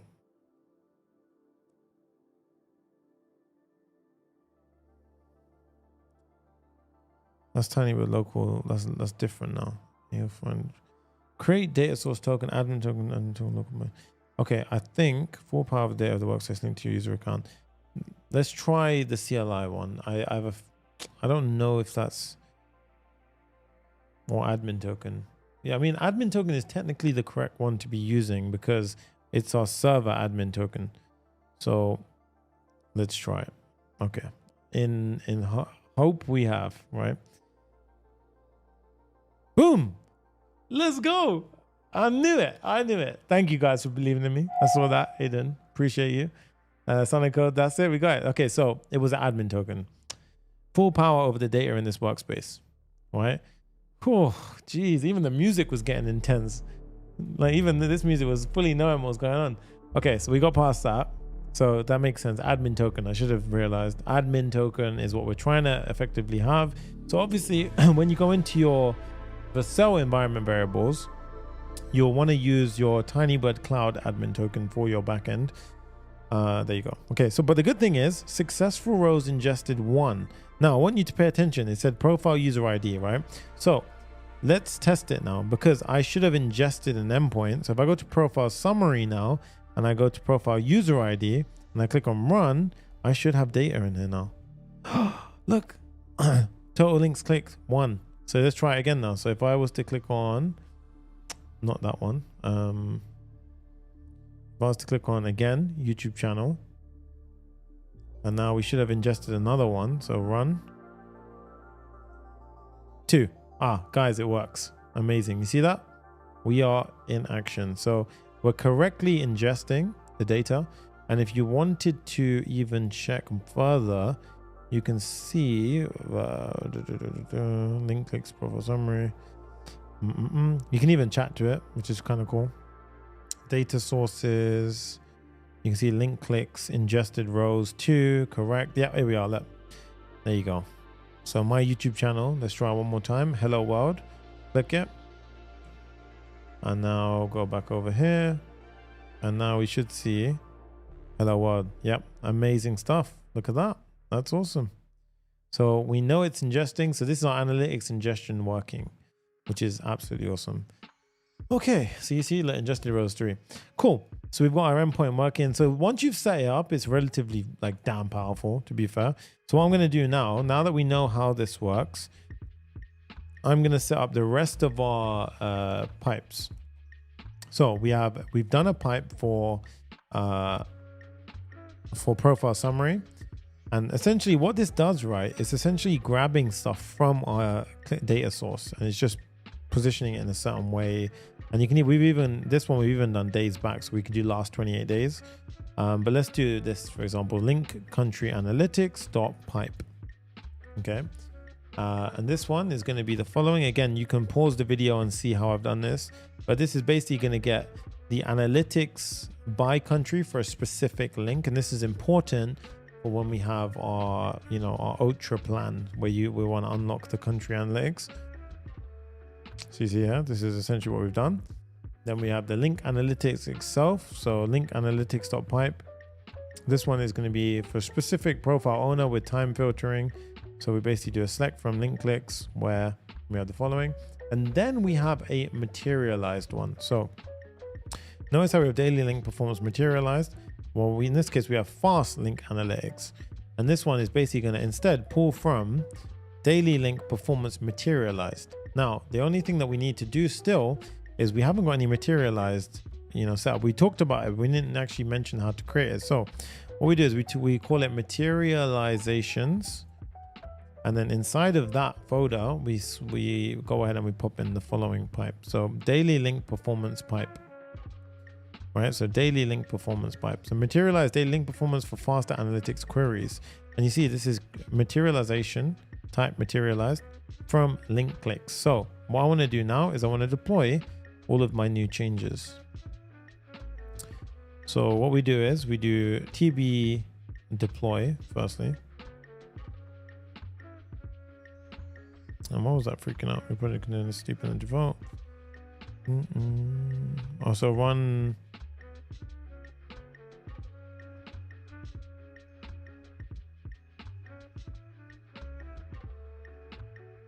I wonder, did it reach? Yeah, I think it got everything anyway. 1, 2, 3. Yeah, 3 levels deep is fine. So now it's deploying to our local. You see this? So this will go ahead and deploy to our local setup. So in this case, give it a moment. Let's see. And of course, you basically will do it locally first. And then once you've tested it out and everything, then you do a cloud push. So obviously, even imagine you're in production environment, you wouldn't push to your cloud straight away. You would do it local, test it works, and then push to cloud.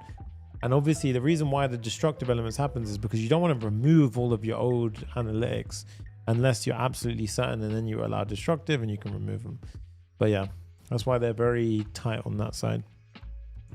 There you go. Deployment 1 is live. So now let's see. And while that's happening, I'm just also going to do cloud deploy as well. That's going to fail because we haven't authenticated. Okay, that's fine.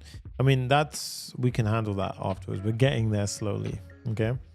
So at this point, we go to endpoints, profile summary, materialization. So this one is not correct. Tinybird local build, Tinybird local testing.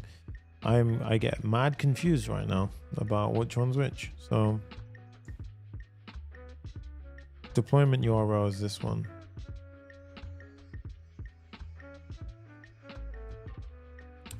So it's this build. And you can see it creates different instances, which is handy, right? So we've got profile summary links, and then we've got materialization, daily link performance as well. And we can see here, and this will happen on ingestion. So if I was to click again, we should see my YouTube channel. So let's do that now. And now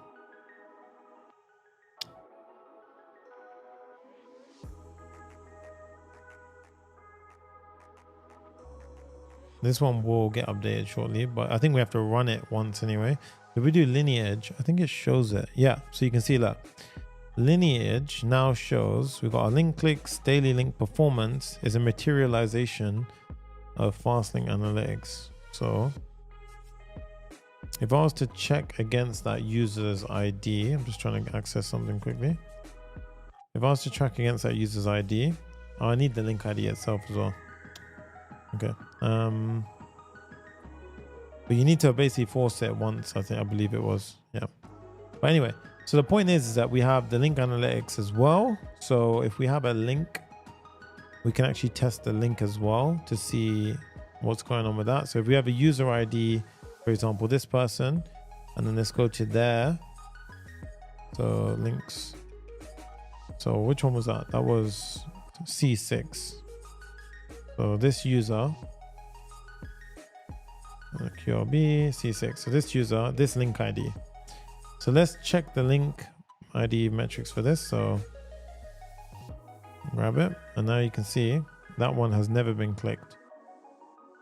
So hello world or my YouTube channel. So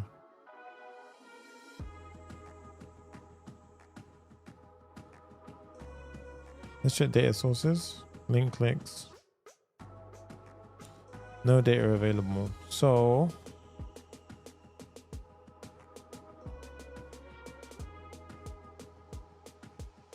I am on local, yes. So let's just double check.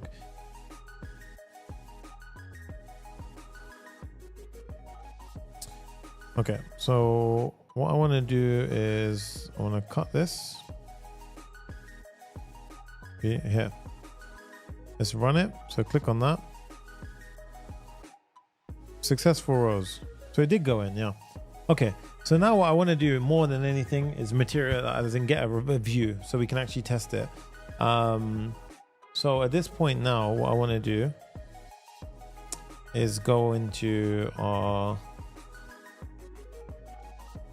my links. Let's do the analytics at the top because we got quite a lot to do. I don't want to get caught on that and it's going to go into 5-hour territory. Oh man. All right, so we got app. Every time I think I don't have a big build, I'm like, it just blows me away with how much we've got to do. So dashboard. Okay. So first up, we need to fetch analytics. So we're going to have in the dashboard page, we're going to have a fetch analytics call. This one is going to be from a helper function called analytics server. And this one I basically built out in our lib. So this is going to be analytics server. I'm going to pop it in. I'm going to run through everything. So analytics server. So what's happening here? So if we go here, let's firstly import the function. We pass in our user ID, and this right here will take a user ID, and days back is typically defaulted to 30. It promise returns back a analytics data, which is in this style. Now, check if Tinybird is configured. If it's not, it will gracefully return like 0 data, not error. Okay, because I don't want it. I'd rather it gracefully failed. Now, use original profile summary to keep top K functionality. So in this case, this is what we're first doing. So what we do here is, yeah, we're gonna basically go ahead and don't worry about that. So here we're gonna top K just means like I'll keep it simple for now. What we're doing is we're going to our pipes profile summary, which has been deployed. We're passing the profile user ID of the person logged in, and we're going 30 days back.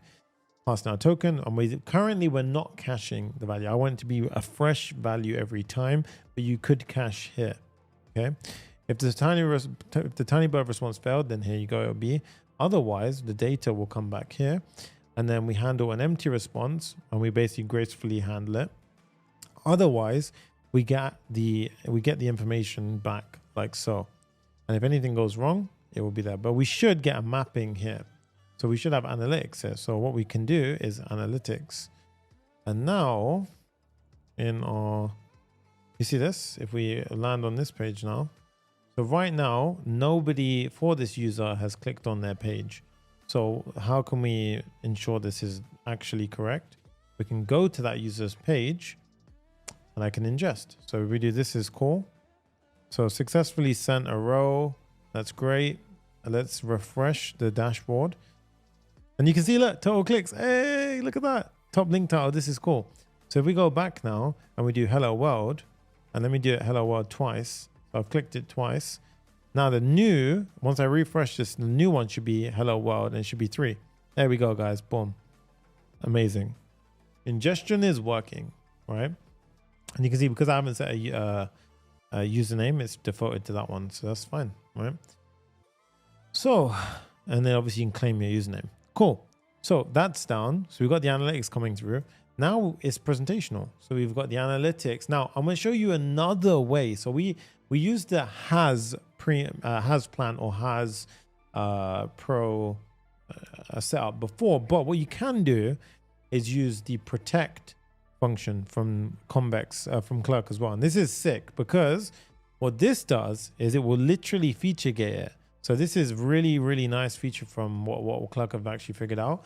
So what I'm going to do is firstly, I'm going to protect something that we're going to create, which is called dashboard metrics, right? So this is going to be a component I'm going to create. Now I'm going to protect it. I'm going to say you need to have the feature analytics to get access to this, right? And you can also do plan. So you can either have analytics or you can be like, you have to be on pro, for example, right? So what we're going to say, pro and ultra both have analytics feature. So in that case, cool. Now, if you don't have it, we're going to have a fallback. So in this case, like if it says you need to upgrade, in that case, it will go ahead and do that. So let's just say if it was 1, 2, 3, right? So you see, I don't have that because that doesn't exist. So in this case, it will say you need to upgrade to premium plan to access this feature. But in this case, analytics, I do have. So it will render out this, right? So the fallback here, I'm going to put in something which I've basically just coded up pretty quickly. It's just kind of a placeholder value. The raw value is not in this part, but essentially all I've done here is if I was to make this like, imagine it was restricted. So that's what it should see. And upgrade to Pro Ultra, get detailed insights into your link performance with our Pro and Ultra plans. But in this case, we are accessible to it. So I've feature gated it.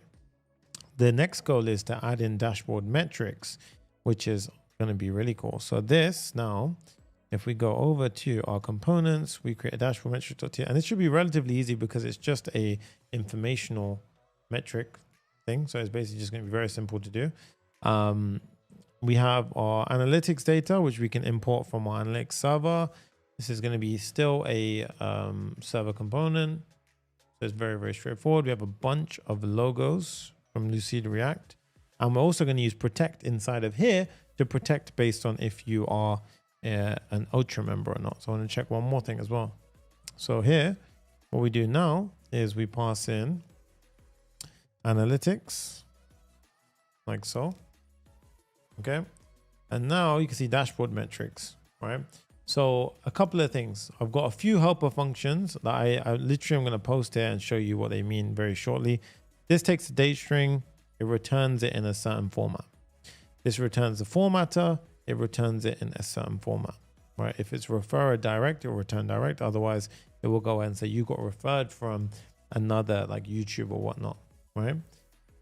And then we have our styling. So the first outer styling is going to be like so. So we have dashboard metrics.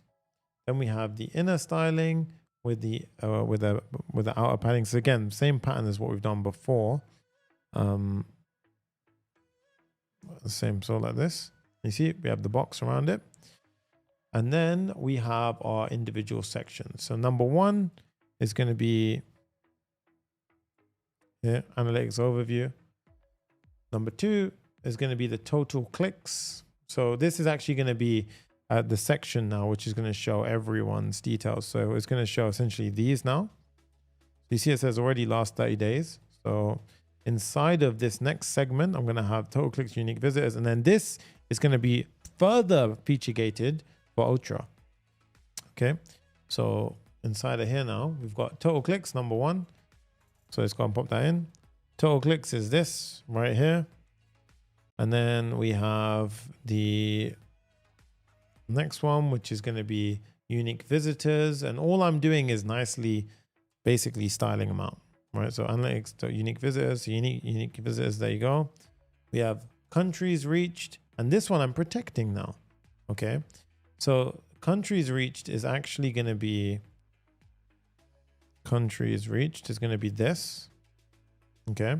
But I want to protect it. So I want to make it so only Ultra members get access to it. So what I can do is I can go here and I can say protect. And you see what I can do here is I can go ahead and basically around this, I can pop that. And now you can see, boom, I'm not an Ultra member. So I don't have access to it, but I can make a fallback appear, and the fallback can basically render out a kind of a locked icon saying upgrade to Ultra, which would be really nice. So let's do that. Let's do it there. So let's do.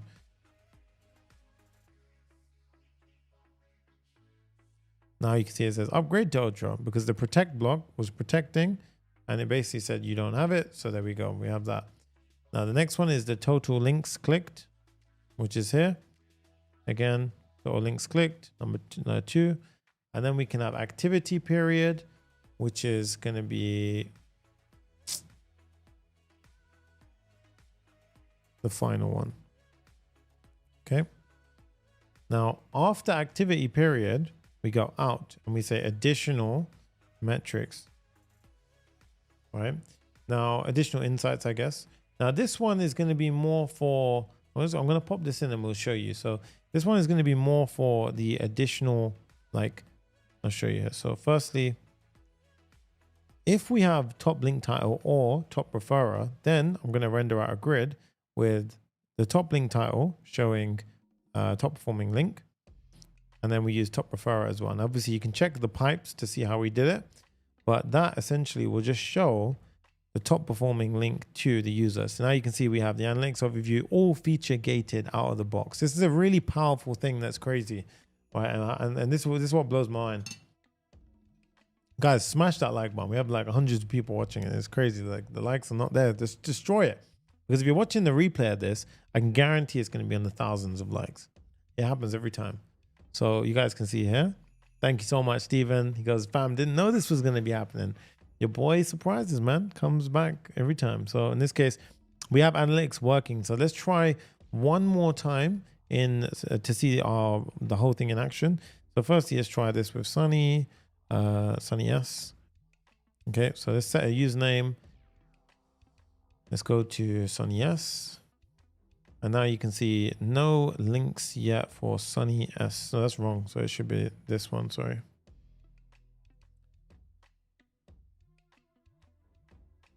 I have, oops. Oh no, it's because it keeps auto completing. Sonny S. You see, like it was auto completing it. Oh, come on. Oh, I'm just gonna say John Doe. John Doe. There you go. That's just my browser being annoying. All right, so in this case, let's go. Let's do, this is cool. We click through, takes you to Google, and we refresh our analytics. Boom. That is sick. And it works, right? Amazing stuff, guys. The final part is the clickable analytics. So when we go into a page, right? We click into a page, we can see the individual performance analytics and we feature gate the country geolocation information. After that, oh my God, we are done. So ready for that. I'm joking.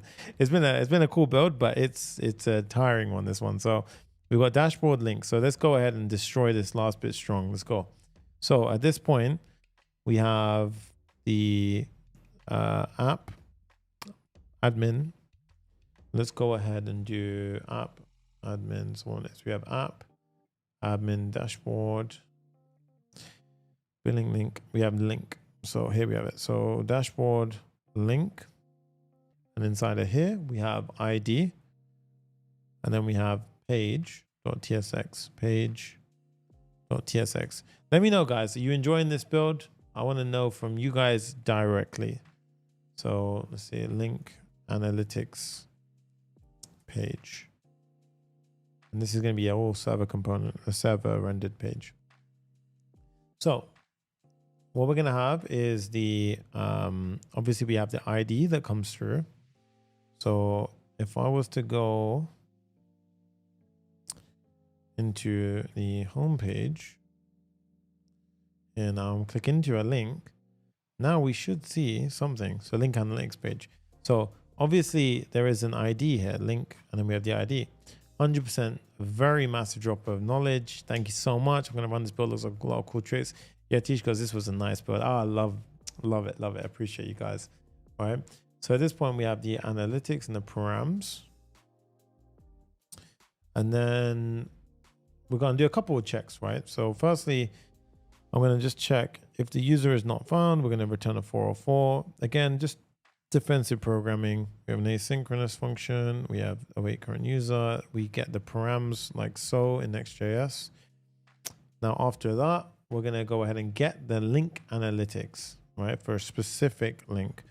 So this one, very similar to what we did previously, guys. It's going to be a link analytics server lib function. Now, again, you can refactor this in tons of ways, but yeah, so in this case, link analytics server, very similar to what we did here, but we're going to have a link analytics server. Now, obviously, the naming, you can change it up as much as you want, guys, right?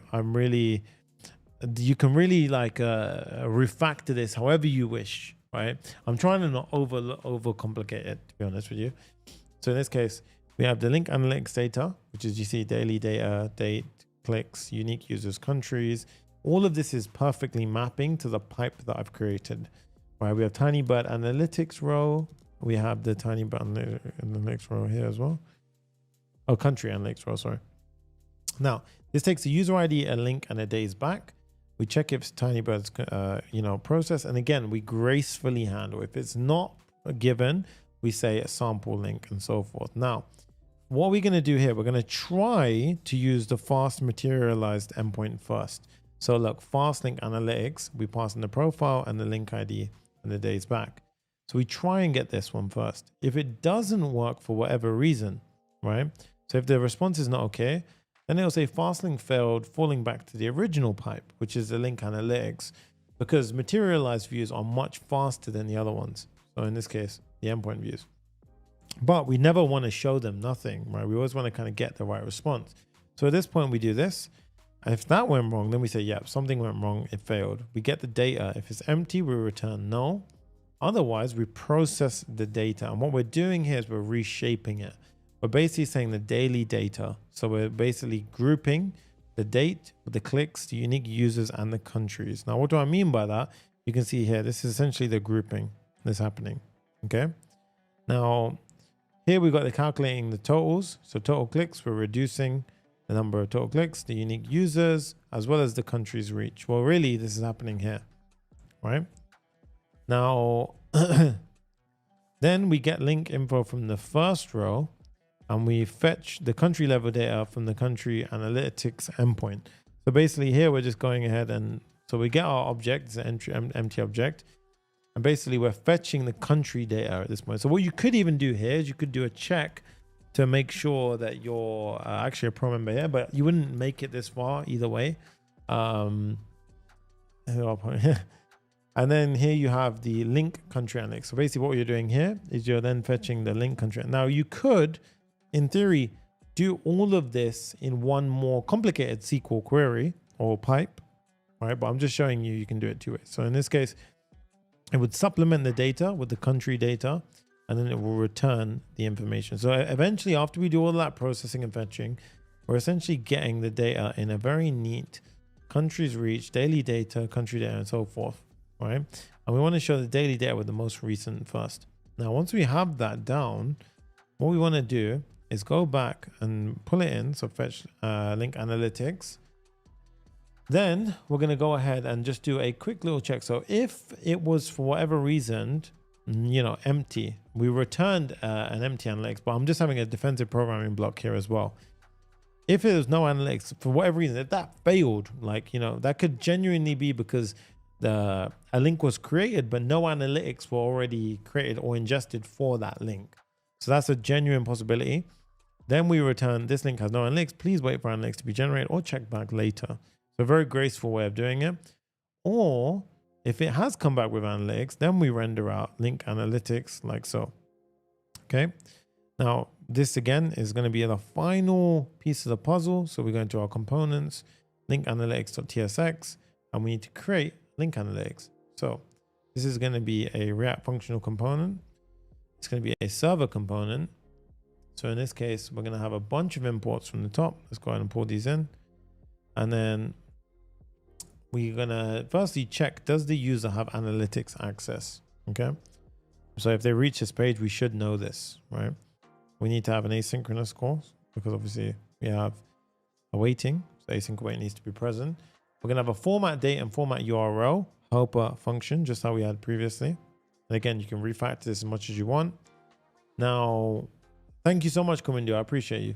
All right. Now, if you do not have analytics access, I'm going to show very similar to what I did before, just a simple pop-up. So this is going to be a simple pop-up, which essentially just says, so if I go over here now, pipe link analytics does not exist. So a link analytics. So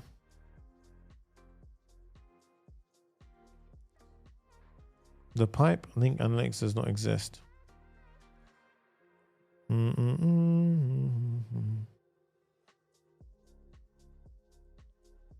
going to check one minute. Let's pause. For firstly, this one will just go ahead and show if you didn't have access to the entire analytics here, would go ahead and just pop up something in front of you. So that's what's happening here, right? So just so we all know. And now before we implement the rest of that, I want to just make sure whatever error is going there is fixed. So the pipe link analytics does not exist. So link analytics server. So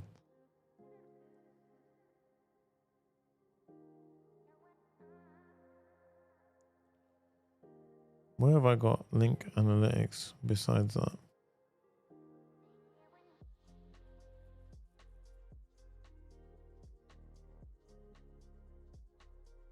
Tinybird request failed. That's because we haven't pushed it, I don't think. Link analytics is not defined. Well, firstly, let's fix that. So, that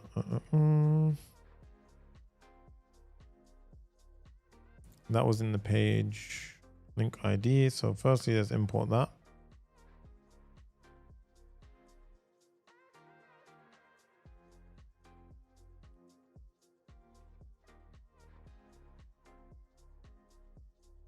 Okay, so this is happening because we haven't actually pushed, I think, the Tinybird things correctly. So cd deploy. Yeah, so there's, yeah, that link analytics new. We didn't, for some reason, we didn't deploy it. So interesting.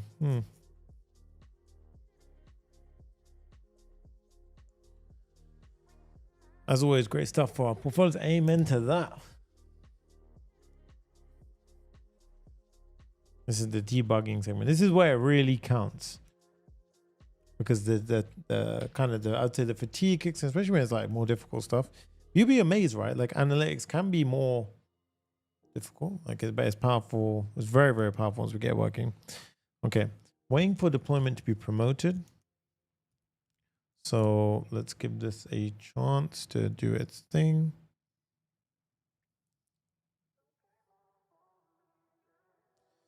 And this was called from dashboard link ID page. So page dashboard.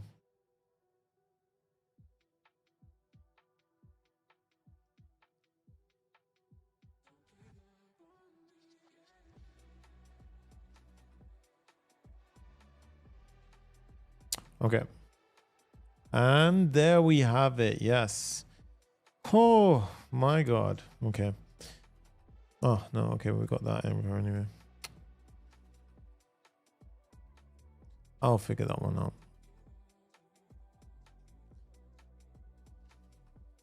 I've most likely messed up my pipe name.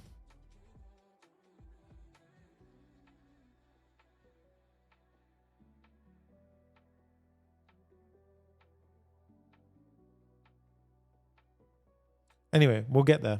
So right now we've got the first step down. That's fine. Link analytics.pipe. Link no.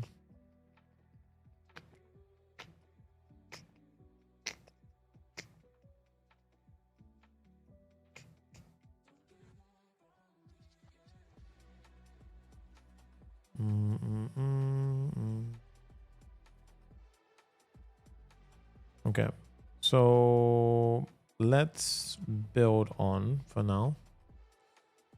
This is failing. Pipe link does not exist. What?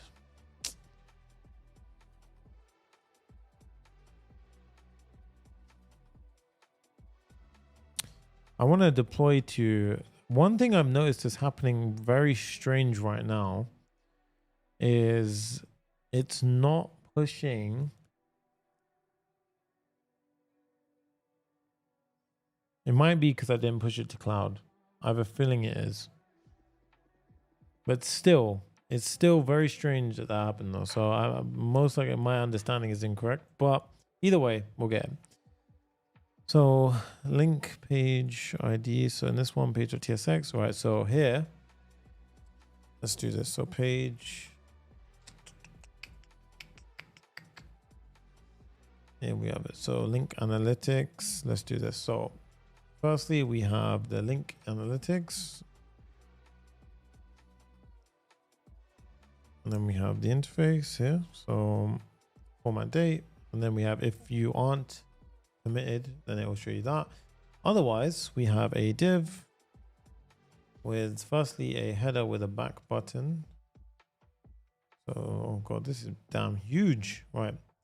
So I'm going to drop in a couple of chunks here and we're going to take each segment. So firstly, this is quite a big chunk to be fair. So header with a back button, right? So I want to show you what's going on here. So firstly, this is the header with the back button.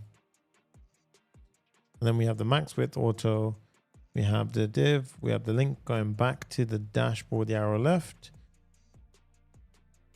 And then we have the external link. And then we have the summary metrics. So here we are. Total clicks. And then we basically do the same thing we did previously. Then we do the unique users. And then we do the countries reached. And again, countries reached will be gate protected.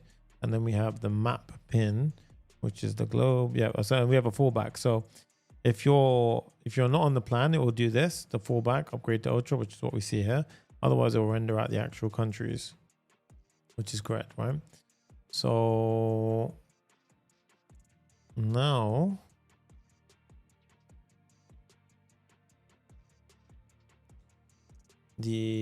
after that, we have the daily performance chart. So after that, we have daily performance chart. So I can pop that down. Now, the daily performance chart is basically saying if analytics.daily data length is greater than 0. So we actually gathered the information in a way where we basically store it in daily data in that helper function. And then what I'll do is I'll pop it like so. And then we can review this together. So we have analytics daily data. If the daily data that comes back from link analytics server, so here we have daily data. So here, this is where essentially we're basically building it out. If this was the case, then if there is any daily data, then it will go ahead and showcase like so. So we have the bar chart, daily performance, last 30-day activities. And this is the most important part. So simple bar chart representation, but it's mainly, we have to work out how much of the split is actually coming from which bit. So what do I mean by that? Well, you can see daily performance right now. It will show, like say if this was 2 clicks and 1 click, then it'll be 2 clicks will be here and 1 click would be relative to the 2, right? And the same thing would happen for the country analytics. So country analytics has a protection one next to it as well. So what I'm going to do is I'm going to pop it no data state. So, okay.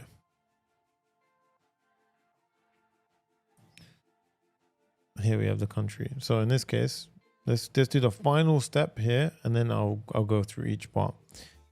So yeah, there we have it. So right now, yeah, there's no analytics there, but the country stuff will come through here. And then of course we don't have daily information yet, so nothing's come back because the request is failing. But the main thing is the country analytics is no different. It's basically a plan, protect, ultra. Fallback will be, you know, the UI that you're seeing here where it says available on your ultra plan. And then if the country data is greater than length, country data length is greater than 0, then we render out country distribution. So this is what I showed in the demo in the initial beginning. So in terms of UI, I'll kind of scroll through and you can pause the video to rebuild this section if you want to. Or what I recommend is we debug this, because this is a breaking issue right now. So the main issue here that is causing is it's saying the pipe analytics does not exist. And this is happening in Tinybird link analytics server. So link analytics server, and it's happening with our issue here. So failed to fetch link analytics. So failed to fetch link analytics. So this one is happening within. So we need to double check. Fast link analytics failed, and then it failed falling back to the original, and then that failed as well. So link analytics. So what we can do now is we can actually run a little check here in network. So if we do a refresh, we can see that if we do fetch, well, it's hitting our backend. It's not actually going back out.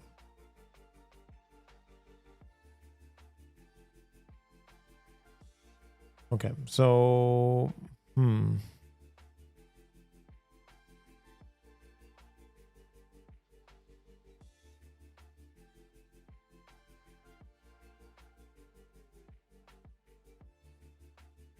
and did it deploy? Yeah, it did deploy.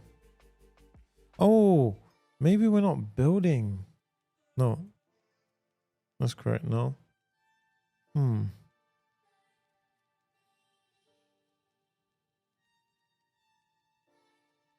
Let's check our local to rule out a few issues. So Tinybird local.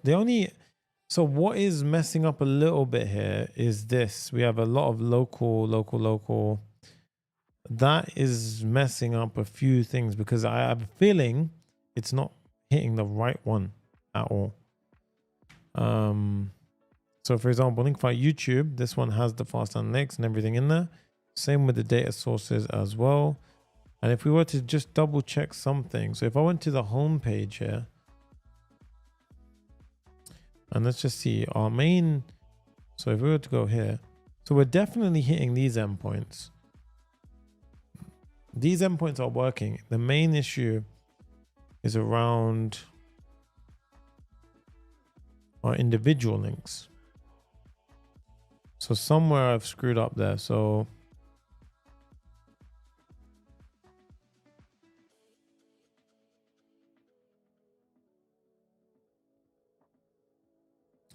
we need to fetching links, fetching fast analytics for linked ID.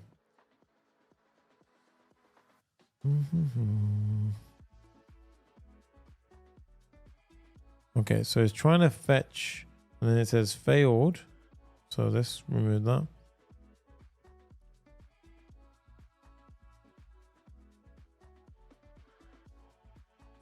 Okay, so you can see now a little bit of debugging. Let's do a clear and refresh. Okay, so Tinybird request failed. Documentation. Yes. Okay. Let's see what the docs are saying.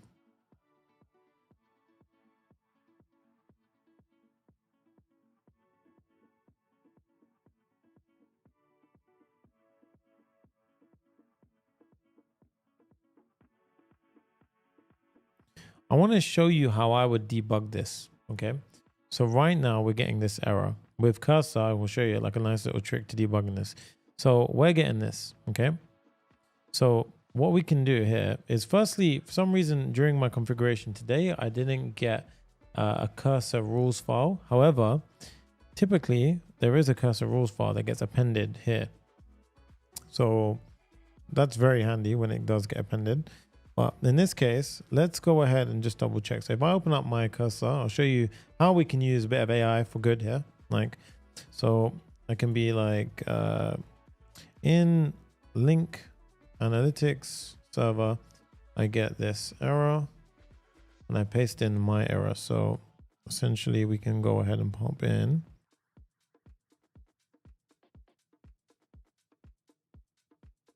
Like so. And now I can say help debug. And this is honestly what I typically tend to do if I'm trying to debug. So it will help typically go through a few of the steps that it may be helpful with. So fast analytics don't exist in your Tinybird instance. So now it can check. Let's check what pipes are actually available in your instance. You see it's giving me a command, no host part in the URL. Tinybird token.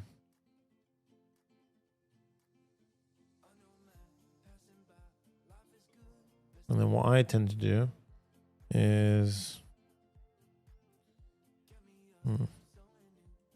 don't always do that. I'm just saying FYI.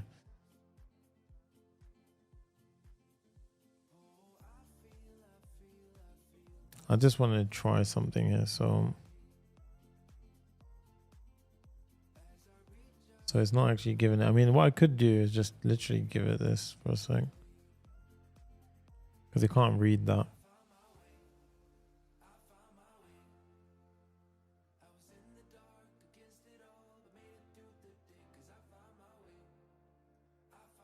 There you go. So using local button, local host. The pipes deployed haven't been deployed to that local instance yet. So now we can check. So version dev 211. Now let's deploy to. No way, really? Is it local?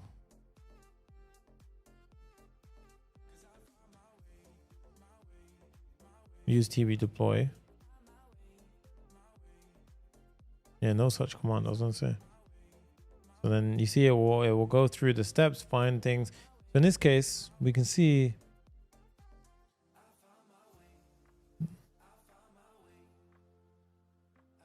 yeah, see, so it has been deployed. So now it can check what's inside. So in this case, we have our token types, and then you see that it shows. I can see that only the profile summary pipe is being deployed. Interesting. So it's not actually deploying my pipes locally.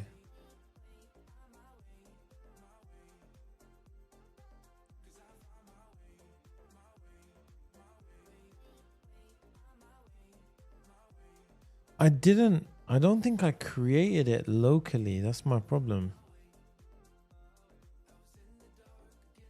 So link clicks, data sources are available.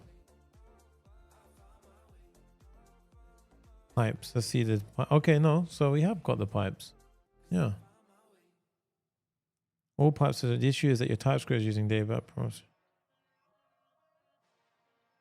It's not that issue. And it's done that before. It's hallucinated. I'm in a very weird edge case right now that has not happened to me before, where it has been deployed, unless my Docker container is running too and getting confused.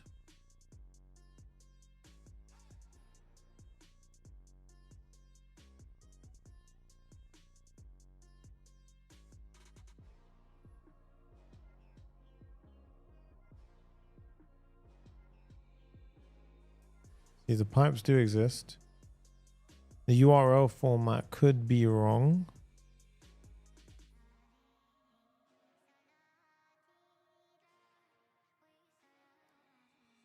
So now it will do a local call against it. Let's see. So this is our local fastlink analytics.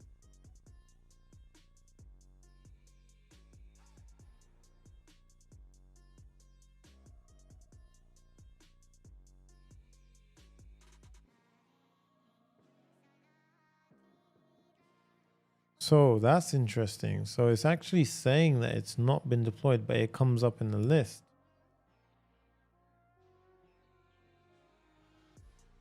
Oh, guys, look. it's the URL, localhost URL is different. Port mismatch.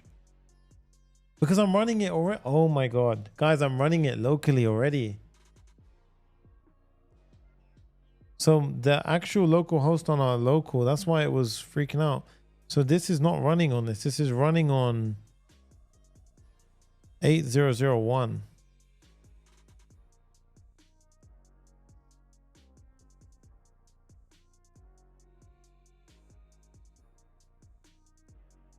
No, that failed. What the hell?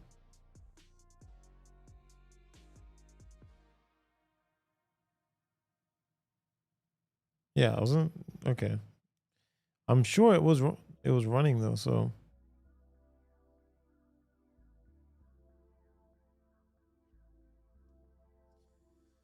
oh, we're almost there, guys. We're almost there. All right.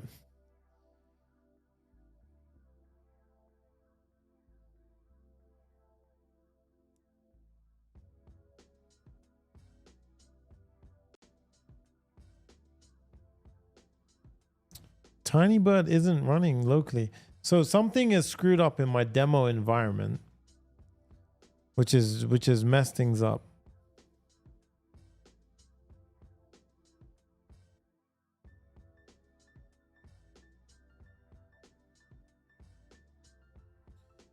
Interesting. So TinyB.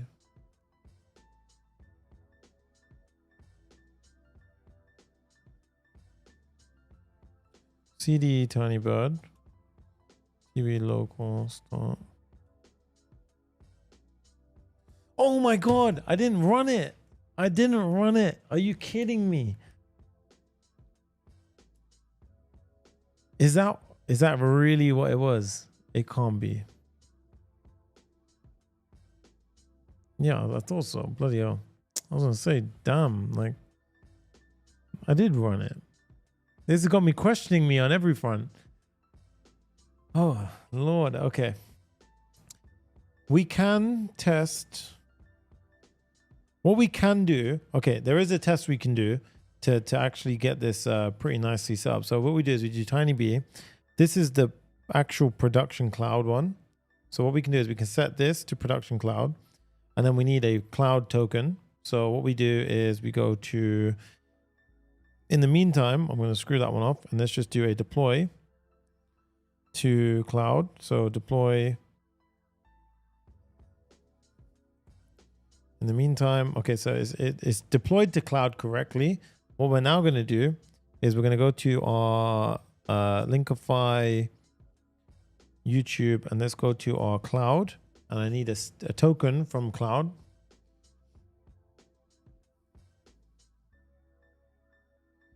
Admin token.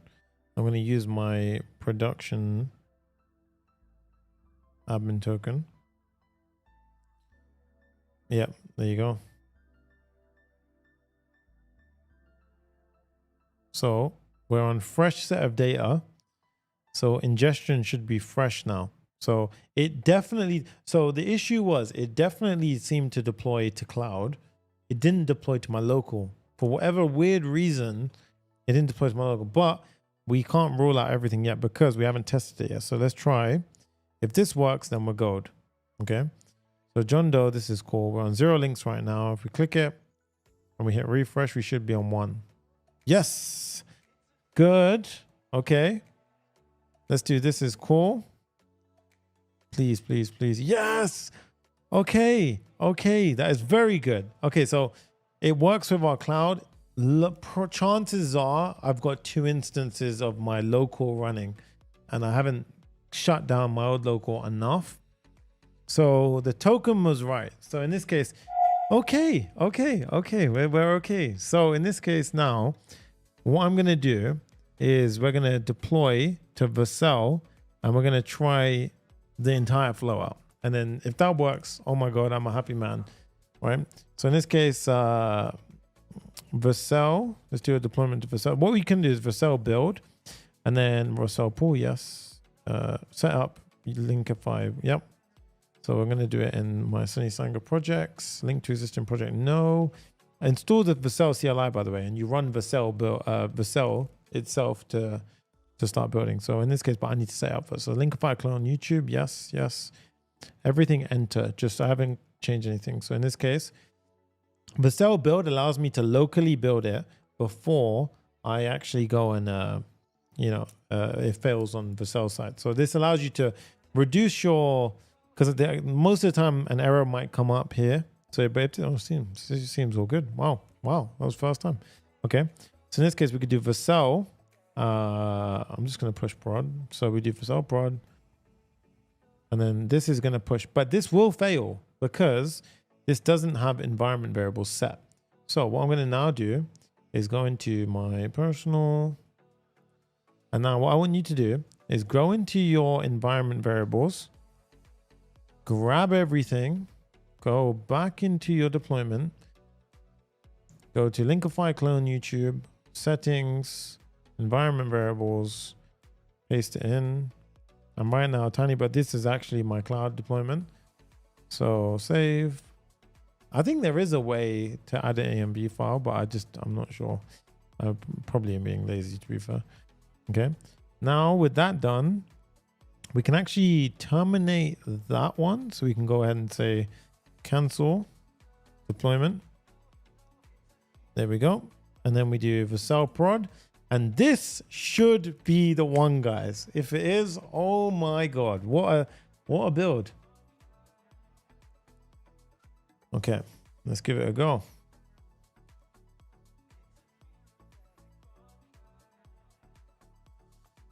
Five hours deep and still counting more energy. Yes, sir. We're gonna keep it going.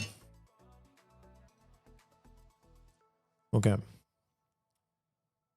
Jay is so funny because while I'm waiting for this to load, Jay was like, Sonny, this shouldn't be too long, right? We say maybe 2-3 hours. And I was like, yeah, dude, no more than 2 hours.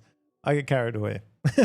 And then when I'm building these apps, I get so carried away and I go down a rabbit hole and I add so many new features and it just drives me down a crazy path. And this is what happened today.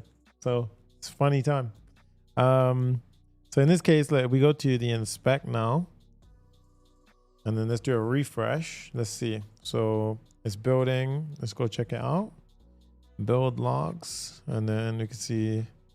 Okay. So we got past the build routes. And look at this. This is absolutely crazy. Look.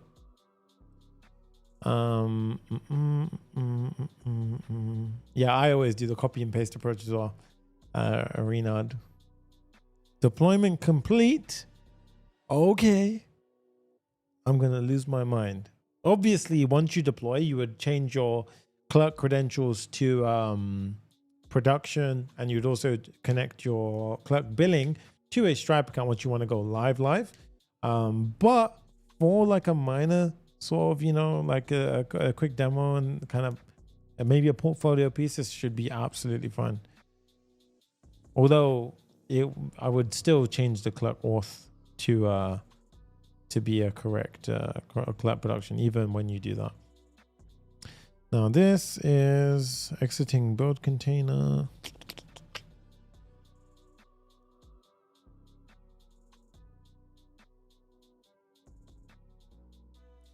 Just a word of FYI, the Papa GitHub repo has all of the content, all of the code for the working complete build that I showed in the beginning, the demo. Everything is in there right now. You guys can literally go and enjoy it. So definitely make use of it. We are hosted in, oh, there you go. Moment of truth. Okay. Okay. So let's log in. Let's go to maybe team at Papa React because I haven't used that one yet on this account, I don't think. Obviously, you would also do the same for the production instance of Convex, to have a Convex instance of the production, like a production instance of your Convex database. Just FYI, good practices. Yeah. Okay, so we have looked into this one. So this one, I am John Doe. We have 3 links. We have the link clicks. Let's go and check it out. And I'm going to send you all to my link. I want you all to click it. So go to, let's just type in Sonny Sangha. Okay. I want everyone to go to this link and click on it. Right. So go to that link and attack it.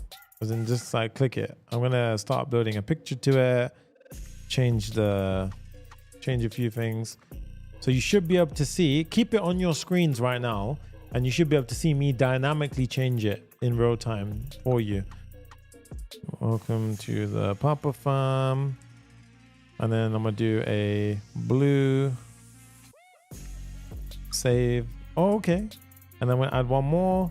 Someone verify in the chat. I'm gonna say this is cool. Be like, welcome to the stream. And then I'm gonna do the link for today's video.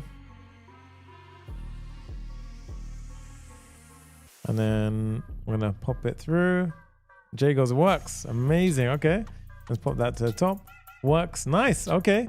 And if you click through the links, let's see. So I think I've flawed the unique visitor logic, but unless not people aren't clicking it, but either way, if I click on welcome to the stream. Oh, so that's an inception right now. Okay. So in that case now, if we go to welcome to the stream, I want to see the click metrics here for this. So we've got 1 click so far for welcome to the stream. Let's do it again. Let's click through. That should be 2. Well, let's do this is cool. And this, yeah, okay. So it's definitely updating.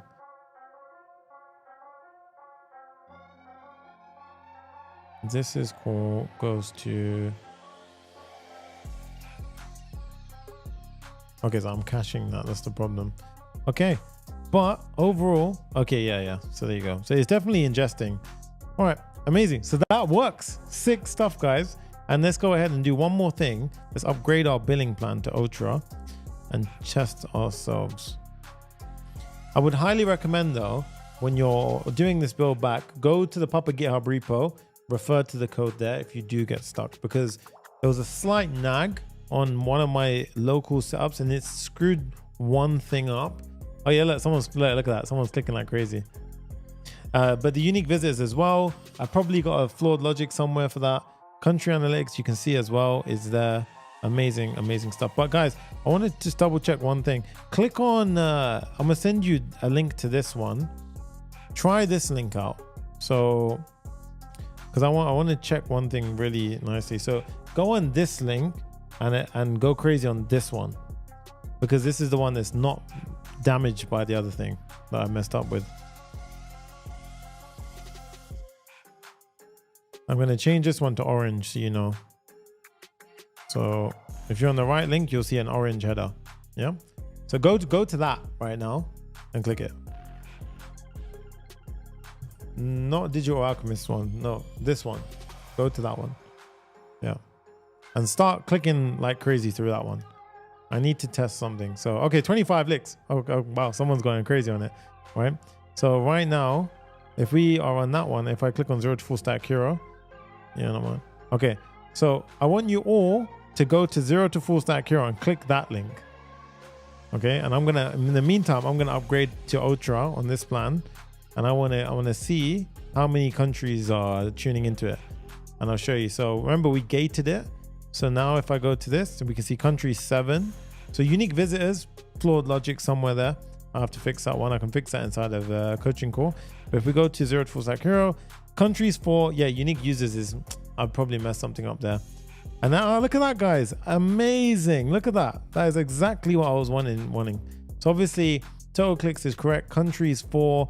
We've got, it's 4. I mean, interesting. So even there, it's probably some weird little snag there. But a little bit of debugging there will get it perfect. But you guys can see for yourself, look, US, India, Dubai, ID, and Egypt as well. Amazing stuff. Click distribution. So you guys can see for yourselves. So I think it's fair to say, yes, little kind of tweaks to be made. But overall, you guys can see the absolute power of it. Okay, I think that deserves a huge smash of the like button, right? You guys learned a ton in today's video. Remember what I said, go through the links in the description. And obviously these kind of moments, like to get all of this in 5 hours, 1, kind of crazy. And 2, there was a lot of technical parts to it, but overall you guys saw the power of Clerk Billing as well as the absolute power of Tinybird. So Tinybird in itself is absolutely crazy powerful. Trust me, We hit a little snag today, but don't be concerned because I was smooth flowing when I did it.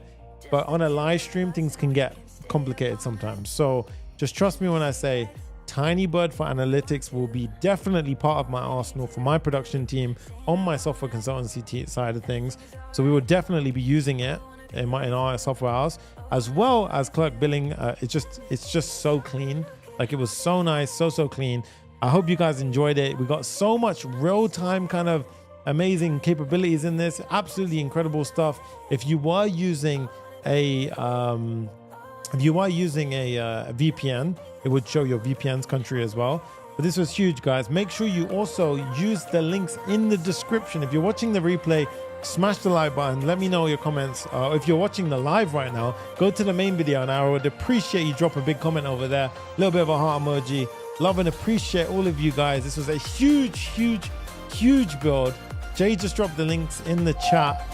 Make sure you go through the Clerk link and the Tinybird link in the description. It allows me to continue to build these things for you guys.